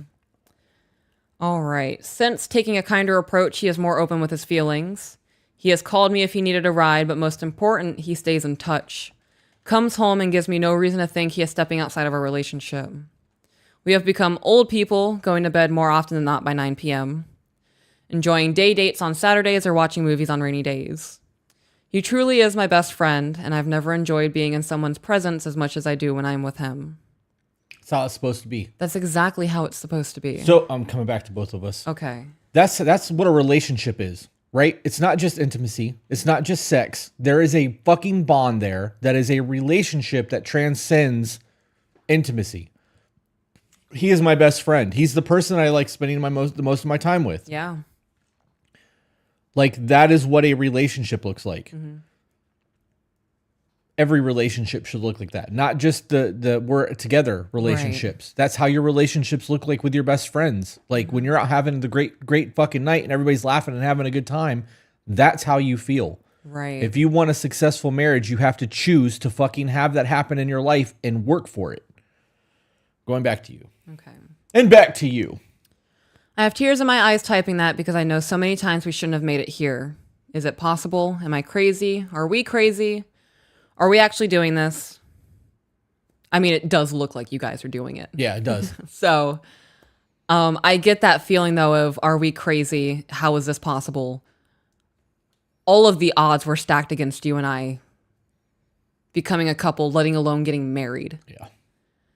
So the fact that we are sitting here having what we have is absolutely astonishing to me. If you would have told me a decade ago that this is where my life would be and you are who I'm with, absolutely would not believe you. Right. So insane. We often sit and chat about how far we've come and how we can't wrap our heads around how we've treated each other. We tell each other how grateful we are for the changes and effort that the other has put in and the difference bringing each other peace makes. And what a difference bringing each other peace makes. Okay.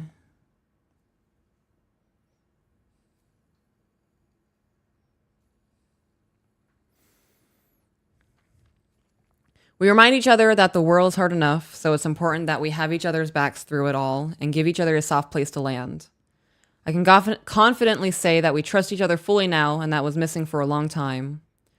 Now we circle back to the significant other versus boyfriend. I totally forgot that this was this email. What? Because earlier she said that we've been together for so long, we're still boyfriend and girlfriend. Oh, right. And she was like, we'll get back to that. So this is the full circle. Okay. I feel like that was eons ago. And it's not the fact that your email's long, it's just We've side railed a lot. side railed. All emails bleed into one another. I'm trying not to process 2 emails that go into this email. All right. So you want to get married. I've let it be known since the beginning, although I've not pushed it. In the beginning, he would say things like, I better put a ring on it, or I guess I should start saving for a ring. But that faded with the honeymoon phase. Because he knows he's got you already. You're not going anywhere.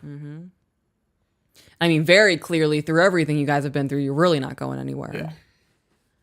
There are a few times throughout the years he would say we should work towards getting married in order to placate me in an argument.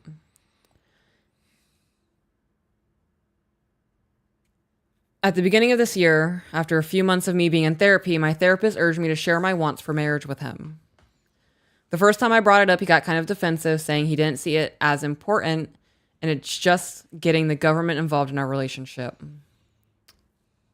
A lot of men feel that way. Yeah. A lot of men feel that way. So I'm going to side rail for a minute. Because men are so against the government being involved in the marriage, as a man, if you were so vehemently against getting that marriage license and going through the government, if I approached you with, well, how about we just do a ceremony where we exchange vows and have the rings and we dedicate ourselves to one another as a husband and wife without getting the government involved? Because 1,000 years ago, the government wasn't involved. Right. Well, it depends. I mean, if the man is religious and there's an actual covenant that's being made, that would mean something. Mm-hmm. To me, that would make the difference. Right. Because that, you're making vows between the two of you and your God. Mm-hmm. Otherwise, it's for show. Yeah. Like, you know what I mean? There's going to be a whole lot of people out there that's going to do it just to placate their woman because there's no real reason behind it. There's no commitment with it. Right. You could do, so like, there are countries where you can actually go and do the whole thing where the marriages are not recognized in the United States. That's a thing. Do people do that? Yes. Huh. But the issue that I have, I don't know. If you're gonna be with somebody for a decade, and one of them wants to be married, and you're not willing to marry them, you're a placeholder. Mm-hmm. I believe that. Yeah. You're a decade, Yeah. right? Like that's a quarter of my life. Right. If that was the case, and you were like, I really want to get married, I'm like, yeah, there's no reason for it though because of the government, blah blah blah. What you're really saying is you don't believe in prenuptial agreements and you don't really think that this relationship's going to last. I believe that. Because a prenuptial agreement, while things are really good, can make for a real fucking easy divorce. Right. If that's really what you wanted to do. Mm-hmm. I don't know. All right. I'm not sure if this podcast has toxic masculinity or not. You shouldn't watch this podcast. It's not for you. I concur. Yeah, move on. Masculinity is not toxic. The lack of the masculinity is what makes it toxic. Yeah, this isn't for you. A true masculine man would never treat women the way that you see men treating women in today's society. So if we're going to talk about toxic masculinity, can we also bring up toxic femininity? Jenny McCullum said you can have a religious ceremony and have a reception and still not involve the government. Right. I agree with that. That's exactly the conversation that we were just having. In that scenario, right, there's real value there. Like it's honesty because you're making a covenant. Right. So in that scenario, I agree with it. If you only view a marriage as a true marriage once the government gets involved and you have a piece of paper saying you're married, you don't understand what marriage is. Right. You don't understand the sanctity of marriage. You don't understand the meaning of what it is to be married to somebody. If you only think a marriage is real with a piece of paper, I can't have a conversation with you. Yeah. She's typing. Okay. I'm gonna put the camera back on you. Oh, it is on you. I never even took it off of me. Ha. All right. We aren't super religious. I would say more spiritual. So with you guys being spiritual, how about we approach the conversation of, I understand it makes you uncomfortable to get the government involved. How about we just have a very spiritual ceremony where we dedicate ourselves to one another? Because in the grand scheme of things, you are melding your souls together. The government, I don't want to talk about the government anymore. Yeah, me either. All right, I understand that. And I could see that, meaning that it's a piece of paper to him and he doesn't need it to spend the rest of his life with her. But I would love to be his wife, to call him my husband, to share a name, and to be his in every way possible. So you can still legally change your name without having the marriage license. I think the marriage license lessens the price of getting your name changed, but I'm pretty sure to legally change your name, it's like $250 or something like that. And that was 2 decades ago, so it could be a different price now, but...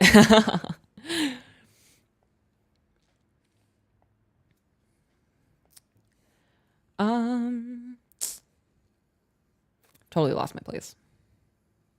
Let be his name, share a name, every way possible. I let the conversation be for a few weeks and brought it up again on the recommendation from my therapist to not just let him sweep it under the rug as he has. This time, it absolutely blew up. It was, why is this not good enough for you? If you have to be married to be happy, maybe we just shouldn't be together, etc. Ooh. So that's him flat out telling you that this marriage is not in the cards. It sounds to me like he's afraid he's going to lose his shit. Yeah. So from a male's perspective, what does it mean when a guy says, why is this not good enough for you? In this context. Say it one more time. Why is this not good enough for you? That's a coward statement. That's a cowardly statement, in my opinion. Okay. Actions, because actions speak louder than words ever will. Yeah. And he's telling her exactly the way he feels. This is why I believe the courting phase matters so much. Right. Do you want a marriage? Oh, you do? Okay, cool. Well, I don't. So maybe we shouldn't pursue this any further because I don't see marriage in the cards for me because I don't believe the government should be involved in a relationship. Full disclosure, I fucking don't believe the government should be involved in anything in our personal lives. But with that being said, knowing that the only way to make our marriage legal in the United States is for them to be involved with that little piece of paper, we have lawyers involved that can sign a prenuptial agreement so that we both have things taken care of. You'll have your Roth IRA figured out for the rest of your life, no matter what. Like, we can take steps to make sure that we are protected while we are in love with each other. Because in this scenario, it sounds like he's very much afraid of what would happen if they actually decide to get a divorce, because men lose in those scenarios most of the time. Right. Unless you're like our first emailer who makes fucking 7 figures a year and now has to pay alimony. I don't like that. I don't like that people get involved in people's relationships, period. But I also don't think that you should date to have a placeholder. I firmly, with my whole chest, believe that if you were going to date someone long term, it should be to get married. Right. But that's me. So she said, in the beginning, he led me to believe that he did want to get married. Well, that's fucked up. That's what makes it worse. I think I could be okay with it if I knew it from the beginning. So then what changed? Something certainly changed. Also, when Chris and I first moved in together, and before we even moved in together, we had the conversation of we're never getting married again. Oh, yeah, that was... Not even before we moved in together. That was during the courting phase. Yep. Of, okay, we're going to make a run at this. I want you to know I'm never getting married again. And I was like, dope, me either, because fuck that. Yeah. So we were on the same page. We both knew what was happening. And then you sideswiped me. That was pretty fucking slick, though, right? It was really Tell slick. me that wasn't the best ending of, like, I need emotional validation ever. I was absolutely flabbergasted, and I really thought that you were fucking with me. Like, I thought you were kicking me while I was down. Yeah? Yeah. She said, I mean, all the cheating happened in the middle, but I don't know why that would change wanting to get married, but not whether or not he wanted to stay together. Okay. You know, there are times where I see women posting their proposals to Instagram, and it's like that moment planned out, and he has a photographer snapping photos and whatnot. And I think, like, you know, that's a dope moment. And sometimes, like, I wish I had that. And then I really think about the moment that you and I had together, and I wouldn't trade that for anything. No? No. Because it was supposed to happen on a beach in Georgia.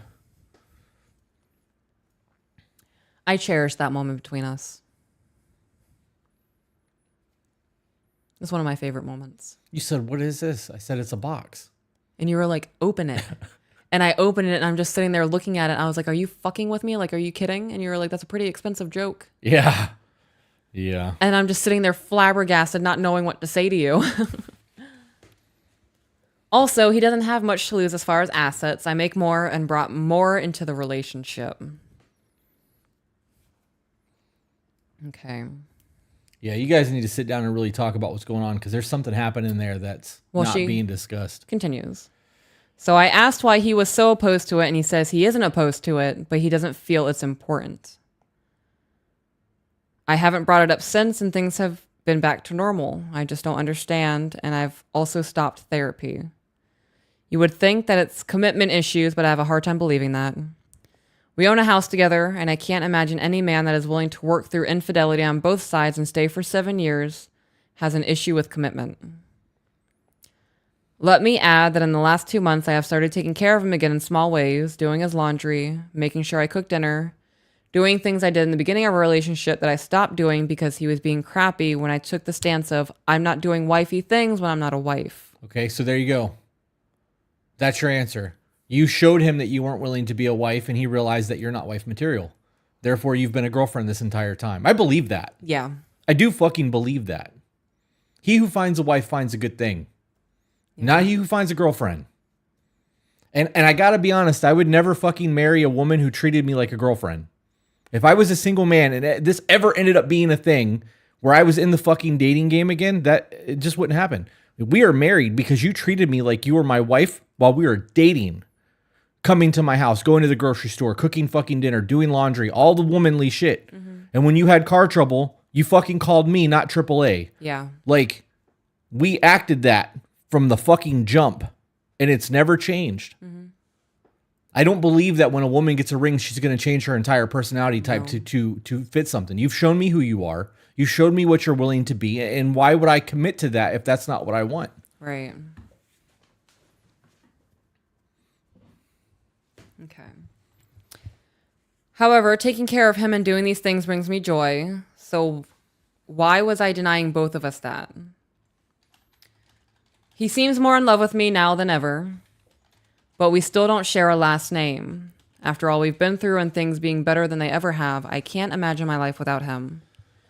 I'd rather be with him and unmarried than without him, and my heart still wants it. Well, I mean, that's fucking dope too. At least you're willing to still go, you know?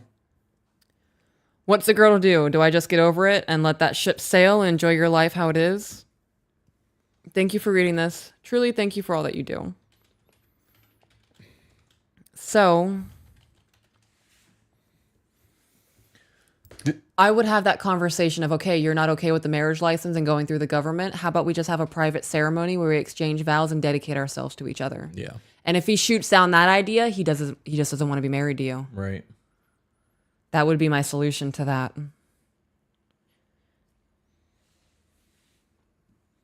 I feel like I really feel. I need to stop saying that, because when I say I feel like, it sounds like I'm speaking from emotion and not I think or I believe, speaking from my brain. That scenario,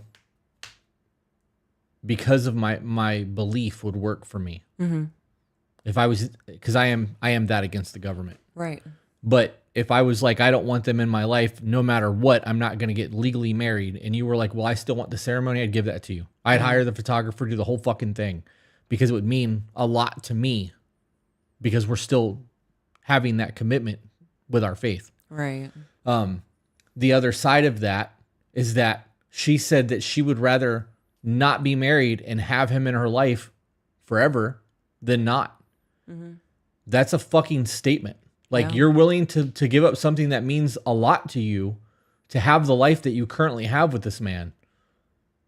I mean, this is a lot. Yeah, it does. You're going to have a dope fucking life because you're willing to do it. You're willing to do the work. And if you guys can get through this in another 5 years, maybe that'll change. It could, yeah. I don't know. She said, thank you. I'm going to bring it up in this manner, but either way, I'm planning to be the best woman I can for me and for him. I love that. I hope this shit works out. I mean, this Me email too. was kind of a roller coaster, but Yeah. there's a lot there. I'm going to click over to Zach to see what he said. Okay. Super chats. We read those. He said we have 2 left. I thought we had 6 to read tonight. Because this is number 6. Let's see what he says. This is 5. 7 paid tonight. Right, and I'm on email 6 now. When did we get a 7th one? Right when we sat down. Right when we sat down. There was a $50 super chat in the thing before we even started the live stream. Okay. I have it in me to do another one if it's a short one. If it's a super long one, I don't want to do it. They've also been sitting since we sat down at 7 o'clock waiting, so. All right. Well, do you want to knock out the other 2? At least knock out number 6. Number 7 we can record tomorrow. All right. So this is a 32-year-old female who's a stay-at-home mom. They have known each other for 20 years, and they're going on together for 4 years. Okay. And she is with a 31-year-old male. They have 2 children who are 9 and 11. And he is stepdad, and they are currently in a custody battle. So we all live together with our children, and her parents live with them as well. I want to start off by thanking you both so much. You have Both have had such an immense impact within our relationship. We have a traditional relationship with ups and downs in our history, and we wish to regain our values recently. Finding your TikToks allowed us to have focal points and served as conversation starters to conquer miscommunications as well as take accountability for our shortcomings. Up until December, we both worked. It was a needed compromise in order to get our family where we needed to be. We do not wish to continue to share our living space with my parents and bring our own little family into a new home. Say that again. They do not wish to share the living space with the parents? Okay. We've been accomplishing the milestones needed to achieve this step by step until added stresses from a custody battle sparked my medical conditions to flare up. This led to a prolonged medical leave for my job as a medical registration personnel, making well above minimum wage, ultimately leading them to fire me due to my inability to return to the job. We are still dealing with additional appointments, diagnoses, and testing in regard to the medical issues. The custody battle is still ongoing as well. Hey, you know what you should do? Before you continue reading that, you should probably order yourself something to eat real quick. Because it's 10:30. I'm going to be honest. I'm probably not even going to eat tonight. Okay. All right. I didn't think that we'd be on here until almost 11 o'clock because we're not even done with this email yet. Yeah. Okay. The stress of my health declining, a custody battle, and the extra income being lost has led to a strain on our relationship that we are both actively trying to work through together. Old habits have resurfaced, and while I strive to stay understanding and supportive, I cannot allow the trauma we have worked through to be allowed in our relationship. We have healed from it for a reason. I understand stress can cause old wounds to resurface, but I cannot handle anger flare-ups or lack of accountability strictly because we have a lot going on. I agree. Right. So you saying that stress can open up old wounds, it really can. You know, you could have a cut on your knee from when you were 10 years old, and then when you're 25, you fall down and reopen that same wound. The differentiation between those two things is it's not the same thing that caused that wound the first time. Right. So the fact that you're able to acknowledge it and catch it, that's super dope.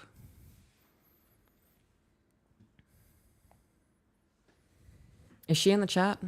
I don't know. She's there. I don't. Yes. Okay. All right. I want to make sure I am taking accountability for my end of things and seek advice as to how to ensure we do not backtrack in our relationship.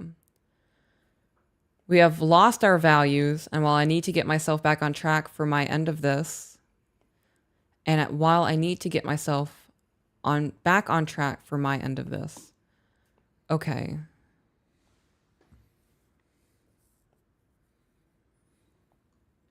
So you mean up until this past December. So you haven't been working since December of last year. Correct. Okay. So since December, it's been like what? 7 months since December? So in 7 months, you guys have lost your values within the relationship. I want to make sure I have that correct before I keep reading.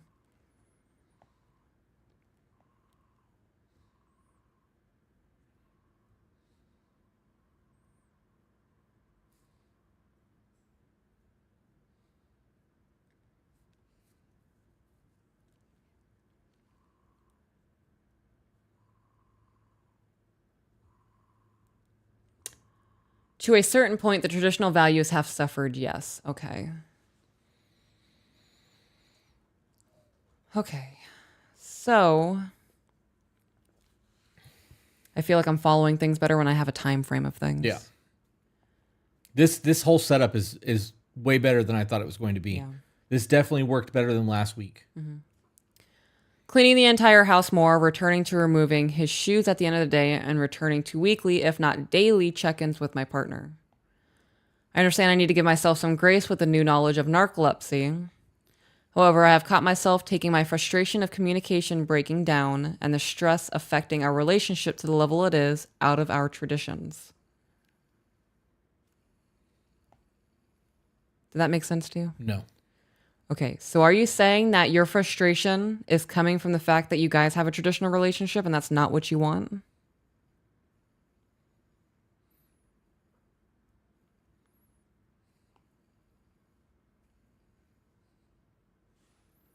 Oh, no, you're taking your frustration of the communication breakdown on your traditional values.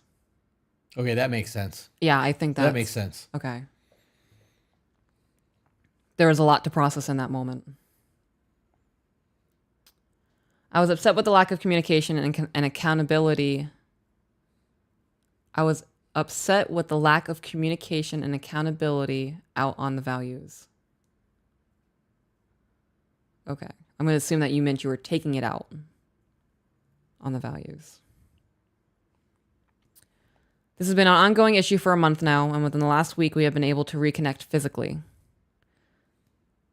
The stress caused us both to completely shut down intimacy and shut down emotionally and mentally. Fight after fight, I finally broke through the walls that were built back up due to the stress we were encountering. We are now daily trying to tackle a small part of where we have fallen apart to rebuild our foundation even stronger than it was when initially it was broken. I need advice on how I can remind myself of our goals. We have been working together for so long to get as far as we have, and outside forces have affected us. I love him, and I know that he loves me, and we are putting in the effort to fix our missteps. We are in therapy, we are following your podcast, and we are trying. Thank you for all that you do for those who watch your podcast. So in the moment when you guys are having conflict and things start to break down, has anybody just stopped and been like, all right, I need a second to process what you just said, or I need to process what just happened? Like, are you guys in like a true reactive state of mind when you're having conflict resolution?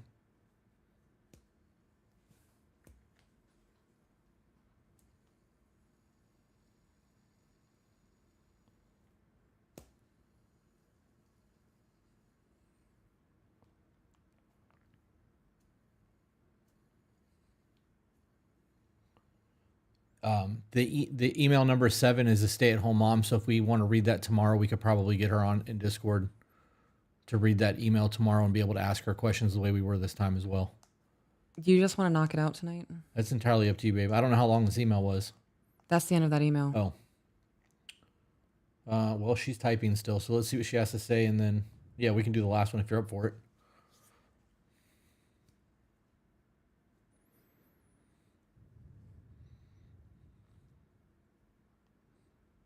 That is entirely up to you.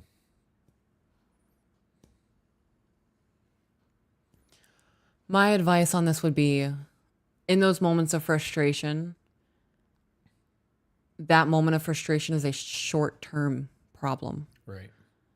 Your long-term goals with this man should outweigh the short-term emotion that you're feeling in the moment. Big facts. Yep. Yeah. Yeah. Otherwise, you're self-sabotaging your life. Mm-hmm. I don't, that's why every time you and I have ever had a disruption in our day and I start to get frustrated, or like if I start to get animated or raise my voice, I always stop. I love you. I don't want to talk to you like that. Give me a minute. Like, I need to process what just happened so that I can articulate myself to you so that we're not having conflict, because we're not going to resolve anything if we're screaming at each other. Right. But that really does come down to just knowing that I'm starting to get emotional and I'm not logic brain thinking, because when you get mad, you get dumb. Your IQ actually decreases when you start getting angry. So.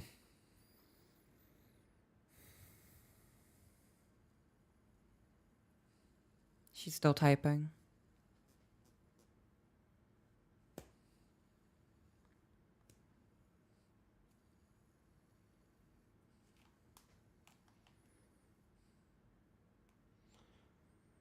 The next email is actually in the YouTube chat, and she said she wants peaches to eat. LOL. I don't even know what I would eat. If I were to DoorDash right now, it's just McDonald's and Taco Bell. You don't want Taco Bellyache? I would love some Taco Bell, but you're going to tell me that we don't DoorDash Taco Bell. No, we just go get it after we're done with the live.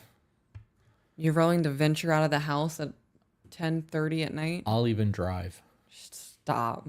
Yeah. Got my boots on. I'm still dressed. I'm not in basketball shorts. My wallet's on the computer desk. I want Taco Bell. Okay, we'll go get Taco Bell when And I we're want done. a lot of Taco Bell. You want a lot of Taco Bell? Yeah, I'm recognizing that I'm cranky and I don't want to be like this with you. And Taco Bell will fix that? Taco Bell will certainly make me feel better. Okay, then why don't you DoorDash Taco Bell and it'll get here faster. Okay. I want 2 5-layer burritos and the chicken thing that I get. She said, and I honestly have been trying to stop self-sabotaging, and I am trying to keep in mind it's short term. It is difficult when accountability becomes an issue. You will never resolve conflict, or you will never resolve your issues during conflict. Correct.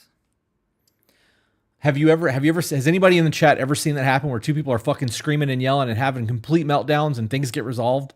It's always the next day or a week later when everyone's calm and they've had time to think and process, and then they come back together and have a calm conversation and apologize for the behavior and start trying to figure out how to move forward.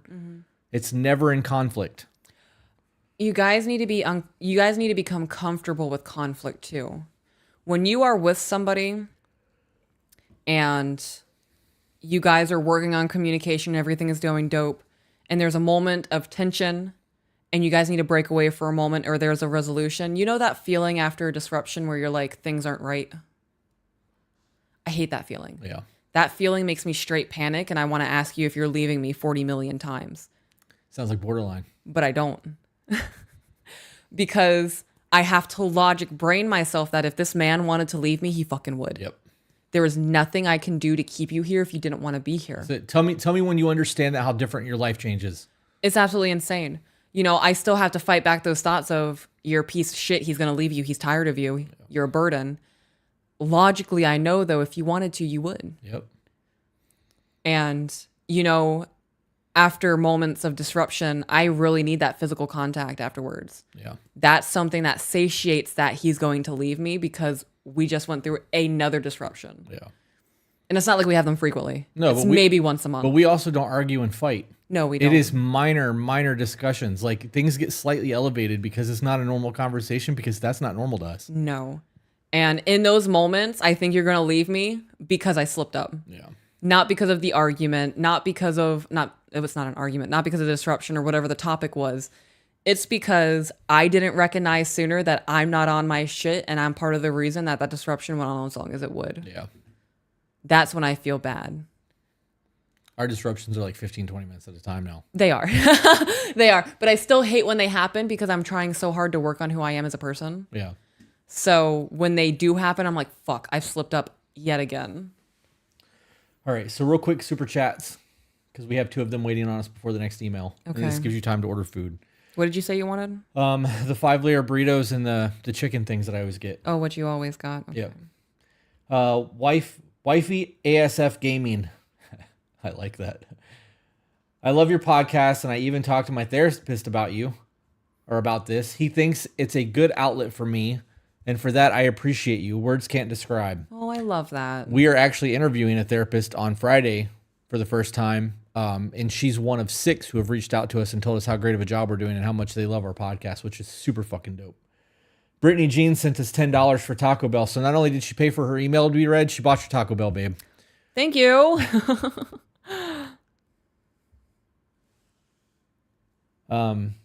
Katie said that after the fact, when I tried to revisit up until this week, it was you're beating a dead horse. She said up until this week. So maybe that's now starting to realize that conversations need to happen. And she also said that I go through that internal dialogue you describe. I honestly don't. Oh, the one about you leaving me and being a burden and all of that. Yep. So the more that you pay attention to those thoughts, the more you feed into them. And the more that you feed into the thoughts, the more you're going to exude that. And everything that you put into the universe will come into fruition. Yeah, you speak things into existence. So if you're sitting there thinking, I'm a burden, he hates me, he's going to leave me, it will eventually happen because those miserable thoughts are going to make you miserable. And in being miserable, you're not going to be fun to be around. You will certainly self-sabotage and push that person away when in reality you want them closer. So there's 2 things that I want to read that's going on in the chat right now.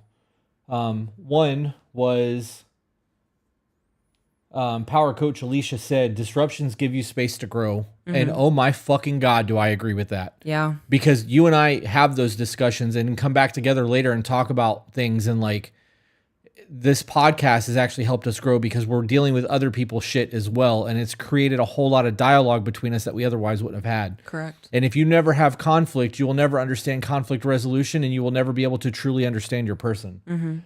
Somebody else wrote, how do you guys handle balance? That time to process out with the concept of never going to sleep angry. Do you disagree with that? Do you guys go to bed angry?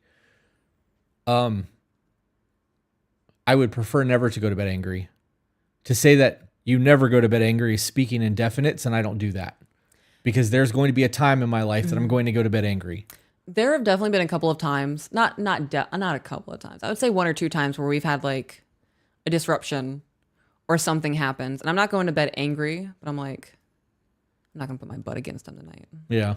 Like, you can still touch my butt, but I'm not gonna go out of my way to put my butt against you. Like, you're gonna have to come over here and get it. Like, you can never tell I'm feeling that way because you don't let your feelings influence the way you treat your partner. Right.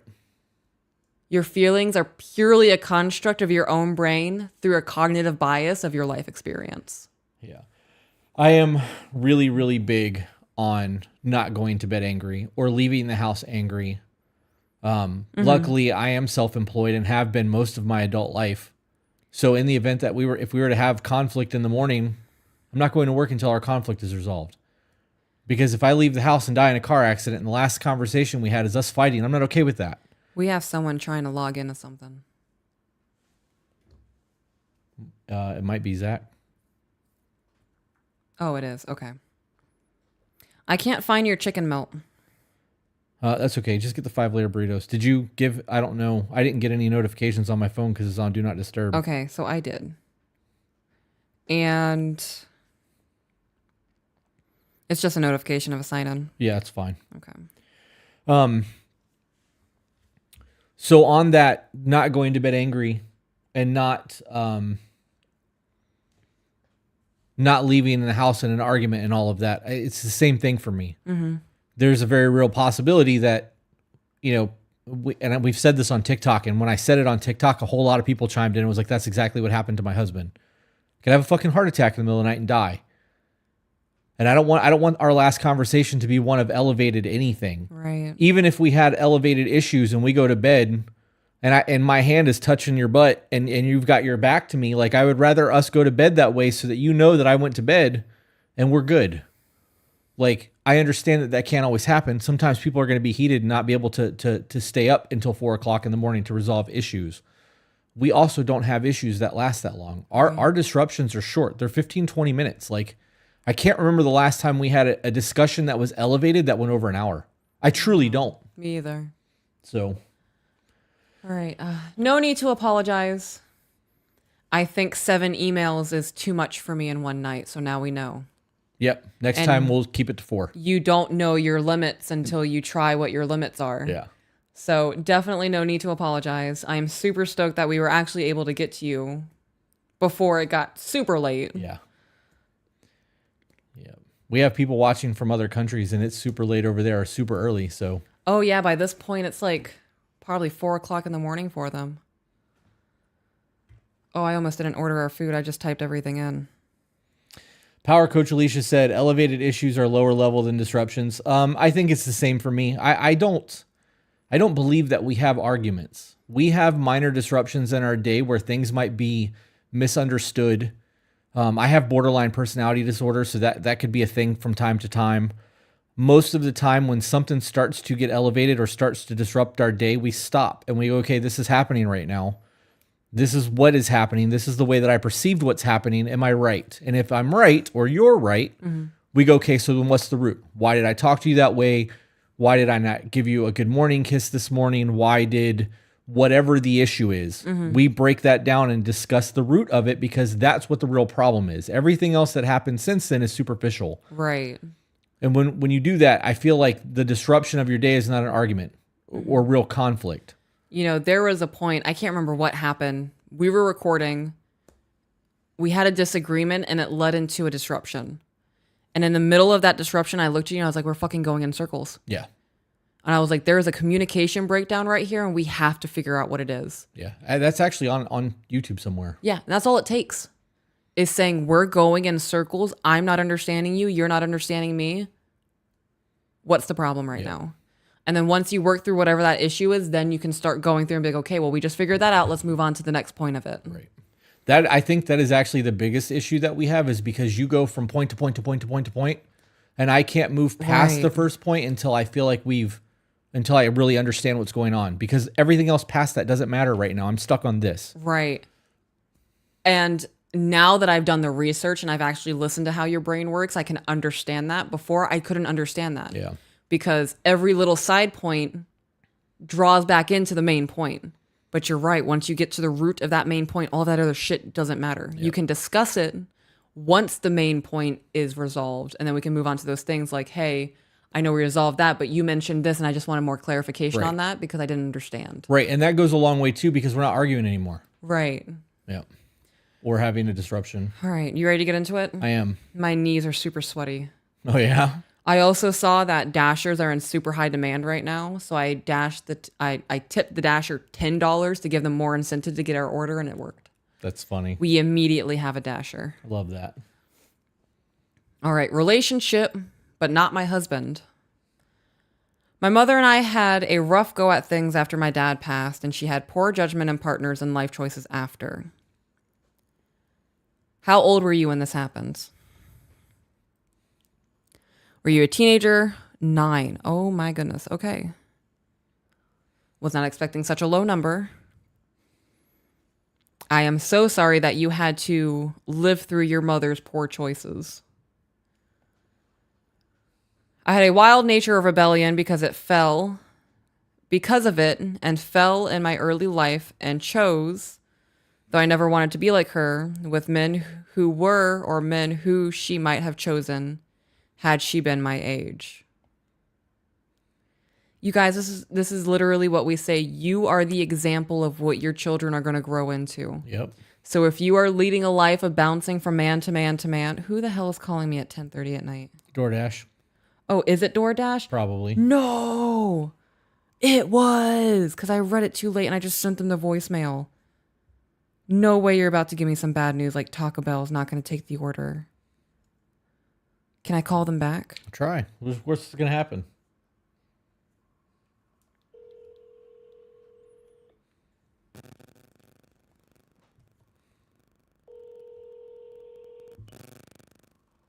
Hi, so this is your DoorDasher. Yes. They were out of the nacho fries. The girl at the Taco Bell drive-thru was gonna explain to you what was going on. Oh, here she is. Hold on a second. Hi, this is the Taco Bell worker. We actually don't have nacho fries at the second. Would you like to swap it out for either like a regular taco or fiesta potatoes, a chicken chipotle melt? Yes, let's do the fiesta potatoes. The fiesta potatoes? Okay. Yes, please. Awesome. Thank you so much. Alright, I'm sorry about that. No worries. You're welcome. Thank you.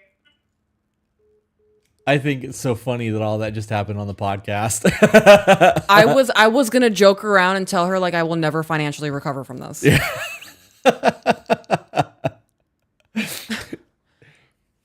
I don't want Taco Bell anymore. The only reason I clicked on Taco Bell is because they had the nacho fries as their. She's already at the drive-thru. I can't tell her to cancel the Right, order. and you just gave her a big $10 tip too. That'd have been real dick. We're having Taco Bell for the last time tonight. I get it. I should have given up on them when they got rid of the shredded chicken. Right? When I was a kid, Taco Bell used to sell burgers that were called Bell Beefers. Bell Beefers? They were fucking incredible. Really? Yep.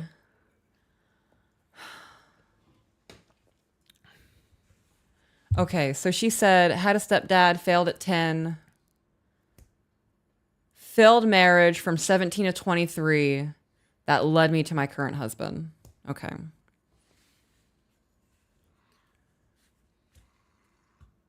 Should have gotten dessert. That would make me feel better. Okay. Wild nature, though I never want to be like her. Prior to this, she used to say things when we would argue or not see eye to eye like, I think you're jealous of me. She'd make comments like this even when we weren't arguing. I can't even give you examples as they seem to me off the wall. Your mom sounds like a very mentally frail and insecure person. Yeah. To look at my daughter and go, you're jealous of me? Bitch, no, I'm not. You're in your 40s and you're used up. Relax. Not saying that that's your mom. Right. Just sounds like your mom. She said it is. So I was totally on point. And I'm getting really good at reading these emails. She said, but I'm a good Christian. That's funny. I can believe in that. I am a follower of Christ. Not a Christian, so I'm just going to say it. As you have said before, it is easier to ask for forgiveness. Then ask for permission. Our Heavenly Lord. Who art in heaven. Hallowed be thy name. Howard. Howard be thy name. Howard? Is it not hollowed? Joking. Oh. All right. So stupid. There was a time later in my life. Oh, can you go turn on the light outside? Food's on the way. She's on it. That $10 tip, really. She's speeding. She is. All right. I say that a lot. I need a new fill-in phrase. Tangerines. Okay. There was a time later in my life as a young adult, she started to even date or be interested in younger guys than her within legality, obviously. Please do not tell me that your mom It's fucking your boyfriend. is trying to take your man from you.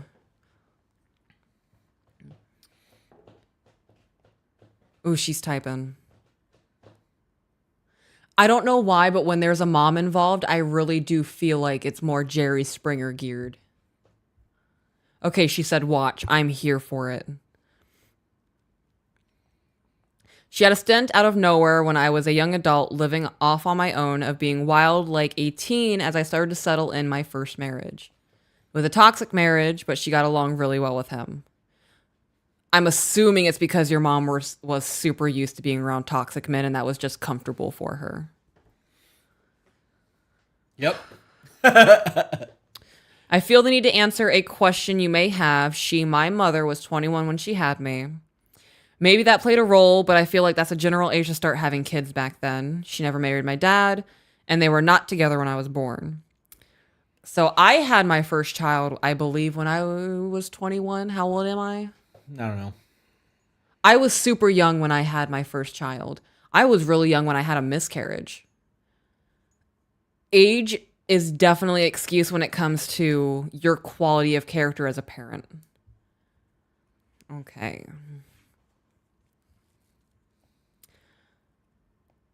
Start having kids back then. She never married. My marriage did not last. I ended up finding another person who became the peace in life that I could grow and learn with and feel protected by.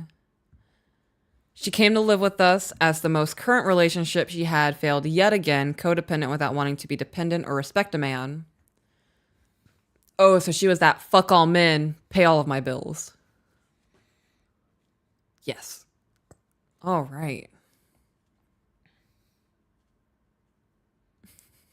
Every time I say all right, I think of, hey, y'all. All right, all right, all right, all right, all right. Okay, now, ladies.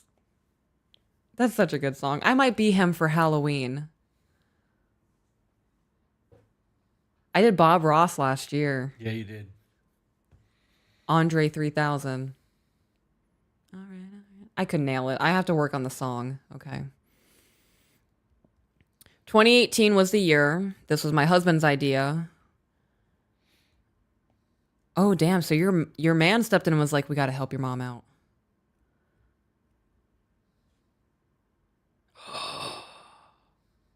What do you mean she just walked in? Oh my God. Why are you whispering? Are we roasting your mom and she just walked into the room?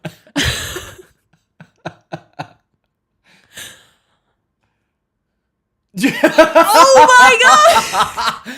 I love that you whispered. Holy shit, guys. Her mom is within the facility of us covering The vicinity. the email. Oh, wow. She's yelling at me. I'm so uncomfortable. Well, we're not there, so keep reading.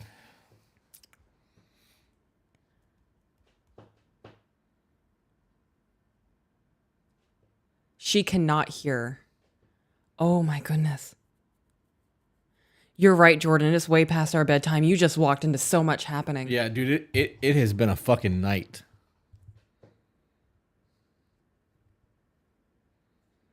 So her husband was the one who told her to email. Okay. Oh, wow. So her mom just walked in, is currently yelling at her, and she can't hear anything we're saying. So should we talk shit? So we're Should we gonna... talk shit to the mom? Like, do something. You won't. Mom, okay, hubby's watching. Oh, wow. I wasn't expecting any of this. Oh, man. I feel like we're in a closet I know, like... and like watching a husband and wife get into it, even though it's not a husband and wife. And like, we're like looking through the blinds in a horror movie. Right. Like, she said, you are on my hearing aids. So good. Oh, man. I just really, my sweatiness just really got increased. Okay, so... We are Jesus followers, and he was called by the Holy Spirit to honor her. So how does he feel about that decision now? Are we... I'm so shaken. Chat's enjoying this way too much. Oh my gosh. You walked into a lot, Alex. Oh gosh, everybody's just... Okay, he stands by it, but is reluctant.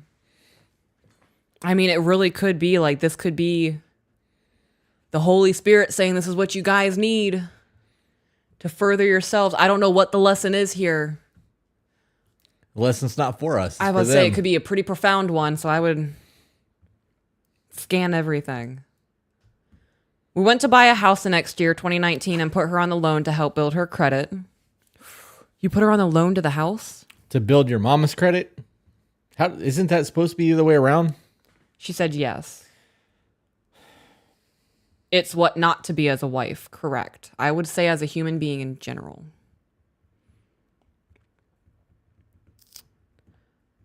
I have like an adrenaline dump now, and she's not even yelling at me. Okay, over the course of living with her, I have actually been able to pay attention to her toxicity. When recalling past relationships, trying to help her to understand key points in my life that help me to understand what's good and bad and ugly and beautiful in the union of marriage. Trying to help her understand how I've come to a point where I am with my husband who loves me and would die for me. Ooh. You're right. She really is placed for you to not... I am seeing... I'm Doctor Strange right now, guys. This person, you really could have led a totally different life if you've never lived with your mom as an adult. I mean, that's normally how that would work. No, like she could have continued on the path of being a shitty human being and following in her mom's footsteps and being with men who used her or whatever happened. So this really is, Kayla's here with our food. I'll go get it. Thank you. You treat me so good, Daddy. Okay. She kept saying things like, oh, I remember him. I think he had a little bit of a crush on me. Or about another. Oh, I remember that situation. You did that because you wanted to be like me, in reference to me being successful in relationships. Or, oh, he was a sweet boy. He stopped coming around because he was embarrassed. He thought I was hot. Okay, so I need to know. Oh, I would have. Yeah. I'm so good with my reflexes. I had to learn that shit because people picked on me in school. Yeah. So I had to be able to catch things and not... All right, Ace Ventura. Okay. Though, I'm going to be honest, this might be really, really shitty of me as a human being. The way that you're describing her and the way that I'm envisioning her is like a tube top with like Daisy Dukes cut off shorts with like a really big belt buckle and like that beer gut that kind of hangs out underneath the tube top. And a Newport hanging out of her mouth. Yeah. I love her, but she is so mean. She really does exude like Virginia Slim. Virginia Slim. I was gonna say like a lot lizard. No boobs for a tube top. No boobs for a tube top. You know, how crazy would it be? You know, people say like every time a man is mean, his dick shrinks a little bit. What if every time a woman is mean, your boobs shrink a little bit? If that was true, I would be screwed. So we dedunked that. Going back to the email. Just the other day, she got mad at me because I was talking about my ex-husband and she made a comment like this, cutting me off. She thinks that your ex-husband, like that marriage didn't work out because he was attracted to her. The main character syndrome is astronomical here. And he was not. I would put money on the fact that he probably was not. Somebody said yeet the teats. She would need them for that to be a thing.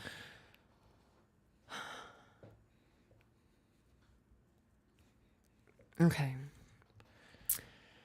I flat out said, no, Mom, that's not what I'm saying. And I was sharp, but it had nothing to even do with her. And then she, on that same day, said something offhanded like this in regard to my current husband. He was not present, but I said what I knew he would have said. No, he's not the young doe. No, he's got the young doe, D-O-E. Right. Much more tender, with a laugh. Oh, meaning you. Right. He has the hot piece of ass, so why would he go for the older model that's probably out of date and needs some repairs? I'm so spicy tonight. Yeah, everybody's really enjoying the fact that we decided to read this last email. This is a hell of a way to end the night compared to the first three that I we read. know. I'm so taken aback. Knowing you as my husband, if my mom was making comments like this and I came to you out of frustration or something, would you make it a point to be like, bitch, I'm not attracted to you? Oh, I would hurt feelings. Okay. Thank you. That would be like giving me a hall pass that's blank. Yeah. Okay. I'm not the one. I am not the one. Yeah. So you said would hurt feelings is 100% like Chris, yet this is still happening. She probably hasn't let him off that leash. So there's a difference between Chris and your man a little bit. Or a difference between you and her. Probably. I don't fuck around the situation. If anybody can threaten my relationship, you're going to be knocked off your feet. Especially if it's my mom. I don't care how much I love my mom. If you're trying to say that my man's more attracted to you and he's going to leave me for you, no, bitch, he's not. And we're going to have a conversation about it.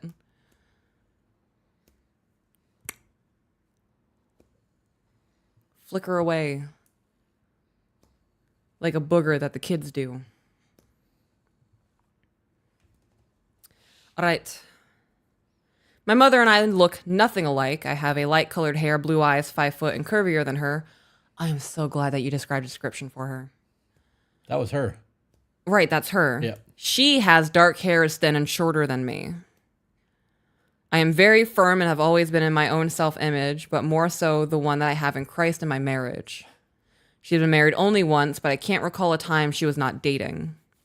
So she's a serial dater and is not comfortable with being alone. Okay, she said yes. She also has, she always has had someone until she came here. She has also been very entitled for the past year. She pays no bills, mind you. She is disabled and has a hard time making money. So if she's disabled, why is she not receiving disability? Or is she receiving disability and just not contributing to anything? I can't see anything on my screen. What do you mean? Oh. And it's back. Okay. She sometimes does at leisure. So she receives disability and just kind of pays whenever she feels like it. So when hubby decided, per Dan's Dan's the husband. Dan, we're gonna have to have some conversations about setting standards before having somebody enter into your life. Because now she doesn't have any responsibility, so why would she ever move out? She doesn't have to pay rent. She doesn't have to buy groceries. Doesn't have to worry about maintenance on anything.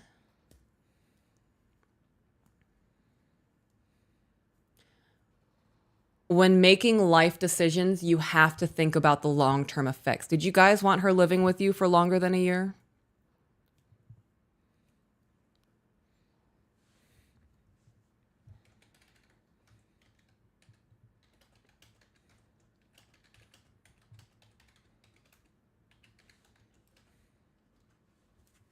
Yes, based on an understanding. Okay, so there were stipulations to her moving in, correct? Yes, okay. One of those stipulations, though, was that she didn't have to pay for anything. Okay. I genuinely love her, but could have a life free of us if she wanted to. If she wanted to. I don't mind helping her, caring for her, but it's as if my husband and I are taking on a role of her husband without the return. She will watch the kids, who I homeschool, begrudgingly if we went to have a date. We hardly see one another due to his graveyard schedule. Or will bitch about how badly others are doing when she refuses. Or is busy, namely my oldest. What? Oh, she's typing.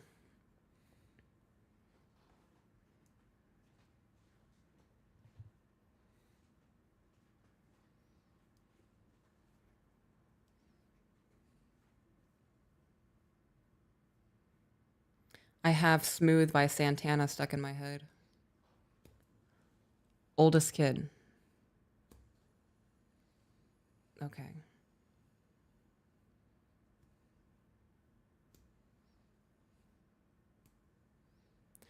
So when mother doesn't, my oldest two will watch them, but she will complain if they do not do it to her standard. 21 is our oldest, 14 is the other. Okay. She wants her mother-in-law house on our property fixed, but keeps hiring out who she wants to do it, friends or potential boyfriends, and they either mess it up or they do something that is displeasing and she writes them off. Okay, so you said she wants her mother-in-law house on our property fixed. So is this a mother-in-law house that came with your home that you purchased that she gets the luxury of moving into? So it's not her mother-in-law house. It's a place that you are allowing her to live in for the time being. Okay. So in Yes. so in wording that, you need to take claim of the things that are in your possession. This is a mother-in-law house that you have paid for, attached to the house that you have a mortgage on, that she gets the luxury, like I said, in living, because you purchased the mother-in-law house that came with the house on the land that you bought with the money that you got from the bank on the loan that she's attached to help build her credit to get her shit together, but she's not doing. I'm gonna need you to slow down. Okay. I know that you're getting tired and like you're kind of feisty, Yeah, I'm definitely feisty. but you're talking a little bit too fast for some people that might be able to keep up. Okay. Oh, I have the camera on you, so all of that was irrelevant. I was pointing to myself, guys. So she pays for her upkeep. I'm gonna be on the camera for a little bit. Okay. Then we have to fix it or she bitches if it's not done right. No. If she wants to stake claim over the mother-in-law house and she's paying for the upkeep and she's having her boyfriends do things, it is on her to correct whatever the man she is sleeping with fucked up in the mother-in-law house, in your house on the property that you paid for. Yeah, I gotta be honest. They shouldn't be allowing people to be working on their shit. Yeah, I would tell her, look, this is something that is in my name. It is part of my household. I am going to hire somebody to come out and fix this properly, so we are not sinking money into something that you are bringing people in who are constantly screwing up. Right. We are sinking money into this. You are not at a loss. We are. So either we are going to hire somebody to fix this, or you can go and live somewhere else and do whatever renovations that you would like. Mm-hmm. I am not above kicking somebody out of my household, even if they're family. You are not going to disrupt my peace. You're not going to disrupt the flow of my household. You're not going to fuck with my money. And you're not going to have this kind of attitude. It is very difficult to place boundaries or a standard with family members, especially if it's a mother, because they think they own you. Yep. I brought you into this world. I can take you right back out of it. I wiped your ass when you were a baby. Now you get to wipe mine. Mm-hmm. No, ma'am. You're the one who decided to lay down and procreate with somebody and have me. This was your decision to raise a life. It is not on me to make sure that you got your shit together. This all comes back to the relationship shit we were talking about earlier. Correct.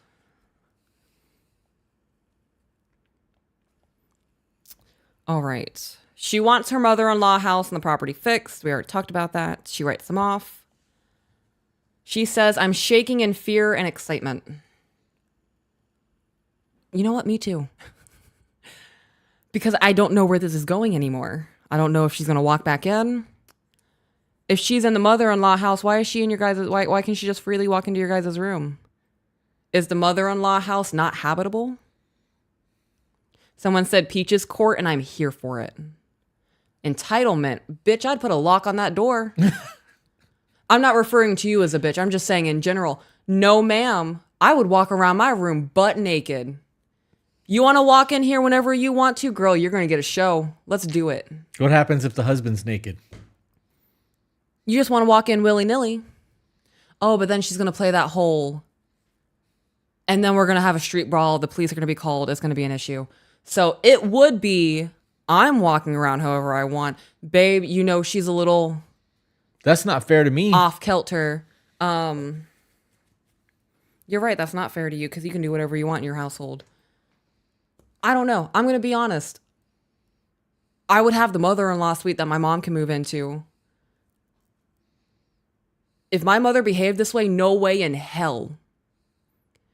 Are you having a key to get into my household? Are we leaving a back door unlocked? Yeah. You have your mother-in-law suite. You have the key to that. You have the men repairing that. It's not my problem anymore because you stake claim over it and you want to figure that out. Yeah, until everything in the house is done without permits and is not done right, and you go to sell the house and you can't sell the house for the value that it has because of a whole bunch of fucking rednecking. I would change the locks if she had a key to it. If she wanted to create issues and just walked into the house whenever she wanted to, I would change the fucking locks. Somebody just called you gangster. She did not behave this way at first. It doesn't matter how she behaved at first. This is how she's behaving now. Yeah.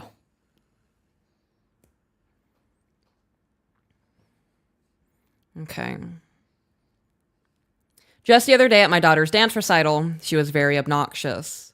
I was not embarrassed or even upset at her yelling and hooting and hollering, but I guess I gave her a look that displeased her in some way. And now today she is yelling at me, calling me fake, and saying I'm a different person when I'm around others, more specifically church friends. So she interpreted your look as being displeased because she knew what she was doing was kind of off a rocker. Yeah. She was acting up on purpose to get attention. And the fact that you caught on to that, she felt called out. So now she's going to start attacking you. Your mom's all over the fucking place. And her fridge is down, so she's using ours is why she comes in. I'll go on Facebook Marketplace. We're going to find a mini fridge. Fucking find a place to rent and get you fucking off my property. You want to heat something up? There's a 7-Eleven down the way that's got a microwave. You're dressed for it. Make sure you keep your shoes off so you match. I'm walking away. You really are getting spicy. I know that we're kind of shitting on your mom a lot right now. I don't do well with parents who feel like their children owe them something or that they're entitled to something from their child. And you have a family, you have a husband and a kid, and your mom's just running shit in your household. Your mom is running your household. You have 4 children, and your 4 children are seeing your mom run your household. Oh, gosh. Okay. When I explained that, depending on the social situation, we must learn to adapt a bit out of respect, she berated me, saying there was a myriad of things she could expose. Oh, so now she's threatening you. Oh, you wanna threaten me, Mom? I'm paying your rent. Not paying the You don't rent. have She's to- living on my property. Right, you're living here for free. You don't have to pay for bills. Your disability money is kind of fuck you money. You do whatever you want with it. We helped you. And now you want to berate me and bring dirt on my name? No, ma'am. Your mom's fucking taking advantage of you. I am cussing a lot and I sincerely apologize for that. I am so agitated the amount of disrespect that your mom is giving you in your own household in front of your family, and you're just tolerating it. Absolutely blows my mind. Yeah.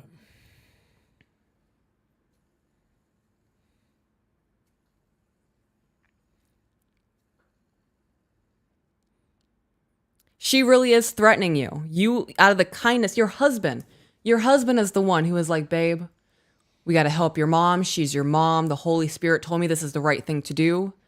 And your mom is shitting on absolutely everything that you're trying to do as good Christian people. And because you are good people who want to help, you don't want to turn her away.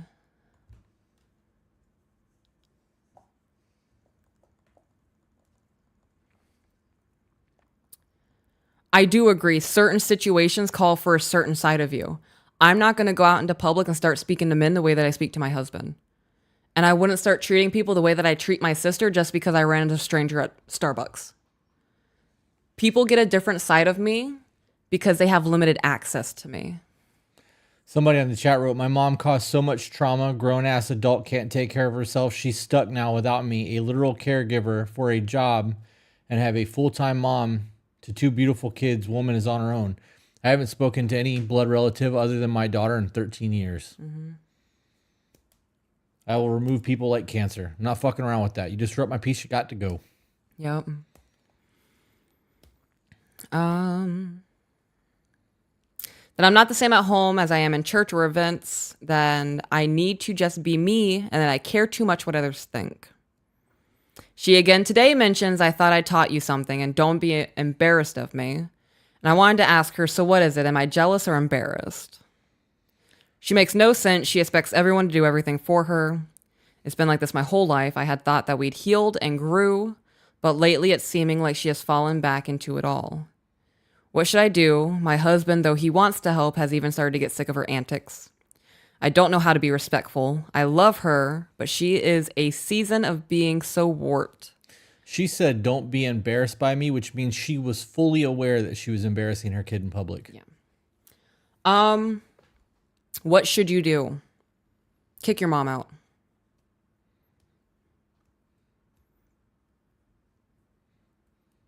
I really don't do ultimatums. I feel ultimatums remove any opportunity of there being love or intimacy or connection.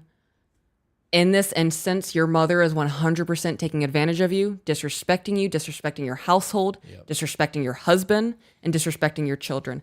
During this live stream, your mother walked into the room and called you a piece of shit. Yep, I'd set them boundaries and be like, this is how it's going to go. You're going to adhere to this. You're going to fucking beat feet because you're not staying here anymore. Yep. I would even get the eviction papers drawn up because technically she lives on your property. And depending on the state that you live in, eviction is a difficult fucking thing to do. Mm-hmm. I'd have that shit ready to go. Yep. She will have nowhere to go. She literally can't go anywhere and is on a loan. Whose fucking problem is that? That's not yours. That's not your problem. She's on the loan. So she can't even evict her because the house is in her name also. I would have never done that. Your mom is a grown woman who should know how to take care of her own credit. You guys have put yourself in a really shitty situation. Yep. Yeah. That's fucked. And in order to get her off the loan, they'd have to refinance the house. Yep. Is that a possibility for you guys? Are you in a position where you could refinance or move her off the loan? And do it in a way that is approached as like a better rate because her credit sucks. Right. Can't with interest rates. Oh yeah, I forgot about that. Interest is a fucking nightmare right now. So at this point, you need to sit down and have a conversation with her and say, this is absolutely unacceptable. Mm-hmm. You are not going to speak to me this way. If you continue speaking to me this way, we are going to do what we need to do to have you removed from the premises. She brings up the shit on the loan, whatever. We're going to figure out the loan. I would figure out the loan thing first before any of this is even brought up. So this is the consequences of not thinking of long term. I got nothing for you. I really don't. You can try to set boundaries with her. Whether or not she's going to actually respect them, I have no idea. I have no idea how long your loan is. She's now on there. You're fucking tied to your mom. I would have never done this. No, if this was my mother, I would never have put her on the loan. I would have never have her move in. You know, you're a grown adult with 4 children. You have a husband. I'm assuming she's in her late 40s, maybe early 50s. She has had decades on this planet to figure out her life and have a place to stay and be stable, and she hasn't. And that is not your job as her child to figure that out for her.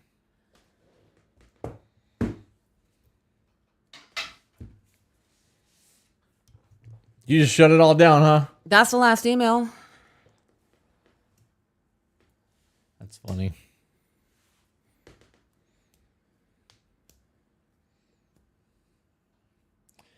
Yeah, this needs to be one of those things that you need to approach it from a place of boundaries. And like you need to put it from the kid's standpoint too, because all the shit that she's doing is going to affect your kids. It already is. Yeah. Everything that she is doing is already affecting your children. You know, if you don't get this under control, what if it starts affecting your marriage? Your husband's not tied to your mom. Say in 5 years, your mom hasn't moved out and your husband's just absolutely over this. And then he goes, it's your mom or it's me. Yeah. Not saying that he would do that. It is certainly a possibility to go, then what do you do? She said we sell. I mean, that is an option. Right now is not an option for that because the market sucks ass right now. But it also depends on how much equity you have in your house. You know what I mean? You got a kid that's 21. How old did you say your kids were? 21? 21, 14, I think 11 and 9. Okay. Unless that's the other email. I'm getting it mixed. Has the 21-year-old moved out yet? 21, Yes. 14, 9, and 4. So in reality, you could sell and downgrade your house into something smaller. Roll the equity that you have into that into a big down payment and possibly have a lower payment. Yep, I would hit her with, we've decided to sell the house. Yeah. You need to start looking for a new place to live within the next 30 days because we're going to start the process. Or buy us out, Or buy us out. which we know is not possible. Yeah. That would be my approach to that conversation. Yep. These are the boundaries. And then she can say whatever she wants to say. And then I would reiterate, these are the boundaries. If you do not want to adhere to these boundaries, we've decided to sell the house. You have 30 days to find somewhere else to live, or you can buy us out. Yep. Jordan said he'd buy a school bus. We know you would. Just rub it in, bud. I would buy a school bus too. Kurt S. said taxation is theft. Yes, it is. Yes, it fucking is. Your mom's never going to respect you. No. Your mother is never going to respect you. It would be a miracle. I would eat crow. Jenny McCullum said that mom has to sign off on it if she's on the loan. If she doesn't want to sell, they'd have to go to court. I would take her ass to court. Be like, Mom, do you really want to do this? Because I'll take you to court. I know you don't have the money to do it because you're on disability and you don't pay anything here. Yeah. She said that's sad. It is very sad. It's very sad that your mother will never respect you. You're also an adult. You have your own family to look out for. At what point do you say my family comes first over my mother? That should be the day that you say I do. Yep. That is certainly trauma. Zeke is very correct on that. Seeking validation from your mom at this point is certainly a trauma response. Somebody said involuntary psych hold.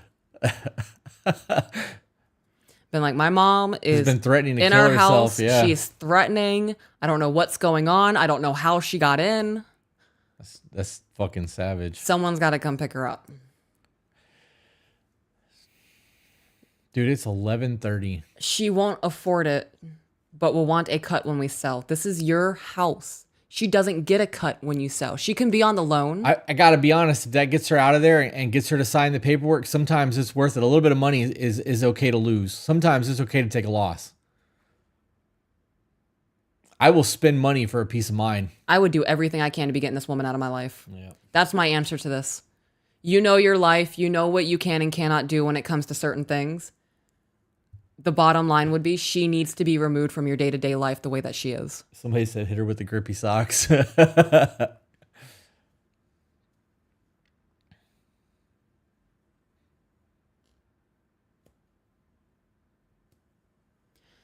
So the power coach said, I mean this with a lot of love. Your mother is doing this because you let her. Yep. You let her because you don't have the heart to kick her out. And I agree with everything that person just said. Zach, you're a dick. She said, I warned my husband, but he did not listen. And I hope that he has learned a lesson. Yeah. Yeah, that should have been a discussion. It really should have. And it should have been, this is why we tell people all the time not to get involved in other people's shit. Like, if something was going on with your mom, I'm not getting involved in that unless things are about to blow up. Right. And I'm detonating things.